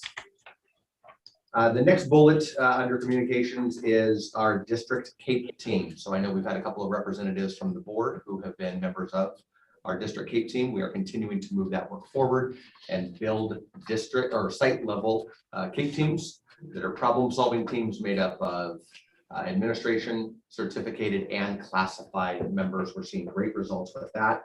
In December of 21, we trained all of our middle schools in this process. So every single one of our middle schools has a site level CAPE team. And again, we're seeing great results there. The next slide over is the filling of next bullet over. Is the filling of approximately 300 certificated positions to begin the 21-22 school year, continuing the onboarding. As you can see, the bullets there, 326 certificated positions filled. The 158 vacancies is supposed to be 15.8. It's not 158. So wow, that's clearly quite different. Yeah, that's a very different number. We did not see the decimal missing there. So we are in the process of continually filling all of the vacancies that we have, particularly our classified vacancies. We know this, as we said, there is an industry-wide issue. We're looking at creative ways to do that as well. You can see the final bullet is just a hiring fair update. We had 96 people submit applications, 9 applicants received offers, and we actually did get some substitute teachers and substitute parent educators out of our hiring fair as well. And Mr. Montgomery, just for full transparency, I think when I edited that slide, I removed that decimal point. So that was me, not you. Because you said, what's that period doing there? Yes, Oh my God. that number looks weird. I'm removing it. That's okay. Thank you. I like it better with the decimal in there. So. Okay, so on to communications, the communications department. The goal was to increase the open rate of district messages to support CUSD families. As Dr. Merwin mentioned, we are currently piloting 4 schools with talking points. And just this month, communications department began sending messages via text through school messenger. I will say that other schools were doing this, and this was something that we began doing just this month. The next slide, please. Increase engagement with families using their preferred language. Again, the goal was to translate board agenda items. At the time of the publishing of this presentation, we were at 50% of goal.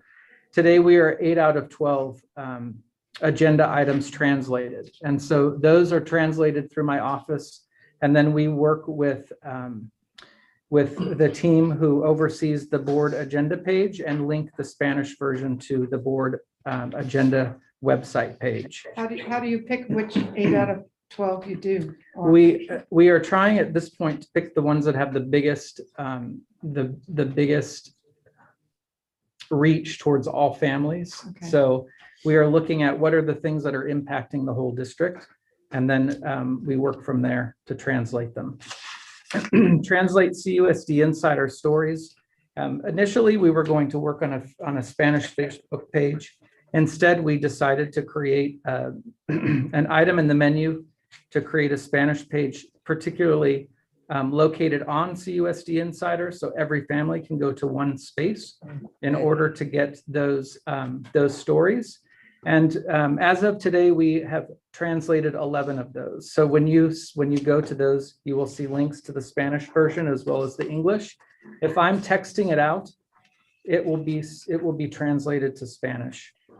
And then participation in DLAC and BCL meetings, the bilingual community liaison meetings, and the district English learner advisory committee meetings. Those are ongoing.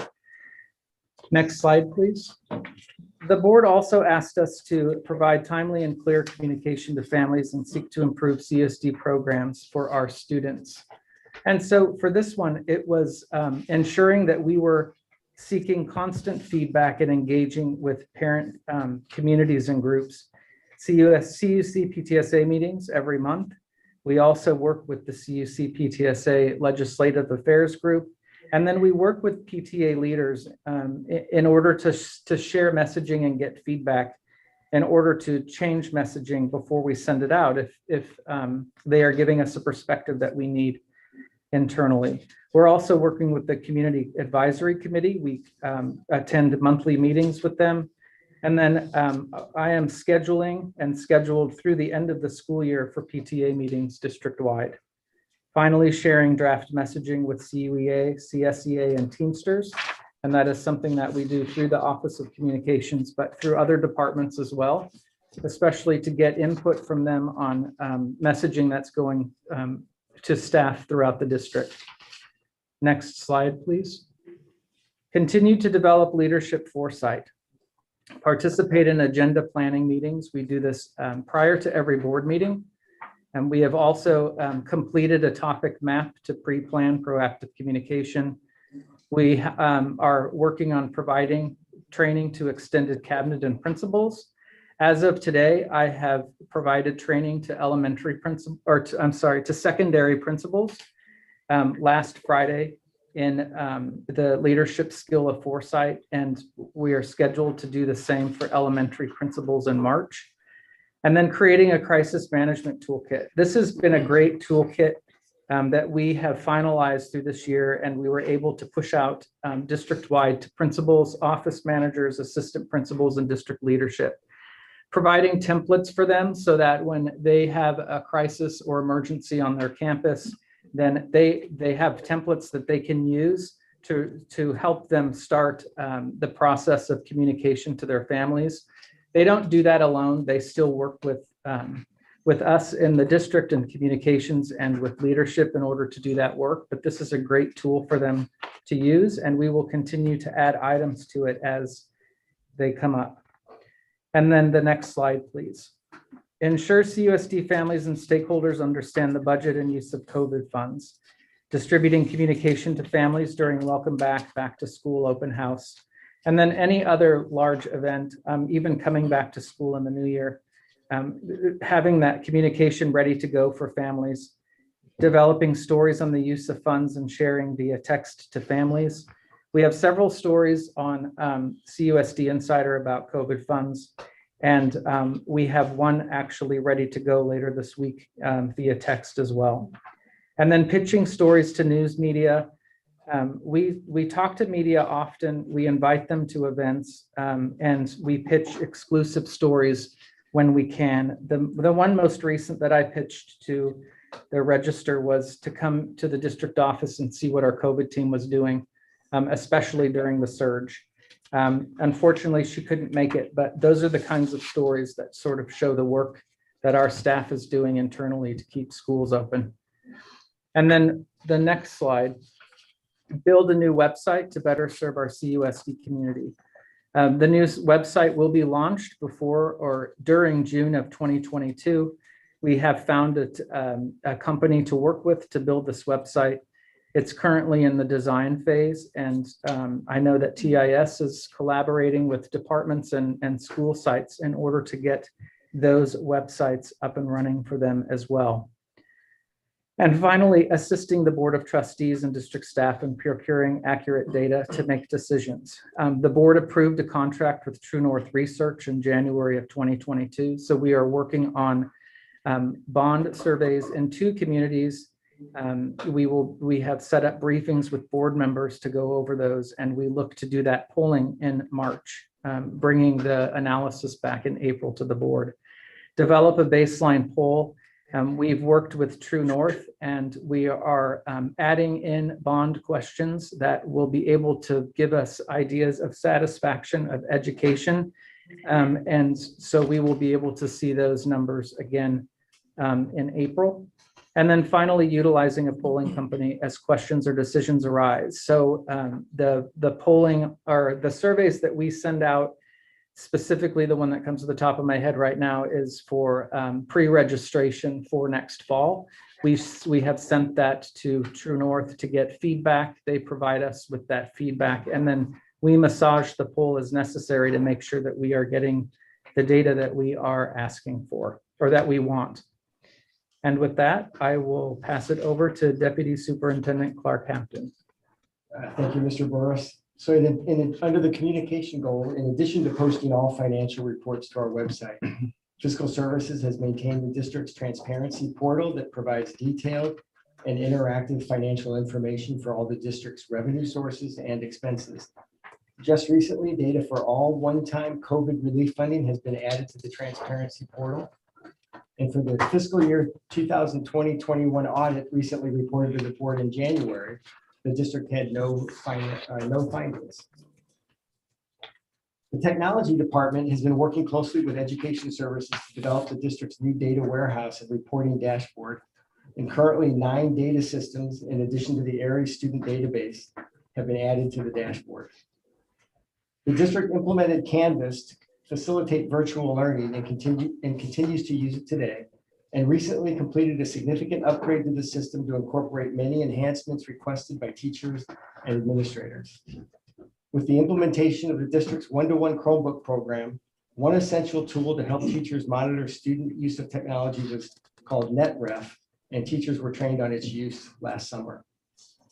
We are in the middle of piloting a new unified communication system for providing interactive, multi-language, instantly translated, as mentioned by Drs. Merwin and Mr. Burris, translated two-way communication directly with parents via text message.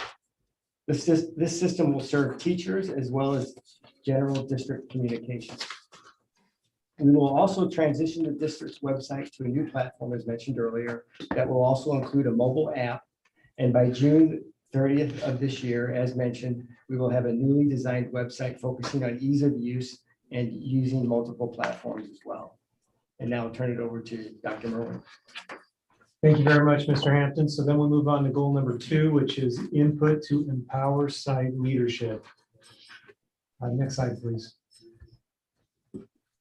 For goal number 2, our team has prioritized gathering input from principals. We'd like to give a shout out to our principals who serve on the Principal Think Tank, which is a group of principal representatives, and we meet with them to provide additional feedback on survey processes, communication strategies, evaluation process initiatives. Thank you to the following think tank principals. I'd like to mention them quickly: Chris Carter, John Sustin, Nick Stevers, Cindy Steiner, Kristen Nelson, MC Barossa, Jean Grabowski, Jane Martin, Brad Baker, and Gina Dad. This slide also provides the data regarding the number of coaching sessions, the visits that have been held, and the value that the principals shared about those sessions, as well as other ways our team provides support, coaching, and feedback. Next slide, please. Additionally, we have administered the first of 3 principal surveys during the first trimester to measure our progress in strengthening a partnership between the central office and principals, teachers, and staff. So this data point here we share is overall for the district as a whole, 68.9% of principals agree that this relationship is shifting toward a strong partnership. We will share with trustees the second survey and the third survey results as we administer those at the end of this month and then finally in June.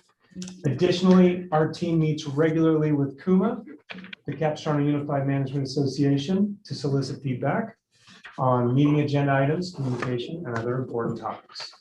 Turn it over to Mr. Montgomery to continue with HRS. Thank you, Dr. Merwin. Our first bullet there is to work with our site principals, our site leaders, and participate in site visits. Due to the loss of our Tim Brooks, this has been put on hold. We have some transition going on right now, and we are in the process of setting up a system whereby we are going to engage in this work between now and the end of the school year with those site visits. But again, that had to be put on hold.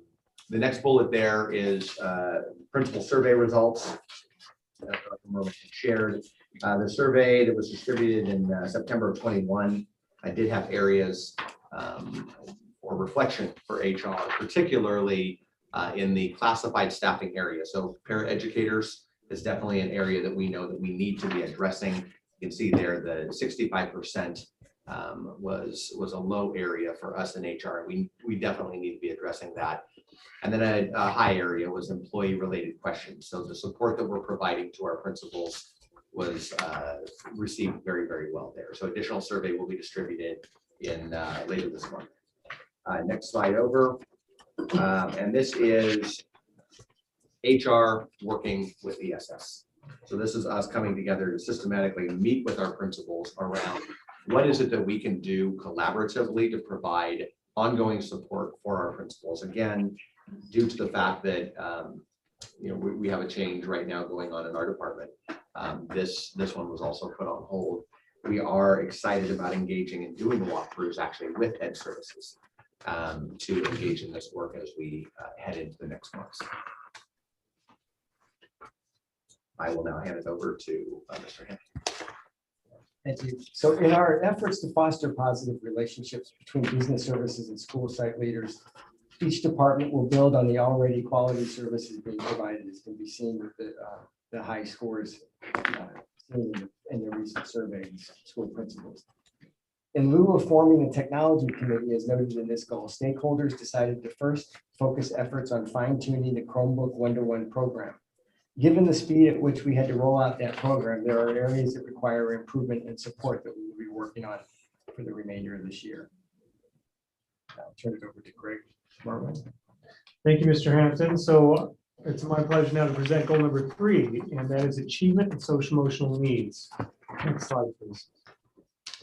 Our team is very proud of the progress in this goal, and I know it's a late hour right now, but I want to make sure I take the time to applaud our teachers, applaud our classified staff, our support staff, and our administrators for their efforts, their professionalism, and focus on providing the students the individualized support they need, regardless of the challenges faced.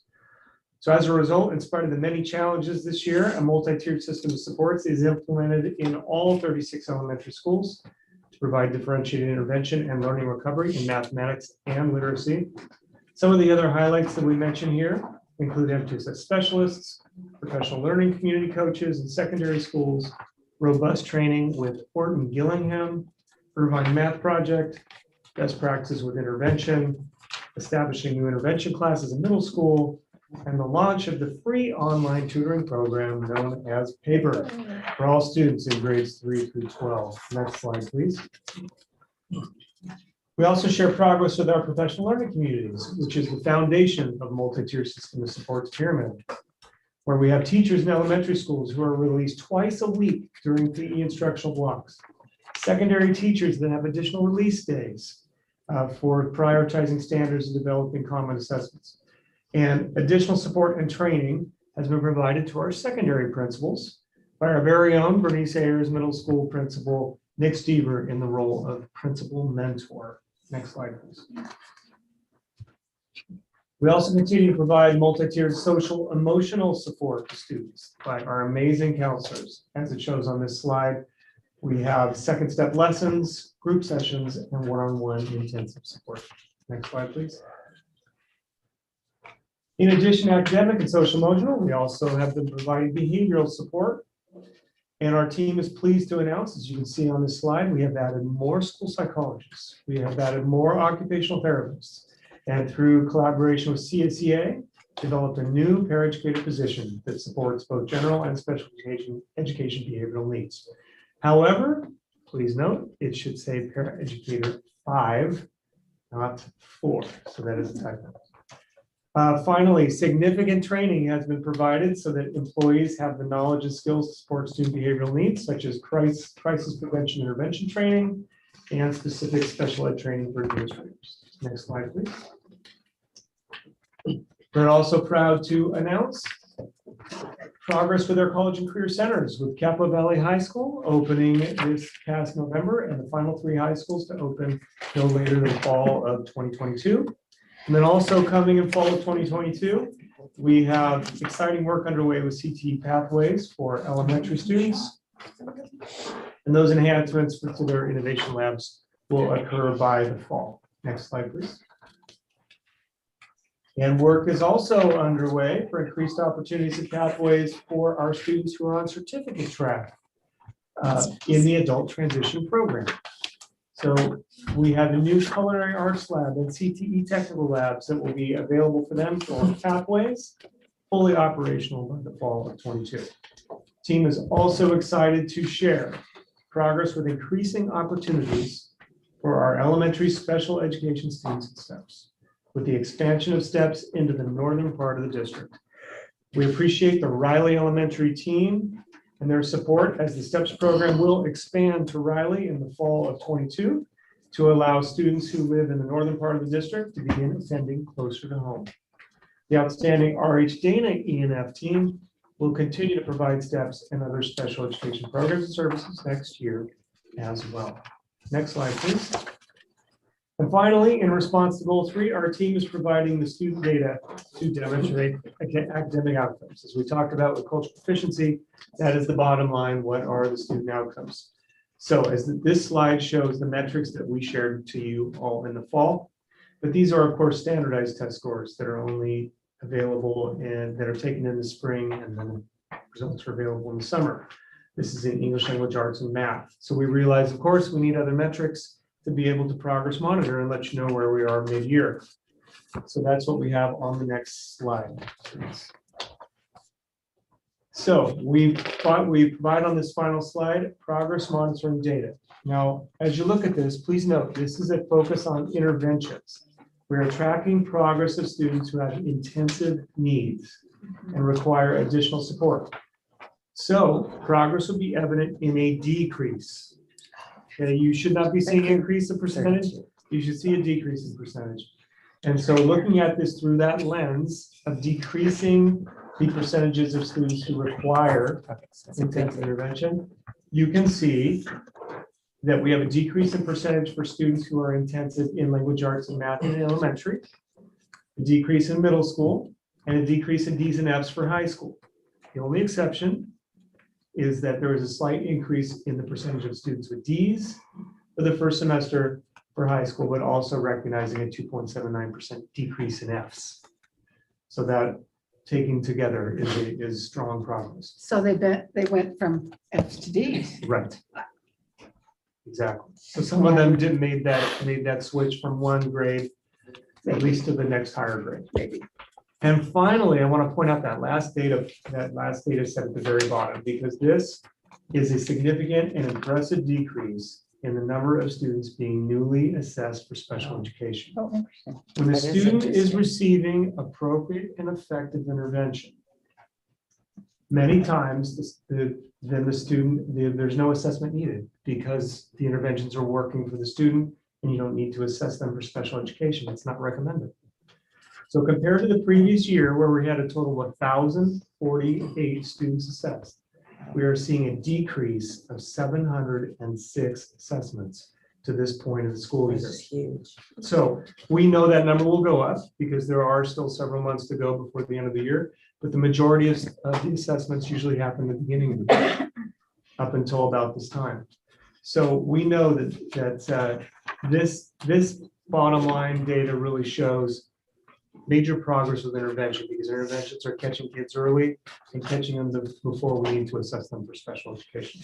This is only possible, again, one more time, because of the dedication, expertise, and above and beyond approach that needs the way that our students are being met by their teachers, support staff, and classified staff and administrators. We appreciate their hard work in making this happen. That was a mouthful. Mr. Montgomery, you will continue now with. Very good. So in collaboration with Dr. Merwin and the incredible work of the ESS leadership, our job in HR is to strengthen the PLCs through training and release time for teachers to support the MTSS system, and we have created the MTSS specialists, the assignments for all of our elementary schools to support the PLCs at the sites. Hired 10 elementary PE teachers to support release time for teachers to work with their PLCs. Bullet number 3 says we created PLC coaching assignments for secondary schools to support PLCs. And we've got, as Dr. Merwin had shared, every secondary ELA, math, science, and social science teacher has been provided with 2 days of release time to work within their PLCs. The next bullet highlights the providing of professional learning for all CUSD employees, classified, certificated, and admin to support the domains of the MTSS pyramid. You can see the trainings there. In academics, we've had 86 sessions. In behavior, 18, social emotional, 17, technology, 46 different opportunities for PD, professional learning, MTSS specialist, 8, and PLC coaches, 4. And then the final bullet there, HR leadership will continue to provide substitute coverage with the fill rate averaging 90%, releasing teachers to attend professional learning. We did the substitute pay just increased in July of 2021, and then again tonight. Increase the active substitute pool to 621. This is up about 120 this year. We've taken on about 120 new subs. 18 substitute teachers were processed, again, as the result of the hiring fair that we did in December of 21. And our substitute fill rate during the height of Omicron, wanted to include this, 81%, with our current fill rate being at about 93%. Extend the meeting. Okay. We have 3 more items. Okay. Are you gonna make it? Maybe feel okay? Yes, I just need to stand up. Need a motion to extend. We have 3 more items after this one. Let's extend an hour so we don't have to keep messing with it. I mean, we probably won't need it, but I move that we extend the meeting to 1 a.m. I'll second. That dies for lack of second. Okay, we need a roll call I on was gonna this. stay up till tomorrow. Trustee Johnstein, Aye. trustee Bullicus, Aye. Castellanos, Aye. trustee Davis, Aye. trustee Hanachek, Aye. trustee Jones, Aye. trustee McNicholas. Aye. That's for the 4 people that are still listening. Trustee Actually, Eisner, motion carries 7-0 to extend the meeting to 1 a.m. Okay, keep going. I just want to thank the board before I pass it off to Mr. Hampton. Just thank the board for the increase in the sub-rated pay. We're excited to be offering that. Mr. Hampton. Thank you. So in an effort to enhance the classroom learning environment, the district is installing projectors and voice amplification systems in all classrooms that do not currently have them. Some items are delayed due to the global supply chain shortages, but will be installed as soon as possible. We have fully deployed over 44,000 Chromebooks to all students and are well on our way to developing a comprehensive Chromebook one-to-one program as we fine-tune the process and procedures related to the program along with our CSEA partners. The district is also working with local internet providers to ensure our families have quality, reliable, and high-speed internet service. Community service liaisons at school sites work directly with families to assist with accessing the federal emergency broadband benefit program.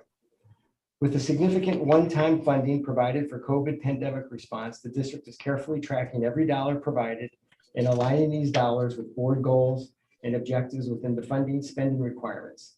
As mentioned earlier, the transparency portal includes reporting on all these dollars, and the fiscal services and education services has provided all required reports to the state on the use of these funds. This and the next slide are the detailed efforts aligned with the board goals supported with the one-time COVID funding. And as mentioned earlier, there are summary reports of all the COVID money on the website, along with the timeline for when they must be spent. And then again, the transparency portal provides an interactive way to see how each dollar is being spent. And again, there were no audit findings, and all required reporting for COVID one-time funds are up to date. With the continuation of universal meal service, Food and Nutrition Services has seen a significant increase in meal participation. Also, there has been significant outreach to families through our More Than a Meal more than a meal campaign, meetings with the wellness committee, student participation in menu planning, and work on becoming an Eat Real certified district that focuses on whole foods, prepared healthfully, and sourced responsibly. Food and Nutrition Services operates under its own fund and has maintained a positive fund balance even during the most difficult periods of the pandemic. The Facilities Department has completed or nearing completion on several new construction projects and is actively pursuing seismic hardship funding for Dana Hills High School and exploring potential bond measures in each area per resolutions recently approved by the board. The positive impact on student learning and well-being has already been seen with the 3 two-story classroom buildings, as well as the new STEAM and STEM buildings recently opened. No stone goes unturned, and we go into the facilities goals. Looking to maximize the facilities funding available for school districts. This is illustrated with the over 24 million in state matching funds that will fund a new classroom building at Dana Hills High School that is currently in the planning phase. We expect to receive additional matching funds in the amount of 6.8 million in late 2023 and are in line for $17.7 million in matching funds should the state pass another school facilities bond in the future. And there are discussions at the state level for placing a bond measure on the ballot in November of this year. We are also continuing our work with the Facilities Finance Advisory Committee and recruiting new members to share with them the school district's facilities needs and funding opportunities. We will also be bringing to the board a comprehensive analysis of our school capacity and needs at a May 2022 workshop. The Technology Department has now completed 27 of the 30 schools planned for local area network upgrades. In addition, all elementary schools have outdoor Wi-Fi as well as all high school gymnasiums. We have begun work with that will eventually fully update classroom technology systems using CFD funds at Palisades and Ambula Elementary Schools. This includes network wiring, projectors, and sound systems. These would be implemented at other sites when funding is available. There are also efforts related to the Eat Real certification, where Food and Nutrition Services is showcasing our food service facilities and evaluating district kitchen facilities for potential upgrades. Also, should funding become available.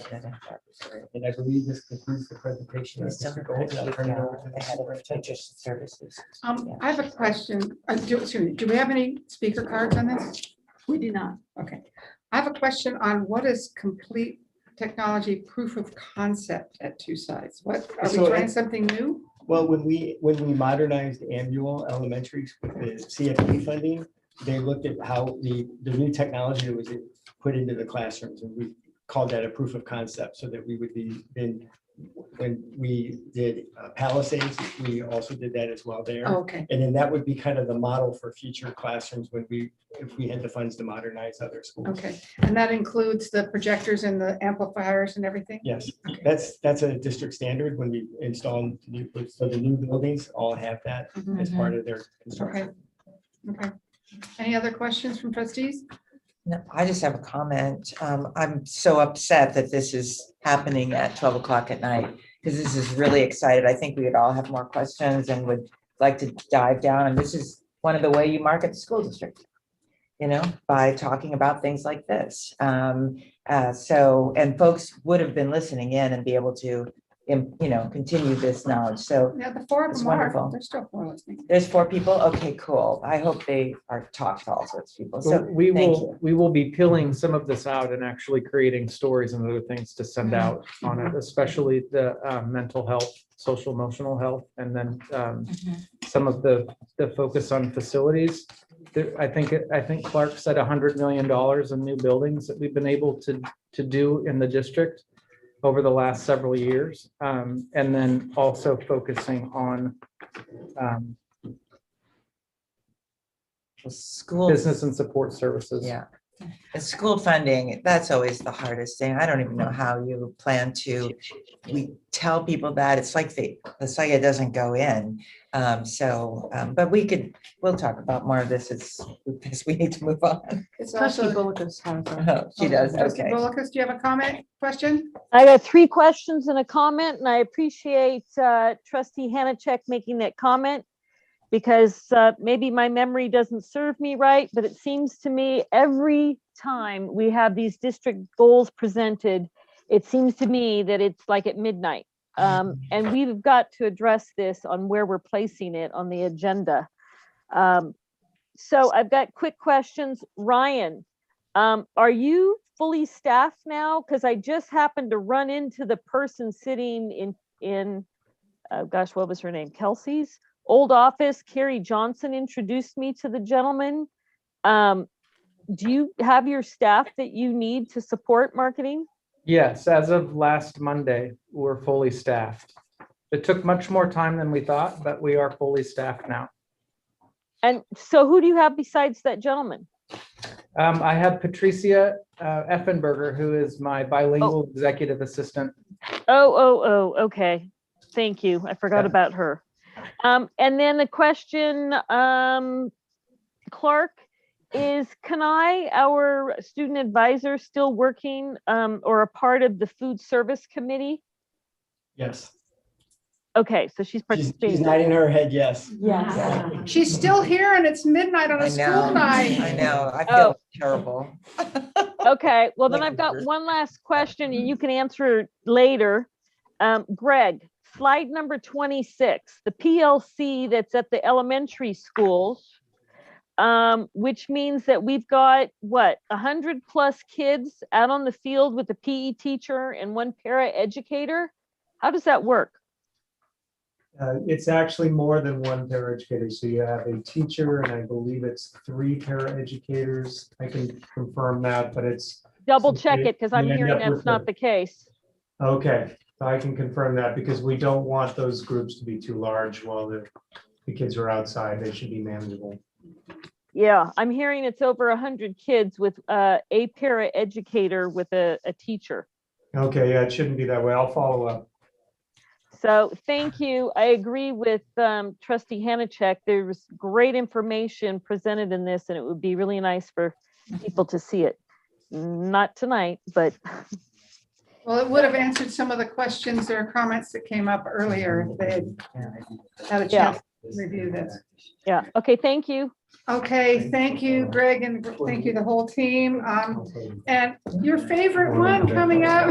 Yes. The next item, 27, is A through G completion improvement grant. And this is Greg and his team. Yes, thank you, President McNicholas, trustees, Superintendent Goulty. Staff presents item 27, A through G completion improvement grant.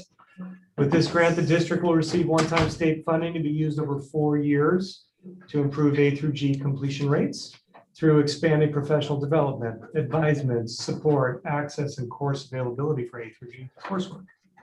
To qualify for the grant, staff asked for direction this evening and then will return for approval at the March 16, 2022 board meeting for action. So staff is available to answer your questions, and coming in right now to support, we have Dr. Irvis and Dr. Johnson available for questions as well. You guys can come and sit. So you said to qualify for the grant, you need something from us. I didn't think how to. It's a 2-part, where we present and then if there's any guidance or direction, we come and back. then you can, that's how you have to go the steps to qualify for the grant. That's correct. Show that you're. It'll come back for Okay. approval next month. That's Okay. correct. Okay. All right. Do you have any questions? Do you have any questions or comments? Do we have any blue cards on this? No, we do not. Okay, thank you. Would you like to comment on this? I mean, again, I think that, like when I started off like here in high school, I was just like completely new to the district.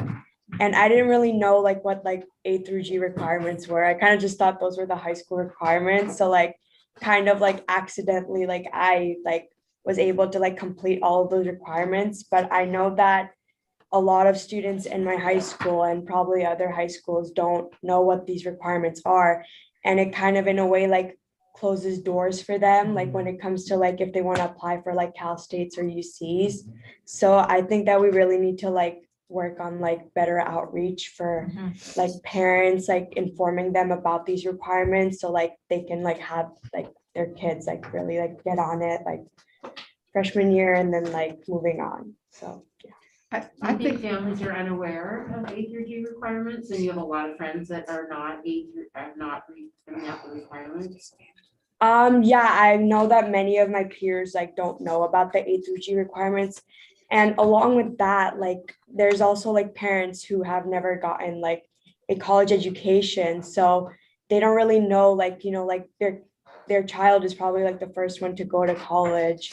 So like they don't really know like how this whole like college process works. Like they don't know that there's like high school requirements and then there's like these like requirements. So I think it's something that again, like if a lot of students and parents knew about, they would definitely push their child to like complete these requirements. So we need to better teach our staff. If we have children that don't know, if you have a lot of friends that are not meeting the A to G requirements, I would say that we need to definitely do a better job of educating. I think we need to start in middle school. We Well, can't, absolutely. can't wait. I till- do think parents don't understand. I mean, I I didn't wasn't understand raised it. in the state, I didn't so understand. coming into this, I mean, I didn't understand this as a parent. I had to figure it all out on Mhm. my own. So I do think it's about communication at middle school, level. And that's a component of the grant. So it's exactly for Oh. the reasons that you're sharing, and we spoke about it earlier, that this grant exists. So 63.4% of our students do complete A through G requirements. And so that leads us to question the other 36%. And so it's not a competitive grant. We will receive the funding as long as we comply with the process. And the plan that was included in the board item is intentionally overarching because we will change and adapt as we see the data and the indicators. But the opportunity for the grant, it's coming at the time that we have the CCGI initiative, which is the, I'm so sorry. California Colleges Guidance. Thank you. We already talked about that. So that's a nonprofit collaborative that will provide a statewide dashboard for students to be able to track their A through G progress. Families will have access to data, and then when they go to apply to Cal States or UCs, the information is automatically populated so that they'll be able to track their progress. So with the CCGI grant coming in place and the A through G completion grant funding, we'll be able to leverage the resources to really do outreach to families that aren't familiar and almost create our own model of the educational opportunity program type of a system that they have for colleges to do outreach, targeted outreach, particularly to unduplicated students, English learners, foster youth, students from low-income families. Meg, I have a question. Going way back, and maybe we're getting better in this school district about it. One of our blessings and curses is Saddleback College. So at some point, a student in high school goes, blanket, I'm just going to go to community college, right? And I've always tried to talk them into it. It's like, well, just package yourself here, and then you can decide. This way, what's happened is you've taken a decision away from yourself because you've just put yourself on a track. So I don't know if that's still a thing, but it definitely has been. It bedevils us, and it could, because when you look at the data, sometimes it's not what student body that you think. I remember we had a very large portion at Tesoro that was not fulfilling their A through G. And it's like, what is happening here? So that's just something I think we could be mindful of. There's nothing wrong with going to community college.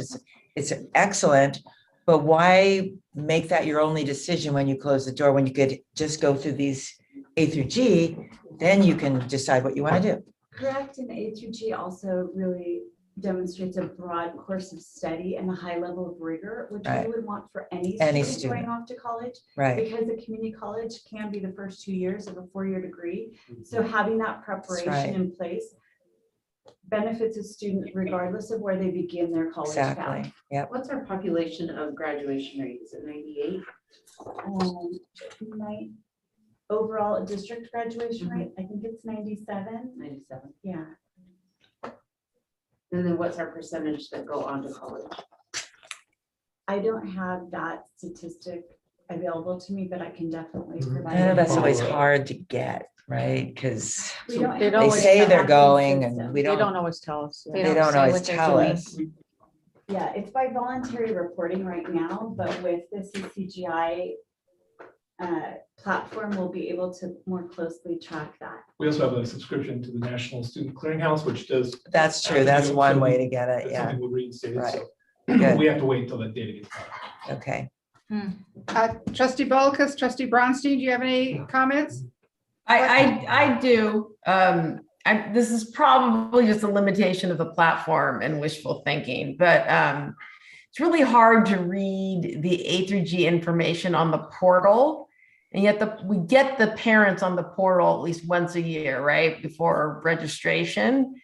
Be so good if somehow when you went on the portal at the beginning of the year, it like had something highlighted that said your child still needs 2 years of history, like exactly what they need.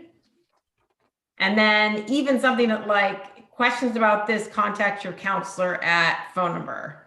So don't we meet with all the, don't students meet with every counselor, and aren't counselors trained to teach students, what are your options? What do you want to do? Here's A through G. Are we really? I have to say that hasn't been my experience, like things like, oh, I'm sorry. No, go ahead. Go No, ahead. I was just gonna say, like, for example, the visual and performing arts requirement. I mean, nobody told me about that. I heard about it, and then I contacted the counselor and said, he has this impacted schedule, can I do it through Saddle, that kind of thing, but nobody, and maybe, I don't know, no, we never had a counselor ever say to us, like, you're going to need this, you need to look out for this, he still needs this, and it's hard to read on the portal. Like, when I look at it, I like, oh, I gotta make sure he has everything, and it's hard. I don't think the counselors are really being, I mean, again, it's been COVID, but I don't think they've been that proactive. So to that point about being able to log into a portal, so this board approved the California College Guidance Initiative, and one of the cool things about it is it pulls directly from our student information system and very clearly shows kids when they're on track, when they've met the different requirements for A through G. And it actually starts in middle school. I think President Nicholas talked about starting in middle school. It actually starts them on this program in middle school, so they're familiar with it. By the time they get to high school, that's one of the things that's really powerful and robust about it, is it very clearly tells the students what, and parents can log in as well, where they're at, and it pulls from our data. It's not a guess, it's actually vetted, and the courses are pre-approved by the UCs and Cal States. Right now, when a student applies to the Cal States or UCs, it's verified after the fact. When we get the system in place, those courses are pre-verified, so they really know if they're on track for A through G, and also they'll be able to apply through that portal to the Cal States, UCs, and community colleges. So it's not like that right now on the portal? So I'm speaking about the new portal that we're putting in place, the California Colleges Guidance Initiative. We haven't rolled that out. Okay. We have to, there's a period of time we have to actually upload the data, make sure the data is aligning with them. And then once that's done, that's the pre-verification of the courses. So it will be as real time as possible for students to know if they're on track. Is it something we can manipulate, or is it straight? I mean, could you like highlight, these are the items that you need? It's very clearly, it marks if it's green, you've met that requirement, and it looks at the grade as well as the course itself. And it's red if you haven't met that requirement. It's simple, but also it really clearly shows when they're on track. And even calculates the UC and Cal State GPA accurately. That's one of the issues of areas, is it's not always exactly right. So it really gives kids a plan for being on track. What's the timeline for implementation? So it's the rest of this year to get the data. We have to work with them to get our data right, and then we would roll that out next year. I know at my kids' high school that they meet with a counselor every year and they go through each of the, is that not happening at all high schools? They When you do meet with one your high school meeting. teacher, your advisor? Well, so the thing is that I hate to be like the bearer of like bad news, but like especially like during COVID, like it's just such a pain to like get a hold of your academic advisor. I mean, like I'm not even joking. Like if I have to meet with my academic advisor, I go like early in the morning to school. Maybe she's there, maybe she's not. So then I try during break, and then I try during lunch, and then I try after school, and then hopefully like one of those times I'll finally get a hold of her. And Is she like, working from home, or why is there no accessibility? it's just like either like they're like in a meeting or they're just like not there, or like it's just like so hard. And I know that it's something that like so many students are frustrated about, like in my school, like it's just so hard to get a hold of your academic advisor, and especially like with like the seniors, like they really need to like talk to their academic advisor about things. And it's just like, it's just been really stressful, like trying to get a hold of them. That's been our experience too at Capo Valley. That they don't set up with us, and we have to email about 4 times to get Zane a meeting. Well, we will definitely follow up on this. Appreciate this feedback. Well, I think, and we all adjusted some of our policies on graduation over the last 2 years. But there's been a focus on just getting them graduated, just making sure they weren't deficient in credits, and they, that sort of thing. So we've had a little COVID gap there, I think. Clark, did you? And as part of the goals, we just finished some enhancements to Canvas, which will help the counselors track students at risk of getting off the AG track. So that's just, those enhancements will help. Well, it sounds like between Canvas and CCGI. Yeah, that's it. CCGI has counselor component where they can very quickly run reports on their students to see who's on track, how far off they are. So another tool for them. Meg, did you have something else? Well, and then there's a whole staff development component so that we increase the Yeah. number of staff that are able to support students in this process, so that that experience. I have to say, I knew about A through G in 7th grade, but that's back when Debbie Morgan was running. Yeah, she was amazing. Running, be your Well, and we kids' do college also counselor. have the College and Career Center that Is available to everybody. That is available. However, they do emphasize working with the juniors and seniors, because at that, so then they're kind of too late. But yeah, it used to be that you could pretty easily meet with them in like 8th grade and get a plan.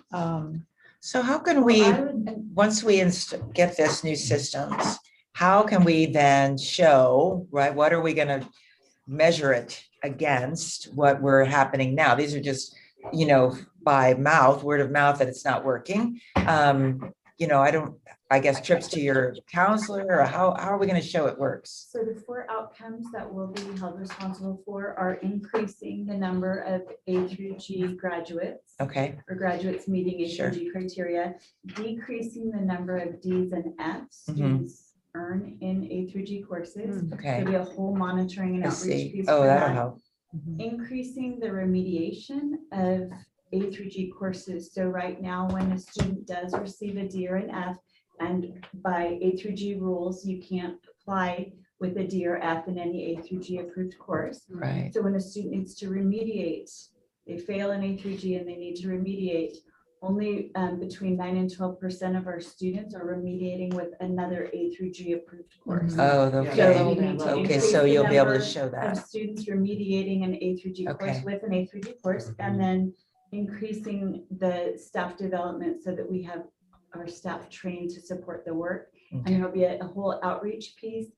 We've built in some data analysis so that we can pull reports more regularly, and beginning with middle school, identify students who might need this additional support to stay on track with A through G. And then the minute that we Right. see a trend, we intervene with the why.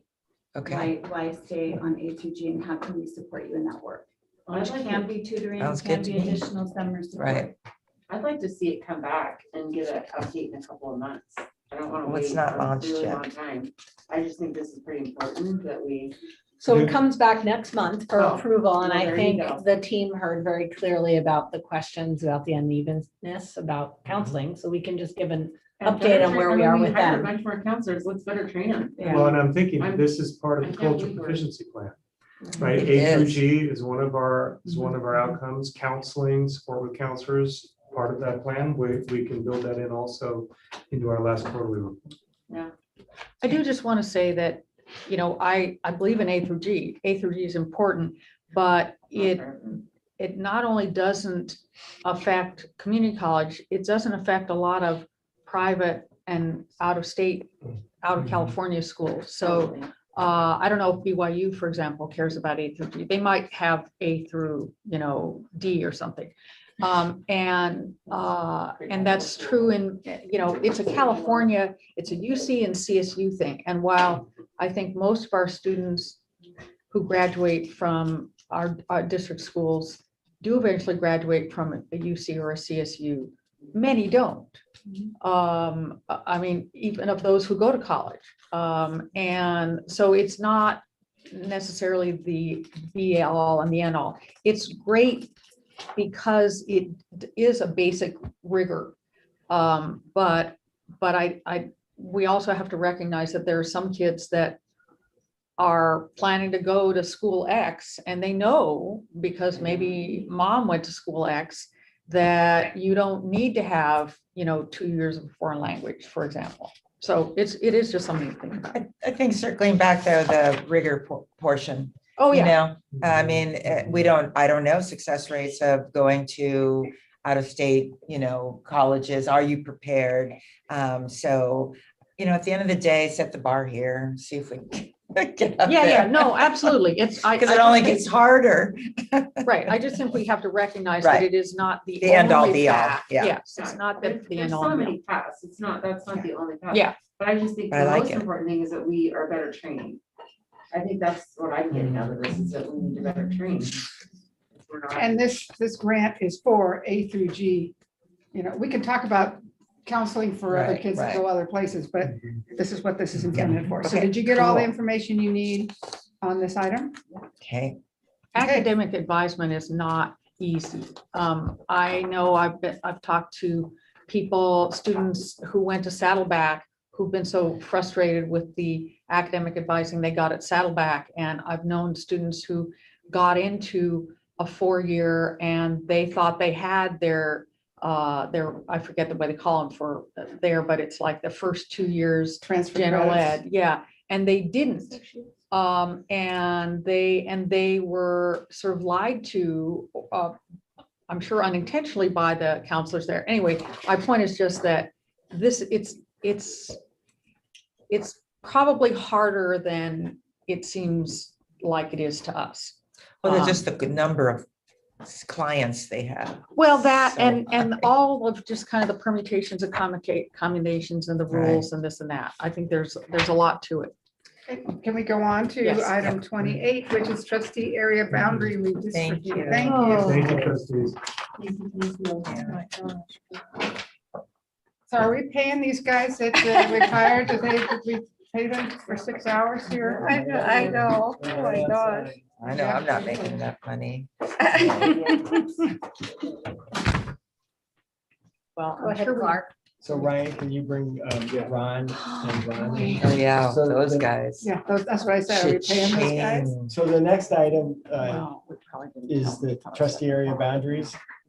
And Ron Van Orden is here with Decision Insight, Power School, and Ryan Reichart, legal counsel, to answer any questions. So this is as trustees know, we've gone through a process of the required process. It has to be accomplished every 10 years after the census to redraw the trustee boundaries to balance out the population. So trustees selected some and we narrowed it down to one and we fine tuned it and we're here to present the adjustments for approval. So there's the PowerPoint and just let me know when you want me to. Okay, So, great. Take it away.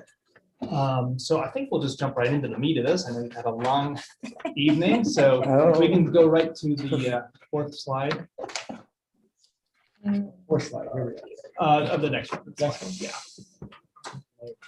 So this is just an overview of what we did in the last time, and this is, I'll just run through this really quickly. We did modify the boundary between the line between areas 1 and 3, and Las Palmas Elementary School is now in area 3.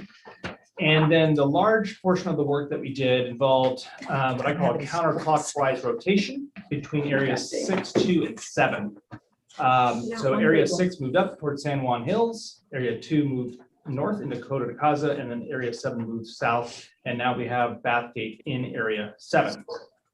And then the last piece, we're calling it, I think we referred to it as the ridge line. Last time, it's really the homes that do feed into area 4.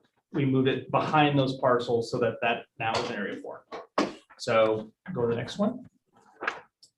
So this is a look at the map, and then each slide after this, we'll have a close-up of the individual trustee areas. Just an overview, really tying back to the original criteria, which is population balance and compliance with the all the laws that pertain to voting areas. Next slide. So there's 2 tables here. The table on the left shows the overall total population for each trustee area and the breakdown of the ethnic representation. And then on the right is the voting age population. So that is everyone 18 years or older eligible to vote. That's implications for the Voting Rights Act. So that is all there broken out. And you can see areas are all really nicely balanced and well within the requirements for population balancing. The next one. So this look at area 1, and we'll see this again in area 3, but the adjustment that was made is really down all the way down in the lower right. So we kind of flip-flop some areas there, and that resulted in Las Palmas being in area 3. We'll go to the next slide. So area 2, you can see compared to the last time, that line that kind of cuts across Coto de Casa has moved north. Go to the next slide. Not a significant amount of change to area 3 other than the area I mentioned earlier, where it meets with area 1. And Las Palmas is now in. And Las Palmas is now in area 3. Area 4, you can see now that area we're referring to as the ridge line that it used to run along the street, and it's now behind all those homes in the open area.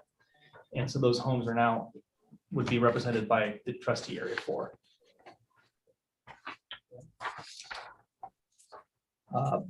Not a tremendous significant amount of change for area 5 since the last time we met. Does this take all of Laguna Niguel out of area 5, or is there still some of Laguna Niguel in area 5? There still is a little portion. A little portion. Yeah, on the side of the 73 here. I think this is Laguna Niguel down here. On which side? of Over by Moulton. I don't think it's on that side of Moulton. I'm not sure. I thought we had removed all of Because the this is the Niguel. Aliso boundary, I think, right here. You know, it's not critically important to me. I was just curious. Yeah, no, it's a good question. And you know, There's spoilers, that Laguna Niguel portion. If we need to, we can look that up. Okay, someone go to the detail map so we can look at it. So I'm going to stop sharing this. And I'm going to share this. So this will show the current map and zoom all the way in. Where would you like me to zoom in? Oh, is this it here? Oh, okay. So what would you like? Oh, I see. Got it. I think they'd like to see kind of the area where trustee area 5 along the 73. Yeah, so this neighborhood. Right here. Yeah, can you just pull up the city boundary for Laguna Niguel? So this neighborhood. I don't have the city boundary. Oh, you don't? You could, But the, is final trustee area the old trustee area? yes. that would help. So you would like to see that Yeah, compared? put that on there, right, Okay, check so that this- box so that we, no, don't. This no, is the current trustee boundary. Yeah, but put on Echo B as well, so that And we this can is, see the. and I'm gonna difference in put on top. that. So. we're Losing. Yes, so- The part around Laguna Niguel Elementary Yes, is yes. changing. yes. And if you recall, area 5 was a little above, so it did have to cede some area Yeah. Yeah, got somewhere, that. right? And But there's really just- nowhere else to. Does the city boundary go all the way up to Oso, which is there? I'm not sure. I think the city boundary is La Paz and Oso. Oh, yeah, so. Yeah, so it's a little bit, So you get the pancake house? I do, I think I get a little bit of that, yeah. Did I have? All right. No, it's original pancake house. That was a Yeah. critical line. I think it's a little Anna piece of Bryson it. and I are first date after I was. The criteria was The an original area pancake 6 has to look like a house, puppy. Area 6 has to look like a I wasn't puppy. gonna say that. No, it's a Okay, rabbit. we're now governing Muldrow. It's a rabbit. Rabbit. It's a rabbit. You think? Oh She my said God. it has to be a rabbit. It's a rabbit. Yeah. So this is. So tonight we're Oh, it does asking look you like a to take rabbit. action. Are there any questions you have? Concerns? And so it's due by March 1st to have an approved boundary map that will be submitted to the county committee. It goes to the county office. County office is there, okay. So I just have a question that it doesn't make any difference on how I will vote on it, but the bottom of area 6 here, it's hard to tell if Del Obispo and Kenosha are, which one they're in. In 6. Okay, So even here's Del a zoom in. Obispo is in 6? They're zoomed in right here. So Oh. this is the bottom of area 6 and these are those 3 schools. Okay, Trustees, I'm sorry, we do have a speaker on this item, so we should have. Oh, our okay, speakers sorry. On this first. So so Barco, Del Obispo, and Kenosha are all in area Okay. 6. All right.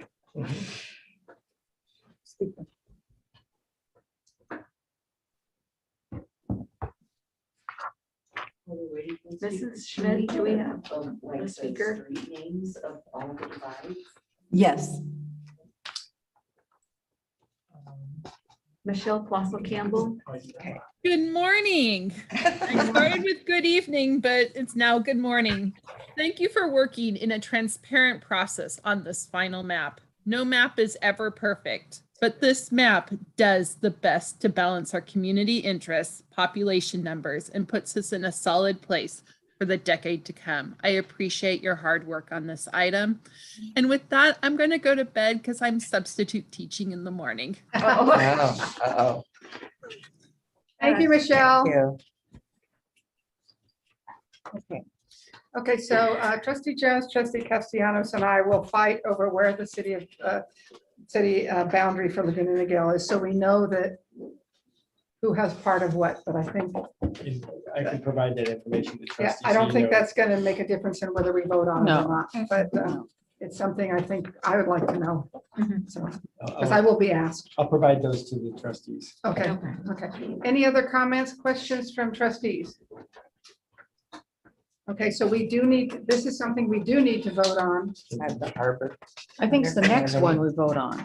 Well, I think we vote on You this don't one. vote. You don't vote. So the Oh, we do, next okay. item is Okay, the so resolution. sorry, trustee Bronstein and trustee Bullock, do you have any comments, questions?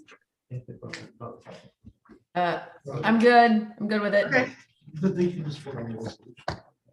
No questions. okay, that sounded like. Yeah, sad. No, I think it's sad about her area. We have a vote for this item to approve the map and then the next item to approve the resolution. Okay, Okay, so I'll entertain a motion. I move approval of the map. Yes. That's- Was that a second? I'll be Okay. second. Moved by Yeah. That was trustee a Hannah, yeah. second by trustee Jones. Yeah. Need a roll call vote, please. Student Advisor Padilla? Aye. Trustee Bronstein? Aye. Trustee Bullockis? Aye. Trustee Castellanos? Aye. Trustee Davis? Aye. Trustee Hanachek? Aye. Trustee Jones? Aye. Trustee McNicholas? Aye. Okay, final item 29. This is a resolution 2122-38, adjusting trustee area boundaries from which district board of trustees members will be elected.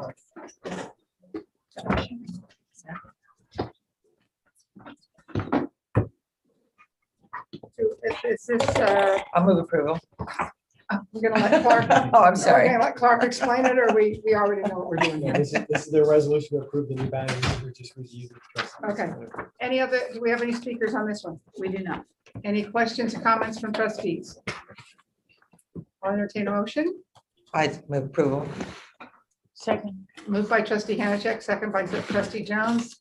Roll call vote, please. Student Advisor Padilla? Aye. Trustee Bronstein? Aye. Trustee Bilikus, Aye. trustee Castellanos. Aye. Trustee Davis. Aye. Trustee Hanachek. Aye. Trustee Jones. Aye. Trustee McNicholas. Aye.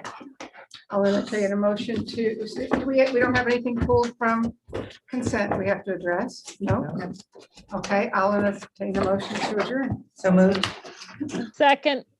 Okay, Judy got it. I'll give it to trustee Davis, motion, and trustee Bilikus, second. Roll call vote, please. Student advisor Claudia. Aye. Trustee Bronstein. Aye. Trustee Bilikus. Aye. Trustee Castellanos. Aye. Trustee Davis.